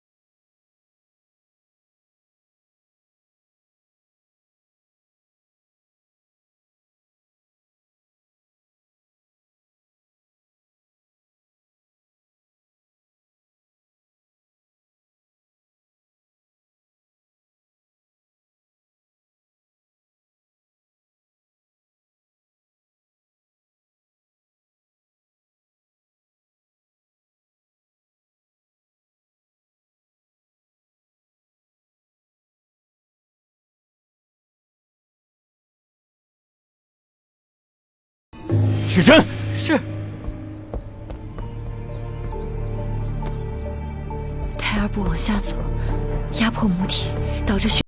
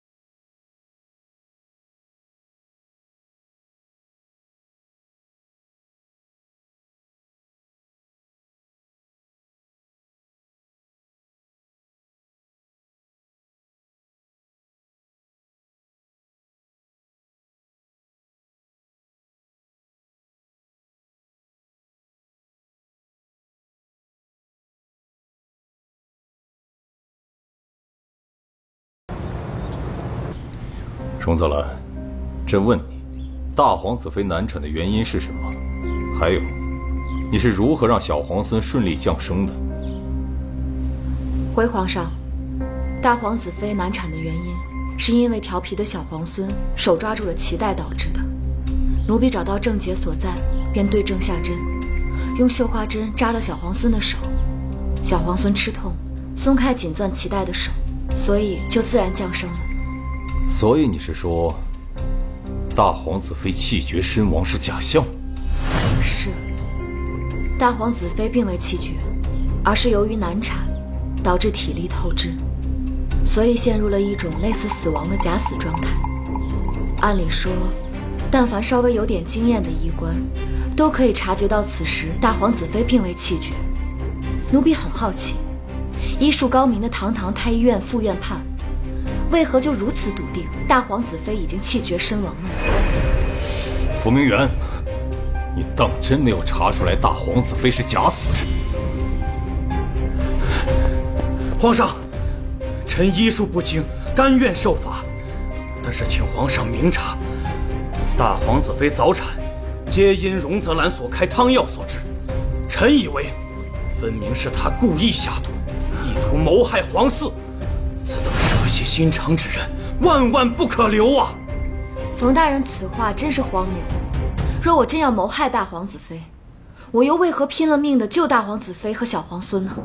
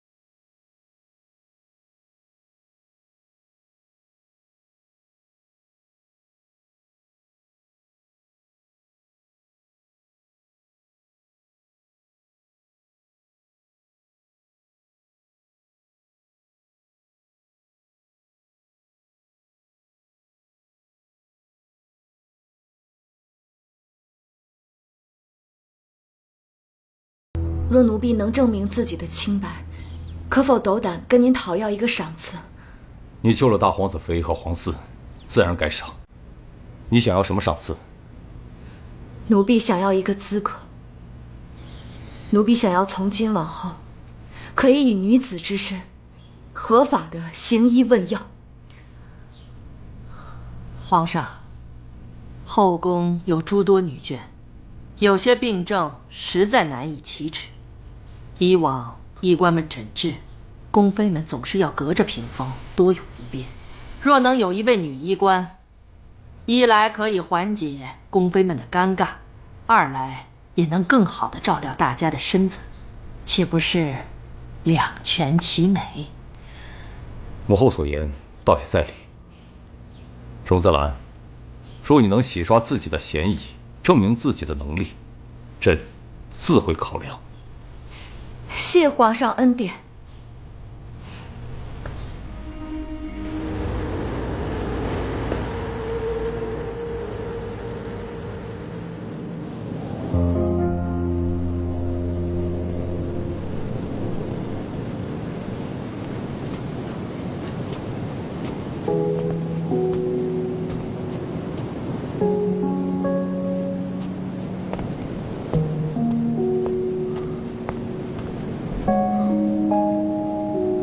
荣医师，夜深路重，为何还未安歇？可是伤口又疼痛了。大皇子妃早产一案疑点环生，皇上命限期破案。我在想，这问题到底出在哪里？冯明远医术高明，他若要动手害人，恐怕不易被人察觉。可是药方承武院判看过无误，药材也皆经我手精挑细选，皆不会有问题。连煎药的器皿也反复查验。我每日将汤药熬好后，为以防万一，都会先以银针试毒，后又亲口尝过，均无毒。所以这问题到底是出在了哪里？既然药汤没有问题，莫非症结出在大皇子妃身上？我曾查阅书籍，妇人怀胎，若是情绪激动，亦是能动了胎气的。宫闱之中，诸事纷扰，娘娘难免心绪起伏。明日我便求见问诊，探其虚实。再者，宫廷膳食经手者众多，食材调配、烹煮过程都应反复彻查。我们一定会找到真相的。泽兰，真相固然重要，但自己的命也同样重要。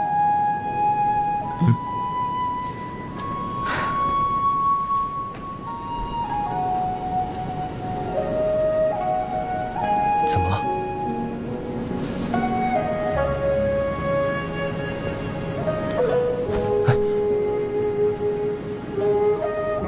这是何意？多谢世子大人今日舍命相搏，若不是你，泽兰早已命丧黄泉。还有此前你多番相助，泽兰皆感激不已。日后若有我可以相助的地方，大人尽管开口。是啊。这救命之恩，应当要如何相报呢？那不如就以身相许吧。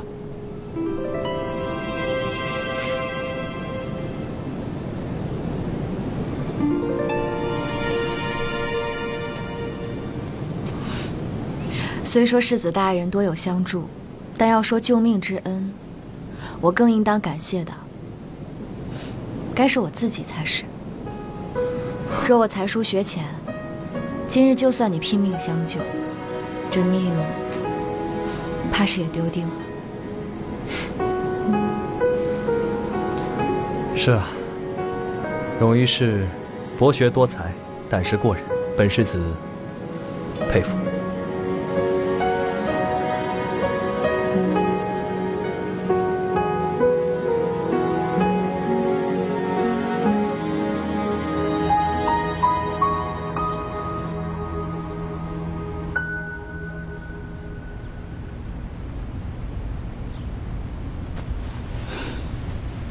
大皇子妃，您此次生产身体损伤严重，奴婢再给您开一个方子，悉心调养。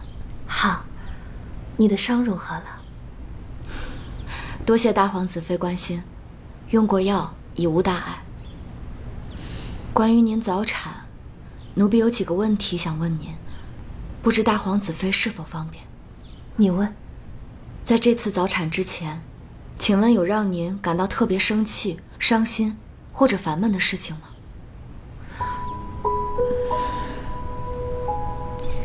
那几日虽宫中事务繁杂，但并未遇见什么特别糟心的事儿，情绪还算平稳。那饮食方面呢？回荣一事，主子每日的餐食，奴婢们都有检查，并无异常，也有留存。荣一事可需要再检查一遍。有劳了。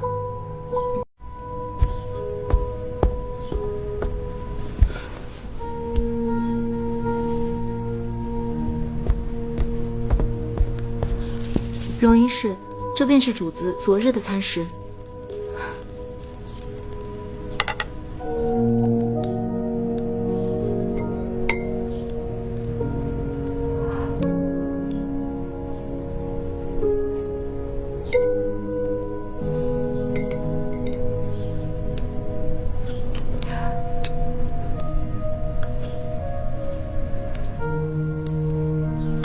可有问题？没有。大皇子妃情绪、饮食皆无妨害，看来症结仍在那剂汤药之中。可药材查验无差，银针试毒未见异色，到底是哪里有所疏漏？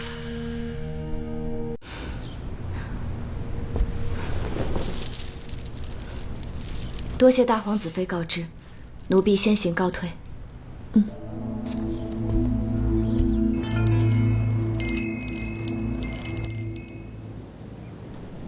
大皇子妃那边可有线索？我已经查验了所有环节，都没有问题。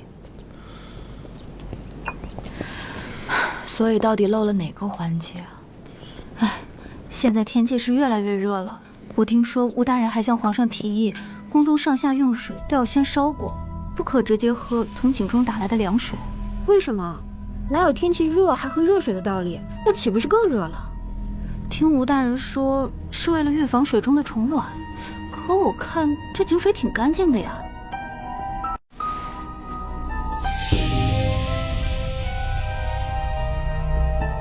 世子大人，我明白了，是水。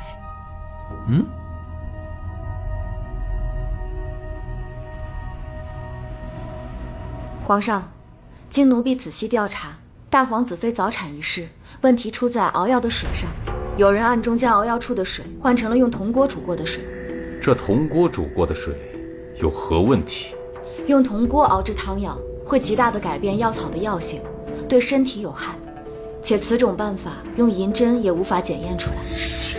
有人故意将熬药处的水换成用铜锅煮过的水，奴婢在不知情的情况下用了此水，如此一来，就和直接用铜锅熬煮汤药一样，因此才致使大皇子妃早产。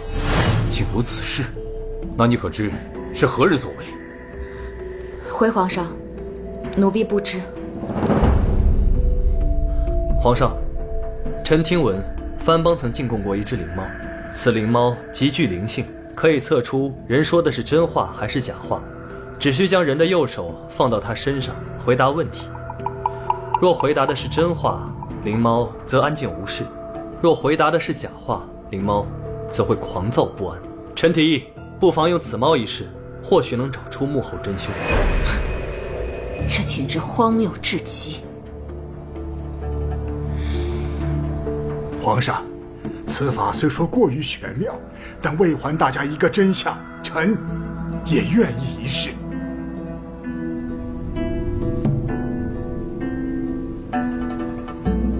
来人，将那灵猫取来。另外，将太医院所有涉事人员全部带来，一一查验。是。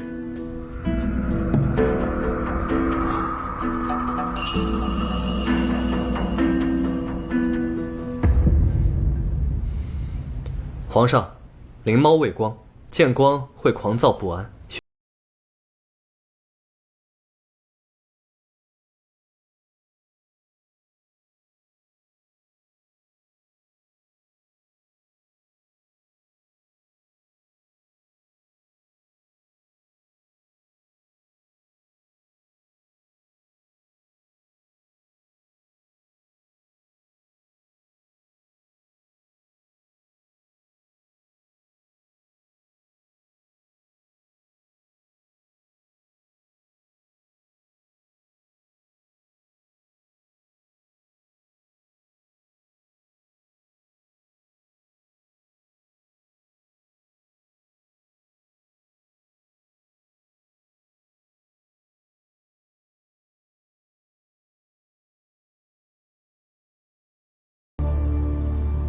当日你可曾到过熬药处？是否是你动的手脚？没，我没有。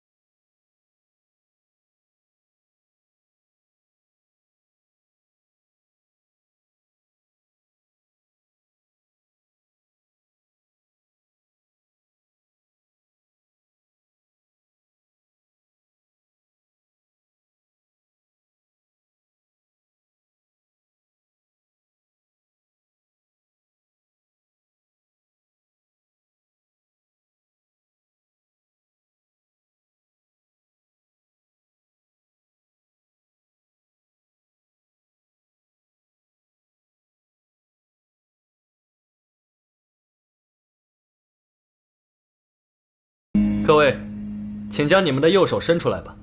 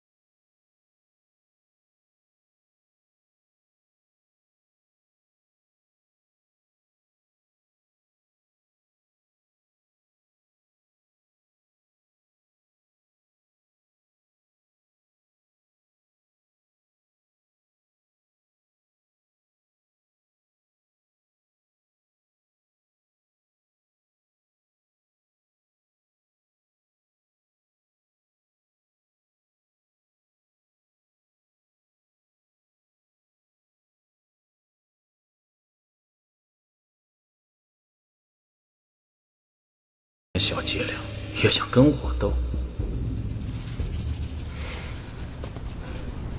吴医师，事已至此还不从实招来，说是不是你换了熬药处的水？皇上饶命，是奴婢换了熬药处的水，奴婢也是被逼无奈。是谁指使你这么做的？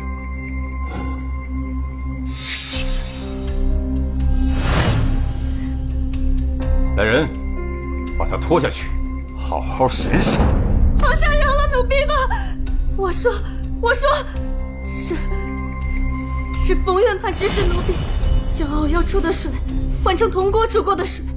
不知此事，东夷也是冯大人故意将荣泽兰引到苏叶身边，让荣泽兰染病，意图除掉荣泽兰。奴婢知道的都说了，皇上，求皇上饶命！皇上是可耻，奴婢是被他逼迫的。吴医师，听闻你偷药，是因为家中有个多病的弟弟。本官问你，你偷药当真是为了多病的弟弟吗？冯院判，奴婢知道错了，以后再也不敢偷于药房的药了。莫怕，只要你乖乖听话，本官让你做什么，你就做什么。如若你能做得到的话，那我暂且就不送你去慎刑司了，如何？奴婢知道了，奴婢会听大人吩咐的。好。皇上，臣冤枉啊！无疑是信口雌黄，污蔑臣啊！臣冤枉啊！冯大人，如今人证物证确凿，你还想狡辩？你的嘴怎么跟死鸭子一样硬？皇上，天气渐热，臣让吴医师把井水煮沸，只是为了消杀虫卵。每年到了这个季节，宫中都有把井水煮沸再饮用的习惯。再说，就算臣让他把井水煮了，这煮沸的水能有什么毒？我们平日喝的都是煮沸的水，也没有人中毒啊！冯院判，方才我们说的，一直都是用铜锅煮过的水熬药。我现在就向你证明，用铜锅煮过的水熬药到底有没有毒？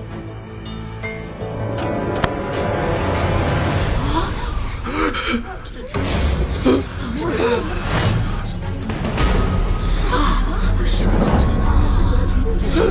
看看你现在的样子。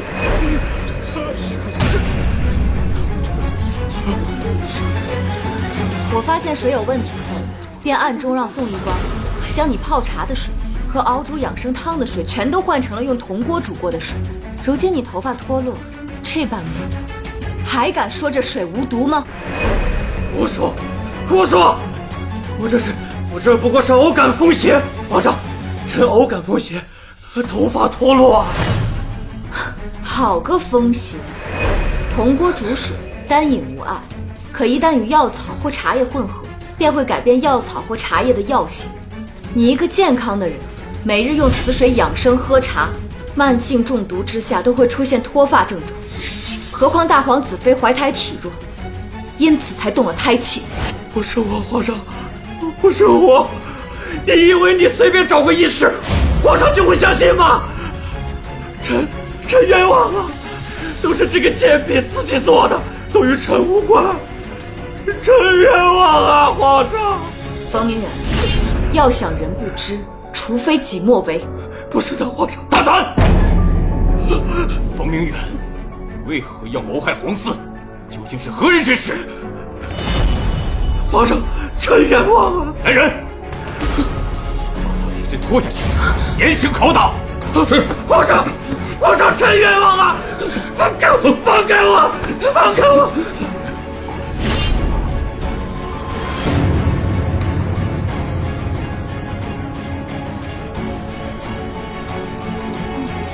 谁也不能审判我！撞死了这个！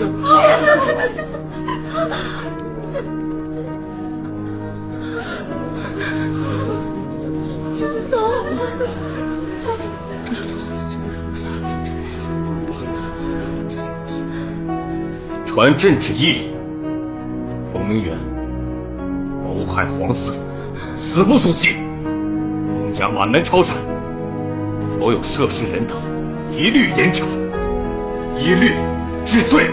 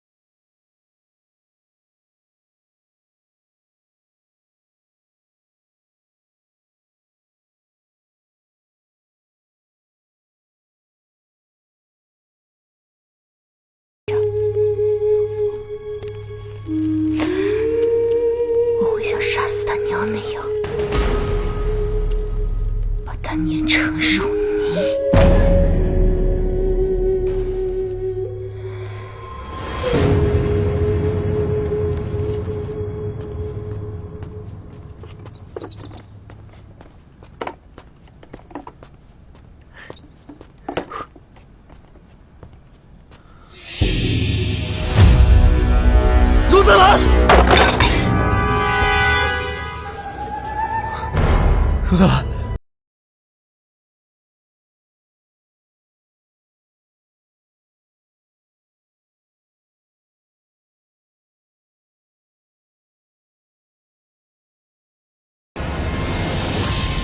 泽兰，在皇宫之处，处处藏着危险和陷阱，我日日担心你的安危。每次见你孤身犯险，我都怕再也见不到你了。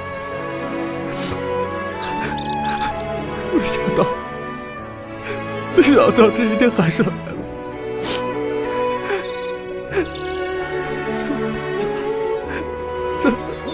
对不起。宋凌霄，我快喘不上气了。你没事啊？啊？我只是喝了些梅子酒睡着了。所以这些都是梅子酒？嗯。梅子酒好。你还活着。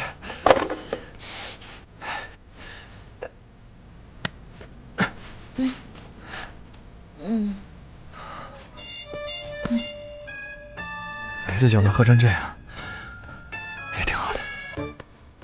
你是不是喜欢我？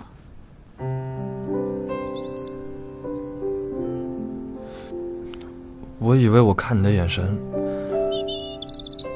连御花园的喜鹊都该明白了。是吗？我怎么看不出来？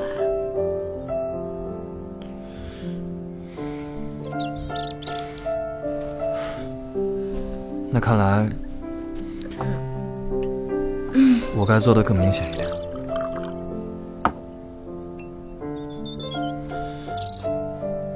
醒醒酒。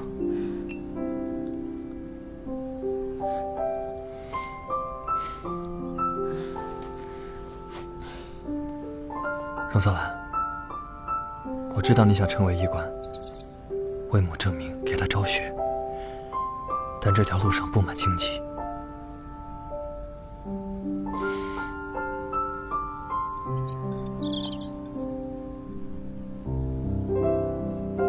荣泽兰，你可愿意在这布满荆棘的路上寻找一位与你同行的伙伴？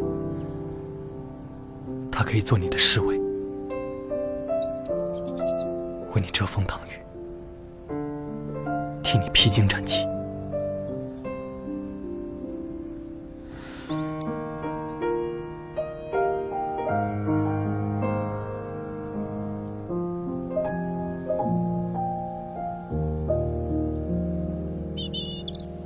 皇上，今早哀家见御花园的牡丹开得正艳，像是托了国泰民安的福气。母后圣明。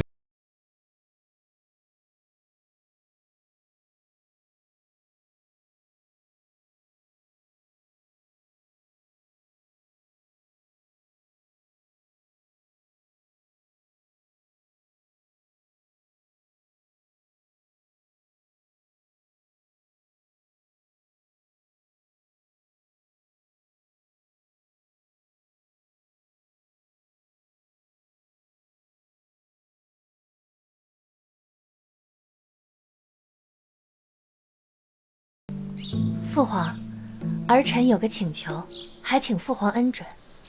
但是无妨。儿臣经此大难，深觉后宫诸多女眷的不易，因男女大防，平日里有些病症，向男医官问诊多有不便，因此病情时常耽误，苦不堪言。儿臣斗胆，请父皇考虑为后宫的女眷们增加一位可以看诊的女性医官。皇上，大皇子妃所言极是。皇上，女子为官，与理不合。况且，自古以来，这世上哪有女子为官的道理啊？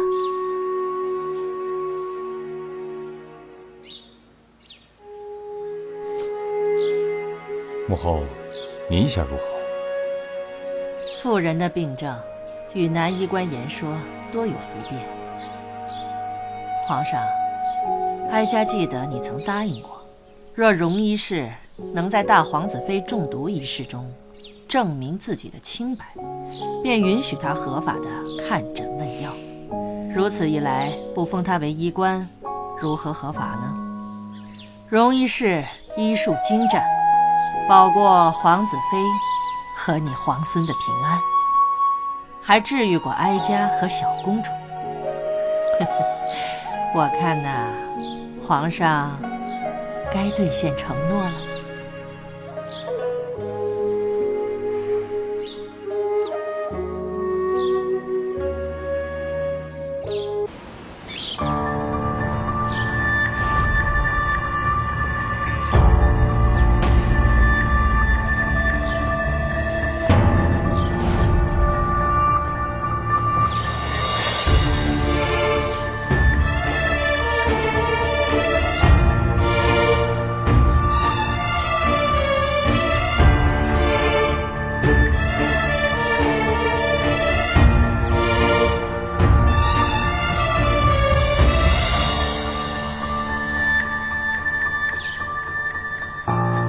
荣医师怎么不待在龙庭与大皇子妃等人说话，独自一人来此赏景？此处花香沁脾，最宜凝神静气。荣医师步步高升，如今更是宫里的红人，本宫想提点你一二。在这宫里，凡是有小心思、手眼伸太长的人，都不会有什么好下场。那苏叶呢？她的手伸得太长了，一个3等医士，弄脏了宁贵妃您的衣服而被整毙。大皇子妃呢？她的手伸得太长，莫名其妙的早产。这宫里的疑云，总要有人不服。你这张嘴比你母亲还会说，只是不知这命是否也会更长。多谢娘娘夸奖，奴婢定会努力活得长久些。奴婢相信，善恶终有报。就像冯大人，前日里还好好的人，说没也就没了，倒叫人想起那句话：举头3尺有神明，不是不报，时候未到。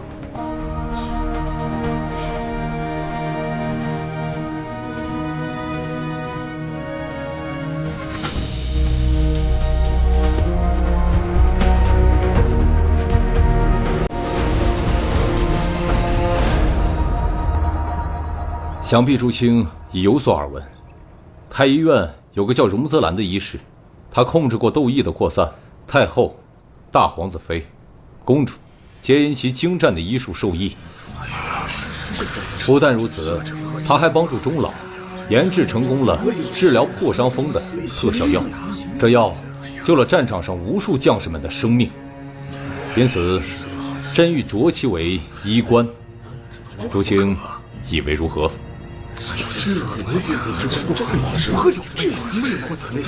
皇上，万万不可！女子为官有悖我朝礼制，自古以来从未有过女子担任医官之力。此例一开，恐成天下笑柄，望皇上三思啊！对，望皇上三思。皇上，臣也以为不可。3纲5常乃立国之本，女子应恪守妇道，怎可为官？荣泽兰虽有医术，但也不能坏了祖宗的规矩。臣附议。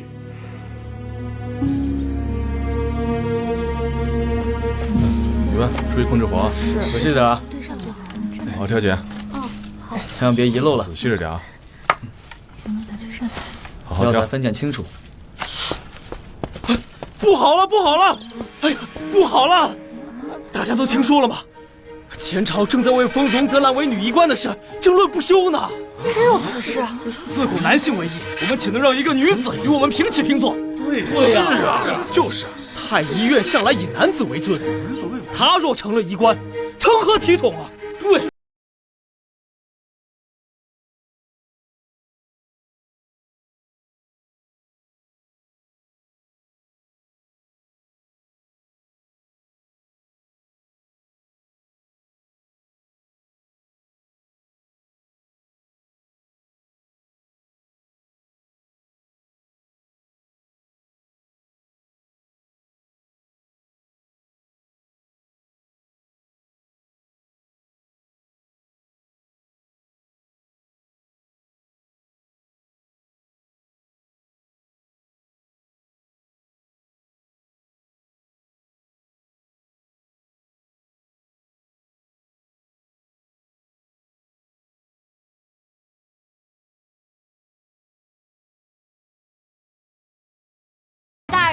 正在为小女子成为衣冠之事争论，不知可否容小女子进殿辩上一辩？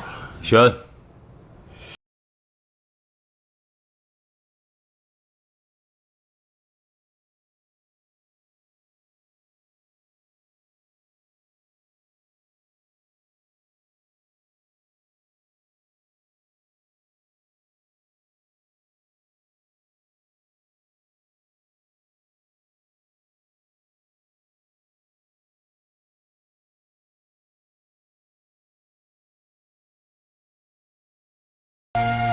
叩见皇上。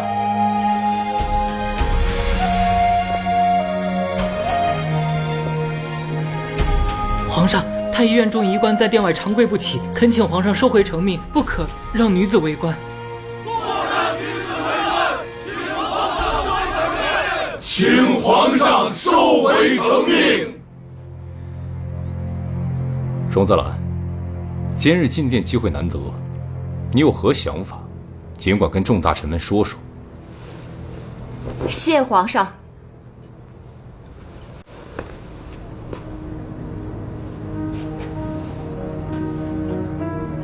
刚听大人们提到，女子无才便是德，不应参与朝堂事宜。女子无才便是德，原意是女子要拥有才学，但不显露，能明辨是非，这是一种难得的品德。这美好的品德何时被曲解成了束缚女子的枷锁？昔年黄道婆躬身入仕，革新棉纺技艺，促进了棉纺织布的发展，造福天下百姓。可曾有人说过她是女子，而不该抛头露面参与世事吗？无女子为官之令，此例一开，成何体统？李斌驻都江堰，前无补漏；蔡伦造纸术，亦无旧例。若事事循规蹈矩，我大梁恐至今都还在结绳记事。况且衣冠之责在悬壶济世，而不应以性别论医术之高低。医者仁心，岂分男女？荣医师以真实救太后，以妙守护皇嗣，此等功绩，你们却还在争什么宗教礼法？你们这帮人当真是迂腐之极！满口胡言，巧言令色。皇上，荣泽兰乃罪妇柳福陵之女，罪人之后不可为官，此乃大梁律法。敢问大人，皇承司可有确凿记载关于我母亲罪行的卷宗？若无卷宗，仅凭一张嘴，你是如何确定我是罪妇之女？皇承司可有此案卷宗？回皇上，柳福陵一案并无卷宗。皇上明鉴，既无卷宗，皇承司也未曾受理过此案，奴婢母亲便不是罪妇。昔年家母为太后治疗校正之法，用的是万服方，借阳气正盛，以辛温之药驱散肺中浮痰。只是太后年事已高，气血浮动，所以无法立即见效。尔等视朝廷俸禄，居高位，不识岐黄变通，反以不合规矩为由罗织罪名。说到底，你们不过是怕昔日对你们俯首帖耳的女子，成为女官后与你们平起平坐罢了。说的巧舌，满口纲常伦理，不过是守旧之徒护权的遮羞布。若真怀治国安民之志，岂会以男女大防为由置天下妇孺疾苦于不顾？若真有治国安邦之能，就该让女子行医，让天下妇人都能方便就医，及时得到救治。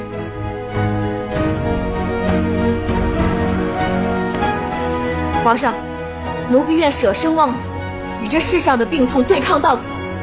请皇上推陈出新，废除旧制，封奴婢为医官。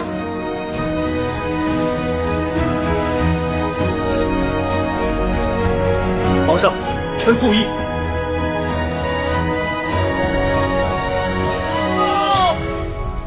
皇上，皇上，大事不好了！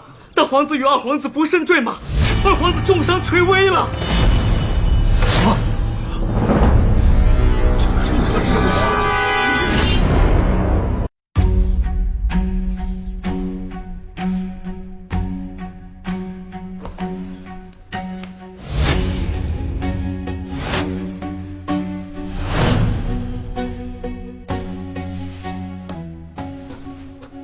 皇上，二皇子情况危急，他已重伤昏迷，腿部断裂，身负多处外伤，脏腑也有损伤，并且身中剧毒。中毒？这到底是怎么回事？回皇上，二皇子听闻大皇子巡查河道归来，特意邀大皇子赛马，谁知马匹突然癫狂，二皇子坠马后又被风马踩伤。好好的马，为什么会发疯了？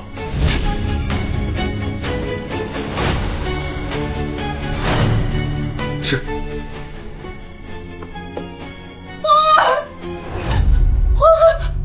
皇儿，怎么会这样？到底是怎么回事？是谁害的你？皇儿，务必要救活二皇子。吴春丽，你可有把握？回皇上，二皇子身受重伤，内脏已经出血，而且剧毒难解，这么重的伤，恐怕凶多吉少。不配！不管有多少把握，都给我尽全力救治，否则。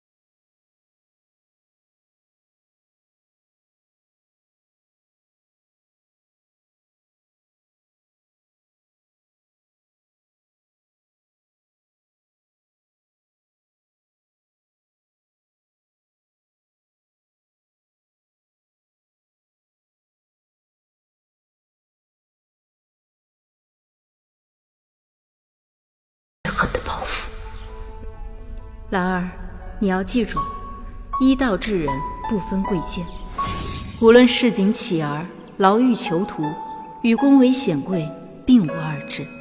医者既执岐黄之术，便当以人心度人。勿论贫富，勿辨男女，勿别长幼，天下生灵皆为性命，俱当倾尽全力救治。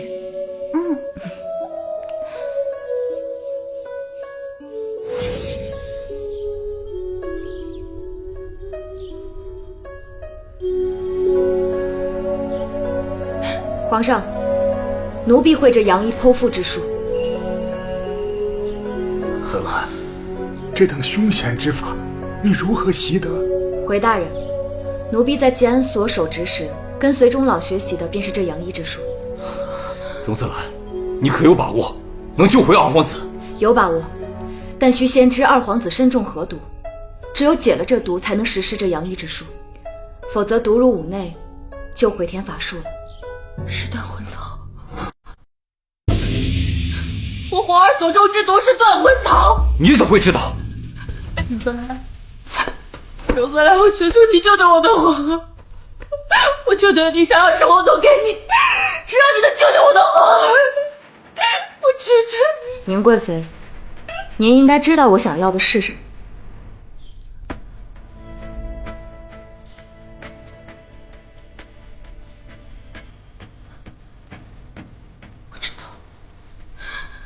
我承认，当年是我设法谋害了你的母亲，害得你母亲惨死。荣泽兰，你想让我承认什么我都跟你说，我求求你，我求求你救救我的皇儿！宁贵妃，竟有此事！皇上，先救二皇子。眼下救活二皇子才是最重要的事，至于其他的，待救下二皇子再说。好。吴院判，眼下这解毒之法还有剖腹的方案，我们还需要商议。好。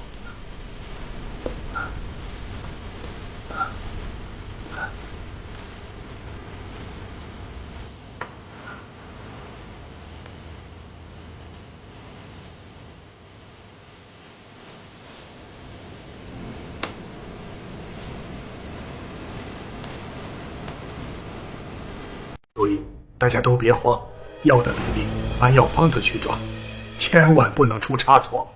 是。必须在天黑前将汤药熬好，若是天黑之后视线受阻，开腹的风险会更大。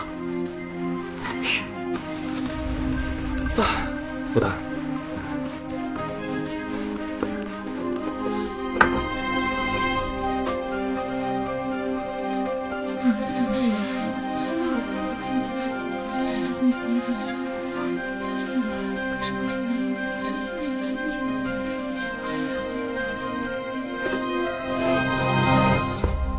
荣医师，解毒药已经为二皇子服下，我们前来协助你，有什么需要我们做的，你尽管吩咐就是。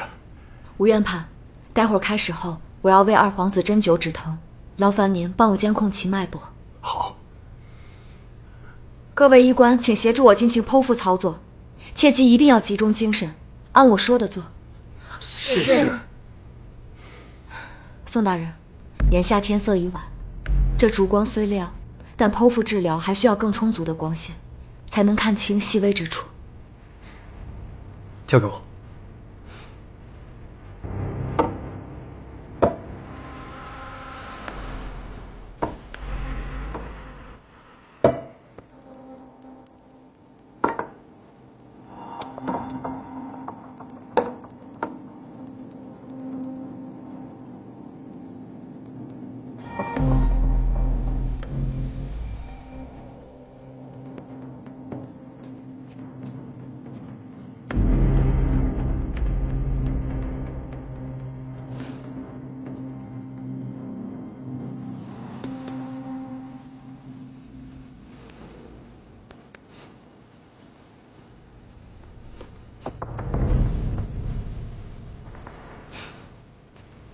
针灸包。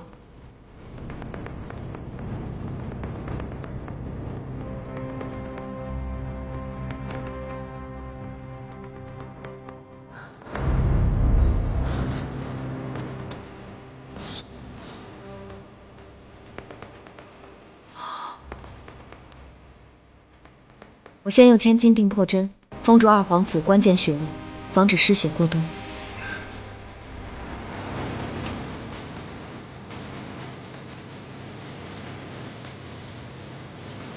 这样热，你又见不着吗？我又以银针刺入肾腧穴、委中穴、足三里穴。这是何针法？针灸麻醉，进行局部麻醉，配合我的千金定魄针，能确保二皇子不会在剖腹中途因为疼痛而醒过来。这针法玄妙啊！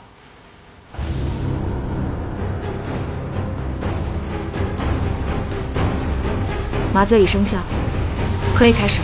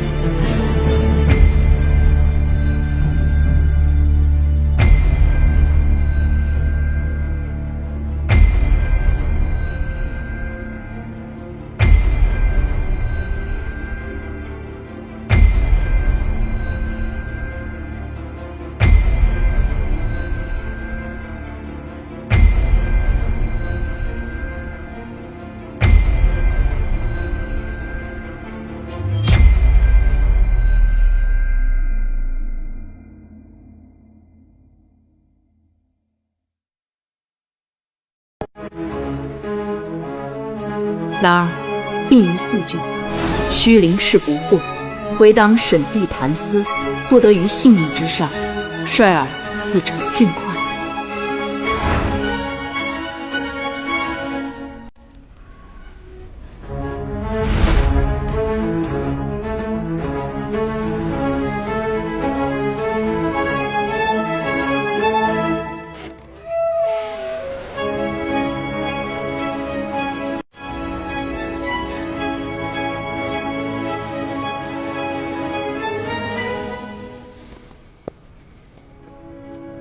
花儿如何？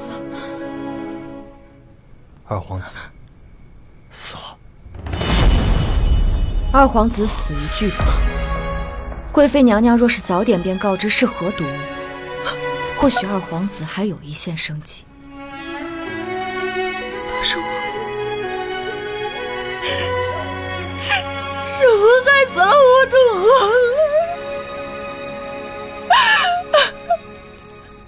宁贵妃，10年前，你究竟是如何陷害我母亲的？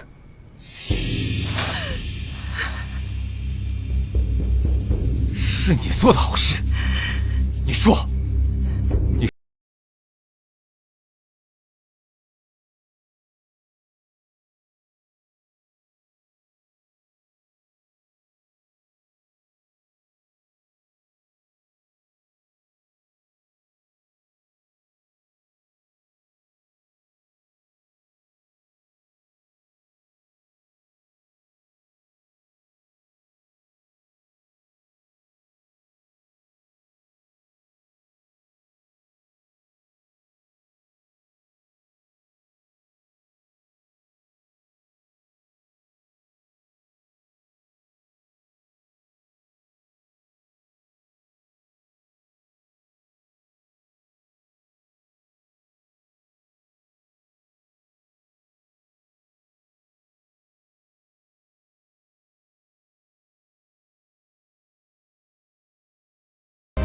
连朕的儿子也不放过，糊涂还不识字啊！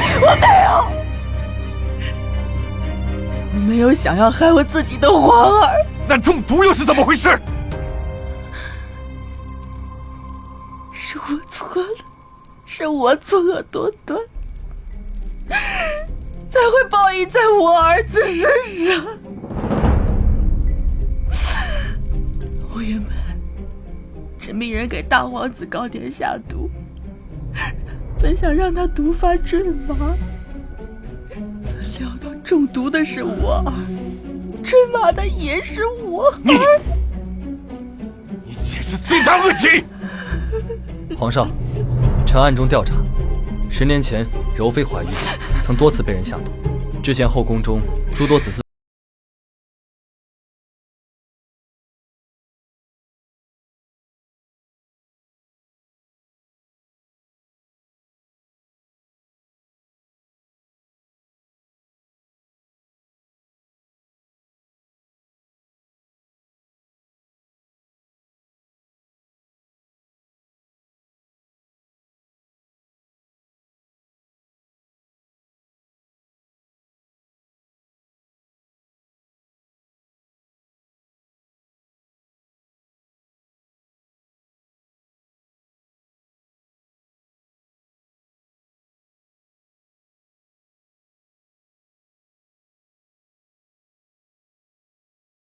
话可说。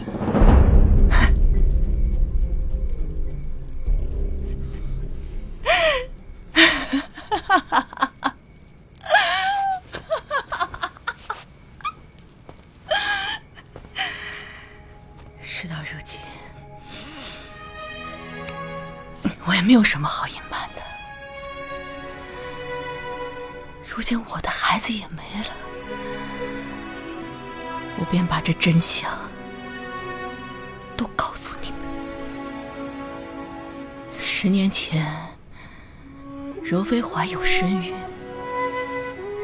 我怎能容忍她生下皇子威胁我儿子的牵扯？我精心策划，对他下手。可是刘福林那个贱人，竟察觉端倪，我怎么会让他坏了我的大事？所以我只能让他永远闭嘴。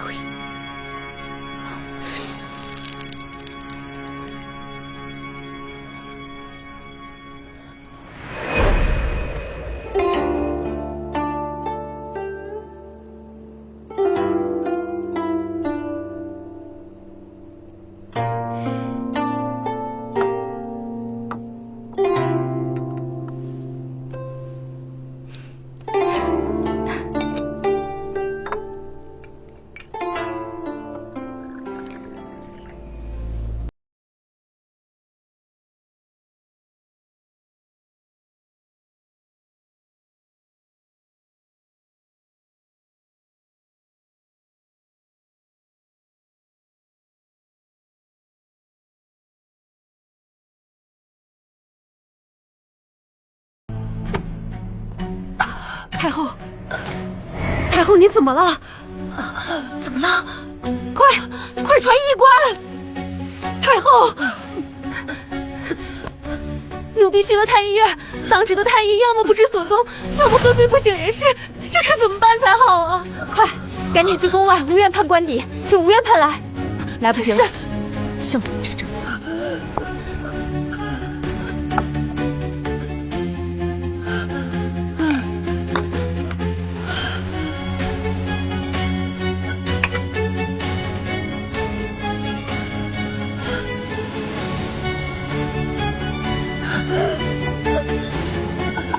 幸好习惯随身常备一些药物。来，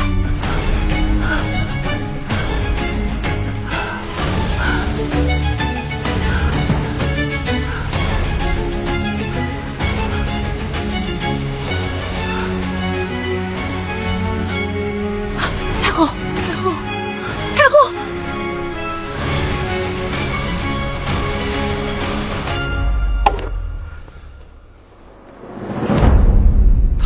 微弱，危在旦夕。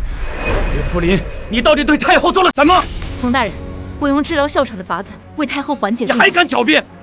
皇上驾到！太后怎么了？皇上，柳氏擅自用药医治太后，致使太后昏迷不醒，危在旦夕。她分明就是蓄意谋杀。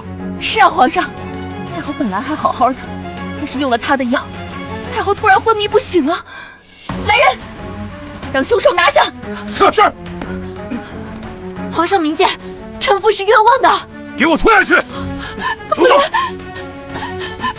皇上明鉴，臣妇是冤枉的。皇上明鉴，我们没有谋害太后，求您饶了他们。皇上。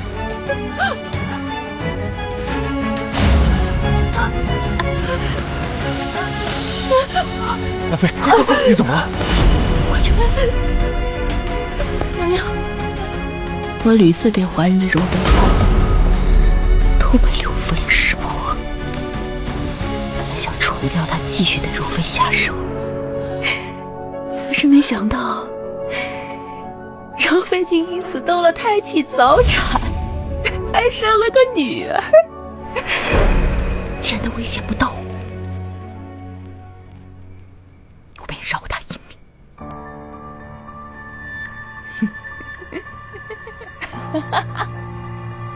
你这个心如蛇蝎的杀人恶魔，简直罪该万死！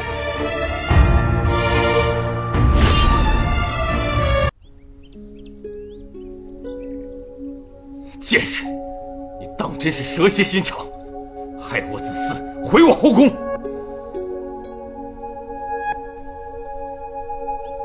我蛇蝎心肠，我会变成今日这般，都是你一手造成的。你才是罪魁祸首！放肆！这何错之有？都是因为你迟迟不立储君。你跟我说过，你说我的儿子是你最看好的皇子，你说过要把他立为太子。子。结果呢？你对其他儿子也是这么说的。你把我们所有人都当作棋子，在这权力的棋盘上随意摆弄。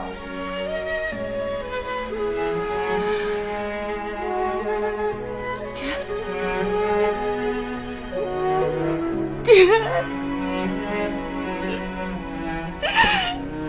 你为什么要这么对我？我已有心爱之人，我们情投意合。可是你却为了家族利益，硬生生的把我送进这耻人的皇宫里。你还说一定要我生个儿子，让我把他扶为太子，让整个家族享尽荣华富贵。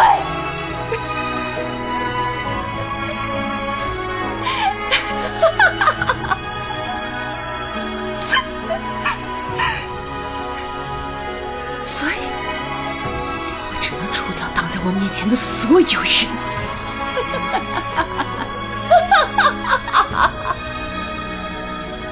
筑墙之内，白骨为基，金玉其外的尊容下，是万千血泪铸就。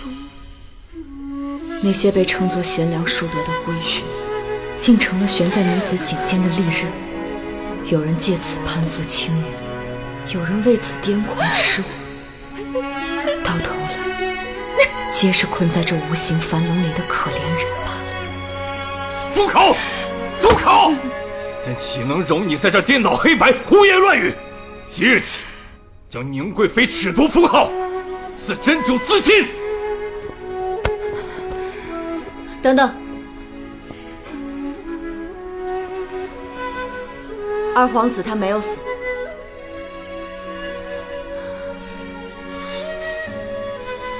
你说什么？他的命保住了。我的皇儿没有死？什么？我的皇儿没有死？什么？给朕拖出去！我的皇儿没有死？什么？我的皇儿没有死？什么事？我的皇儿没有死。荣泽兰，你又立了一功，没让朕失望。谢皇上夸赞，这是奴婢身为医者应该做的。凌霄，事情已经结束了，你也该从太医院出来了。臣遵旨。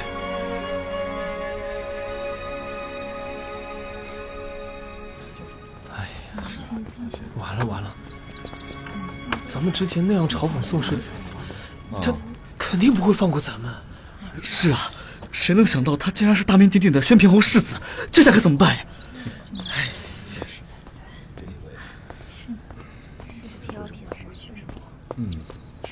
那你看看这个啊，世子殿下，世子殿下，世子殿下，之前是小人有眼不识泰山，小人不该嘲笑您走后门，实在是罪该万死，还望世子恕罪啊！之前是我们糊涂，不该说您烂泥扶不上墙，请世子殿下恕罪。让他们听我们的。想让我既往不咎，也不是不行。这样吧，你们今天一整天见到谁都要说一句：我是烂泥，我扶不上墙。做到了，我就考虑原谅你们。是世子殿下，多谢世子殿下，多谢世子殿下。你看看，我是烂泥，我扶不上墙。我是烂泥，我扶不上墙。烂泥，我扶不上墙。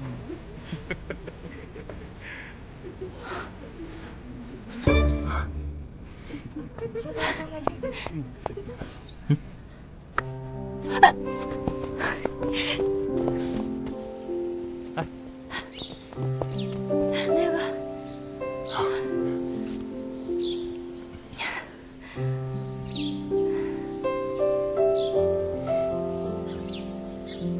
你这么看着我做什么？可是有哪里不对啊？还是被我给迷倒了？你把我拉到这儿来，有话要说。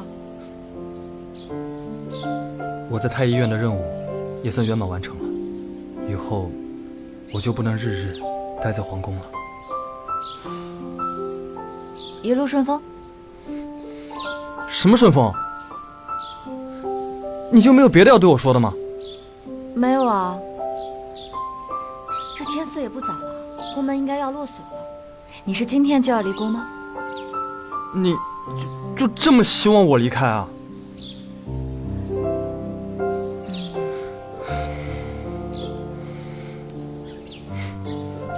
喂，宋世子，我答应。你知道我要说什么吗？你就答应。不管你说什么，我都答应。不知宋世子是否有意中人？若是没有，不如与我定个亲。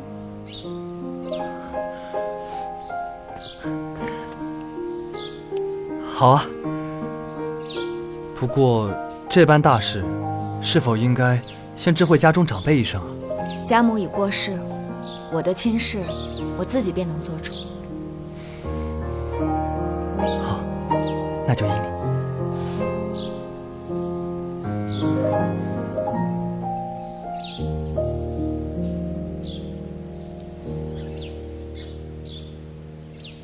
今日朕要与朱清共享一件喜事，请皇上明示。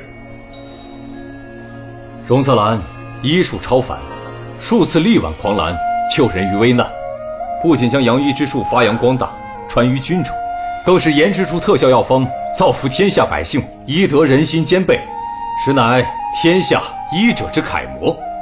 朕决意将荣泽兰封为我大梁国首位女医官。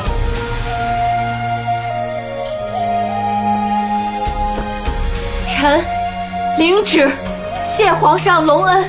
此外，10年前太后寿宴一案，现已查明，柳氏茯苓对太后的诊治及时妥当，并无差错。朕已下旨恢复其声誉，以正视听。臣谢皇上。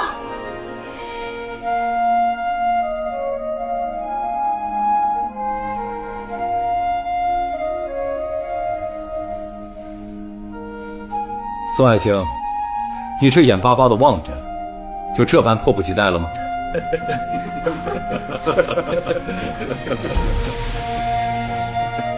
朕早就听闻你与荣医官情投意合，今日便做个顺水人情，为你们2人赐婚。好啊，好啊，好啊，好，臣谢皇上。奉天承运，皇帝诏曰：朕官太医院医官荣泽兰，妙手仁心，屡解宫闱臣科。宣平侯世子宋凌霄，忠勇兼备，2人皆为栋梁之才，情笃意合，实乃天作之合。今依例赐婚，则吉日完婚，万2位琴瑟和鸣，共襄家国。钦此。臣谢皇上隆恩。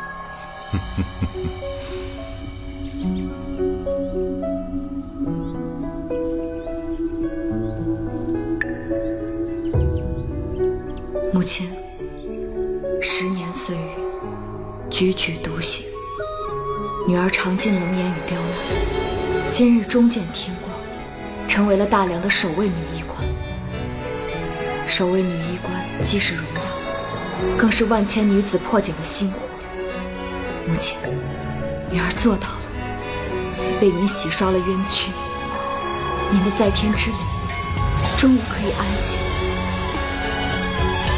接下来，女儿该回家，清算陈年旧账。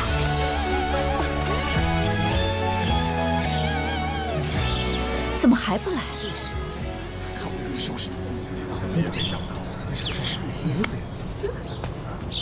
哎，来了！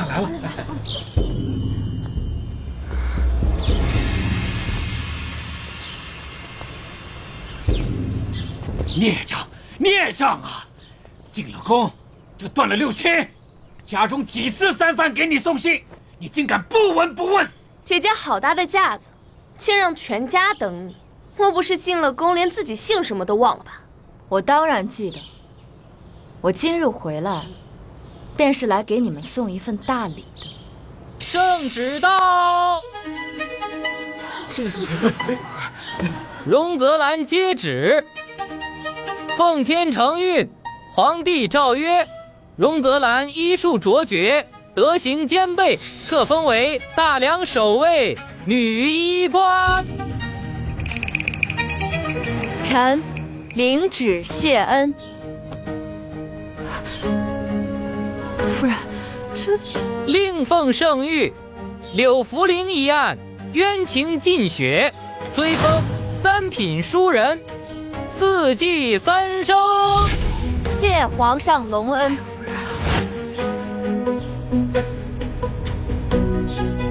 如今母亲沉冤得雪，你可有半分忏悔？哼，我有做错什么吗？我为何后悔？庄子兰，当真是反了你！就算你做了医官，也是我荣家的女儿，在这府里轮不到教训我。放肆！竟敢对世子妃这般无礼！陛下早有圣谕，荣泽兰指婚宣平侯世子，不久便择吉日完婚。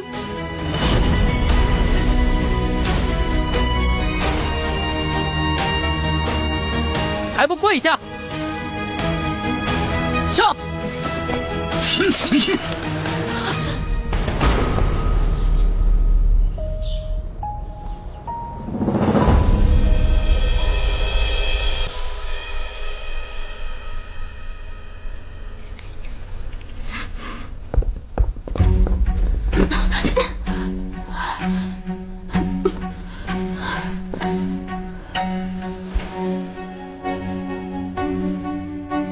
荣承德，现在我要你对着母亲的牌位，好好忏悔你当年的过错。我何错之有？荣子兰，我是你父亲，你怎敢如此对我？这是母亲救治太后时的脉案，上面清楚记载，母亲的救治之法并无错漏，而你不曾听母亲一句解释，让她含冤而终。你潇洒食子，当真以为母亲的冤魂会放过你？你看见了吗？她就在你面前。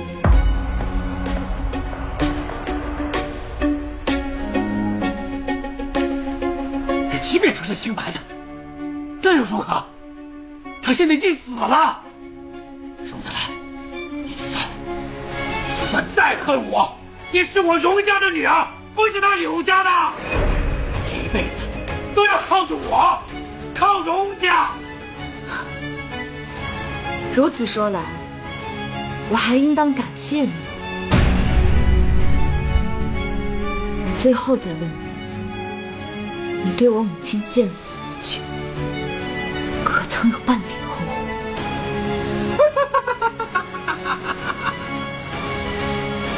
我没有错，我为何要后悔？我已经给过你机会了，是你自己不要。奉天承运，皇帝诏曰：荣承德品行不端，窃取柳福陵独创针法，见死不救，致其含冤而逝，恶行昭彰，赐荣承德以死谢罪，以正国法，亲子。那这些都是假的，对不对？求求你，求求皇上收回生命啊！为父知道错了，为父知道错了，兰儿。完了，兰儿，救救父亲！我是你亲爹呀，兰儿。兰儿，是他，都是这个毒妇，当年是他听到荣成雪要给你娘治病，跑来跟我通风报信啊！他才是罪魁祸首啊！你同皇上说，把他刺死，对，把他刺死，是他害死的你娘，不是我兰儿。兰儿，求求你，你竟把当时放在我身上，你不得好死！你不得好死！荣成德，兰儿，不得好死！你求情啊，兰儿！现在谁反对我？让皇上求情啊，兰儿！我对你弟弟，兰儿，你兰儿，不能不把我的命放过呀！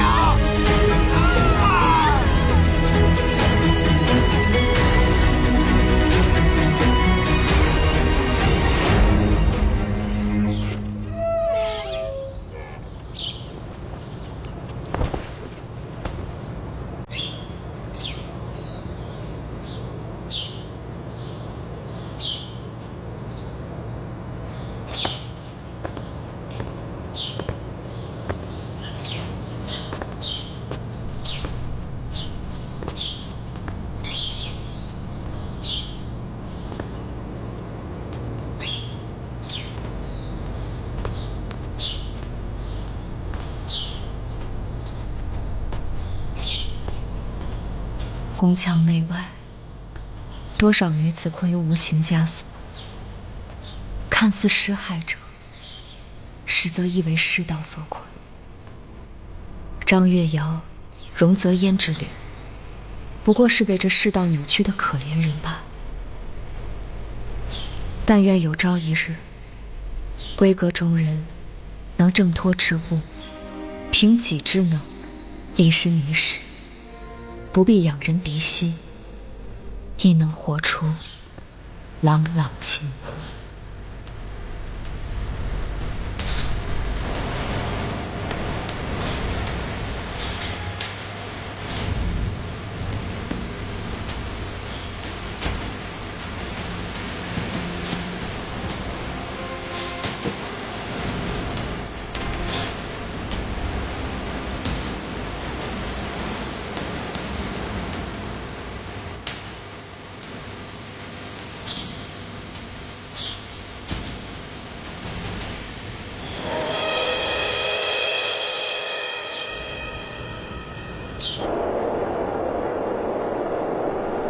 一乃人数，关乎万民康健，为普济苍生，革新医道，特准太医院改制，设悲田院以及困厄。即日起，不论男女，但有岐黄之术，皆可报名。女子也能学医了，还能当医官了。听说啊，这是咱们大梁第一位女医官荣泽兰为我们争取来的。太好了，太好了，太好了！我希望，我用银针刺破的不只是偏见的枷锁，更是为天下女子一心开一扇门。希望往后的世间，银针不分男女，人数只问苍生。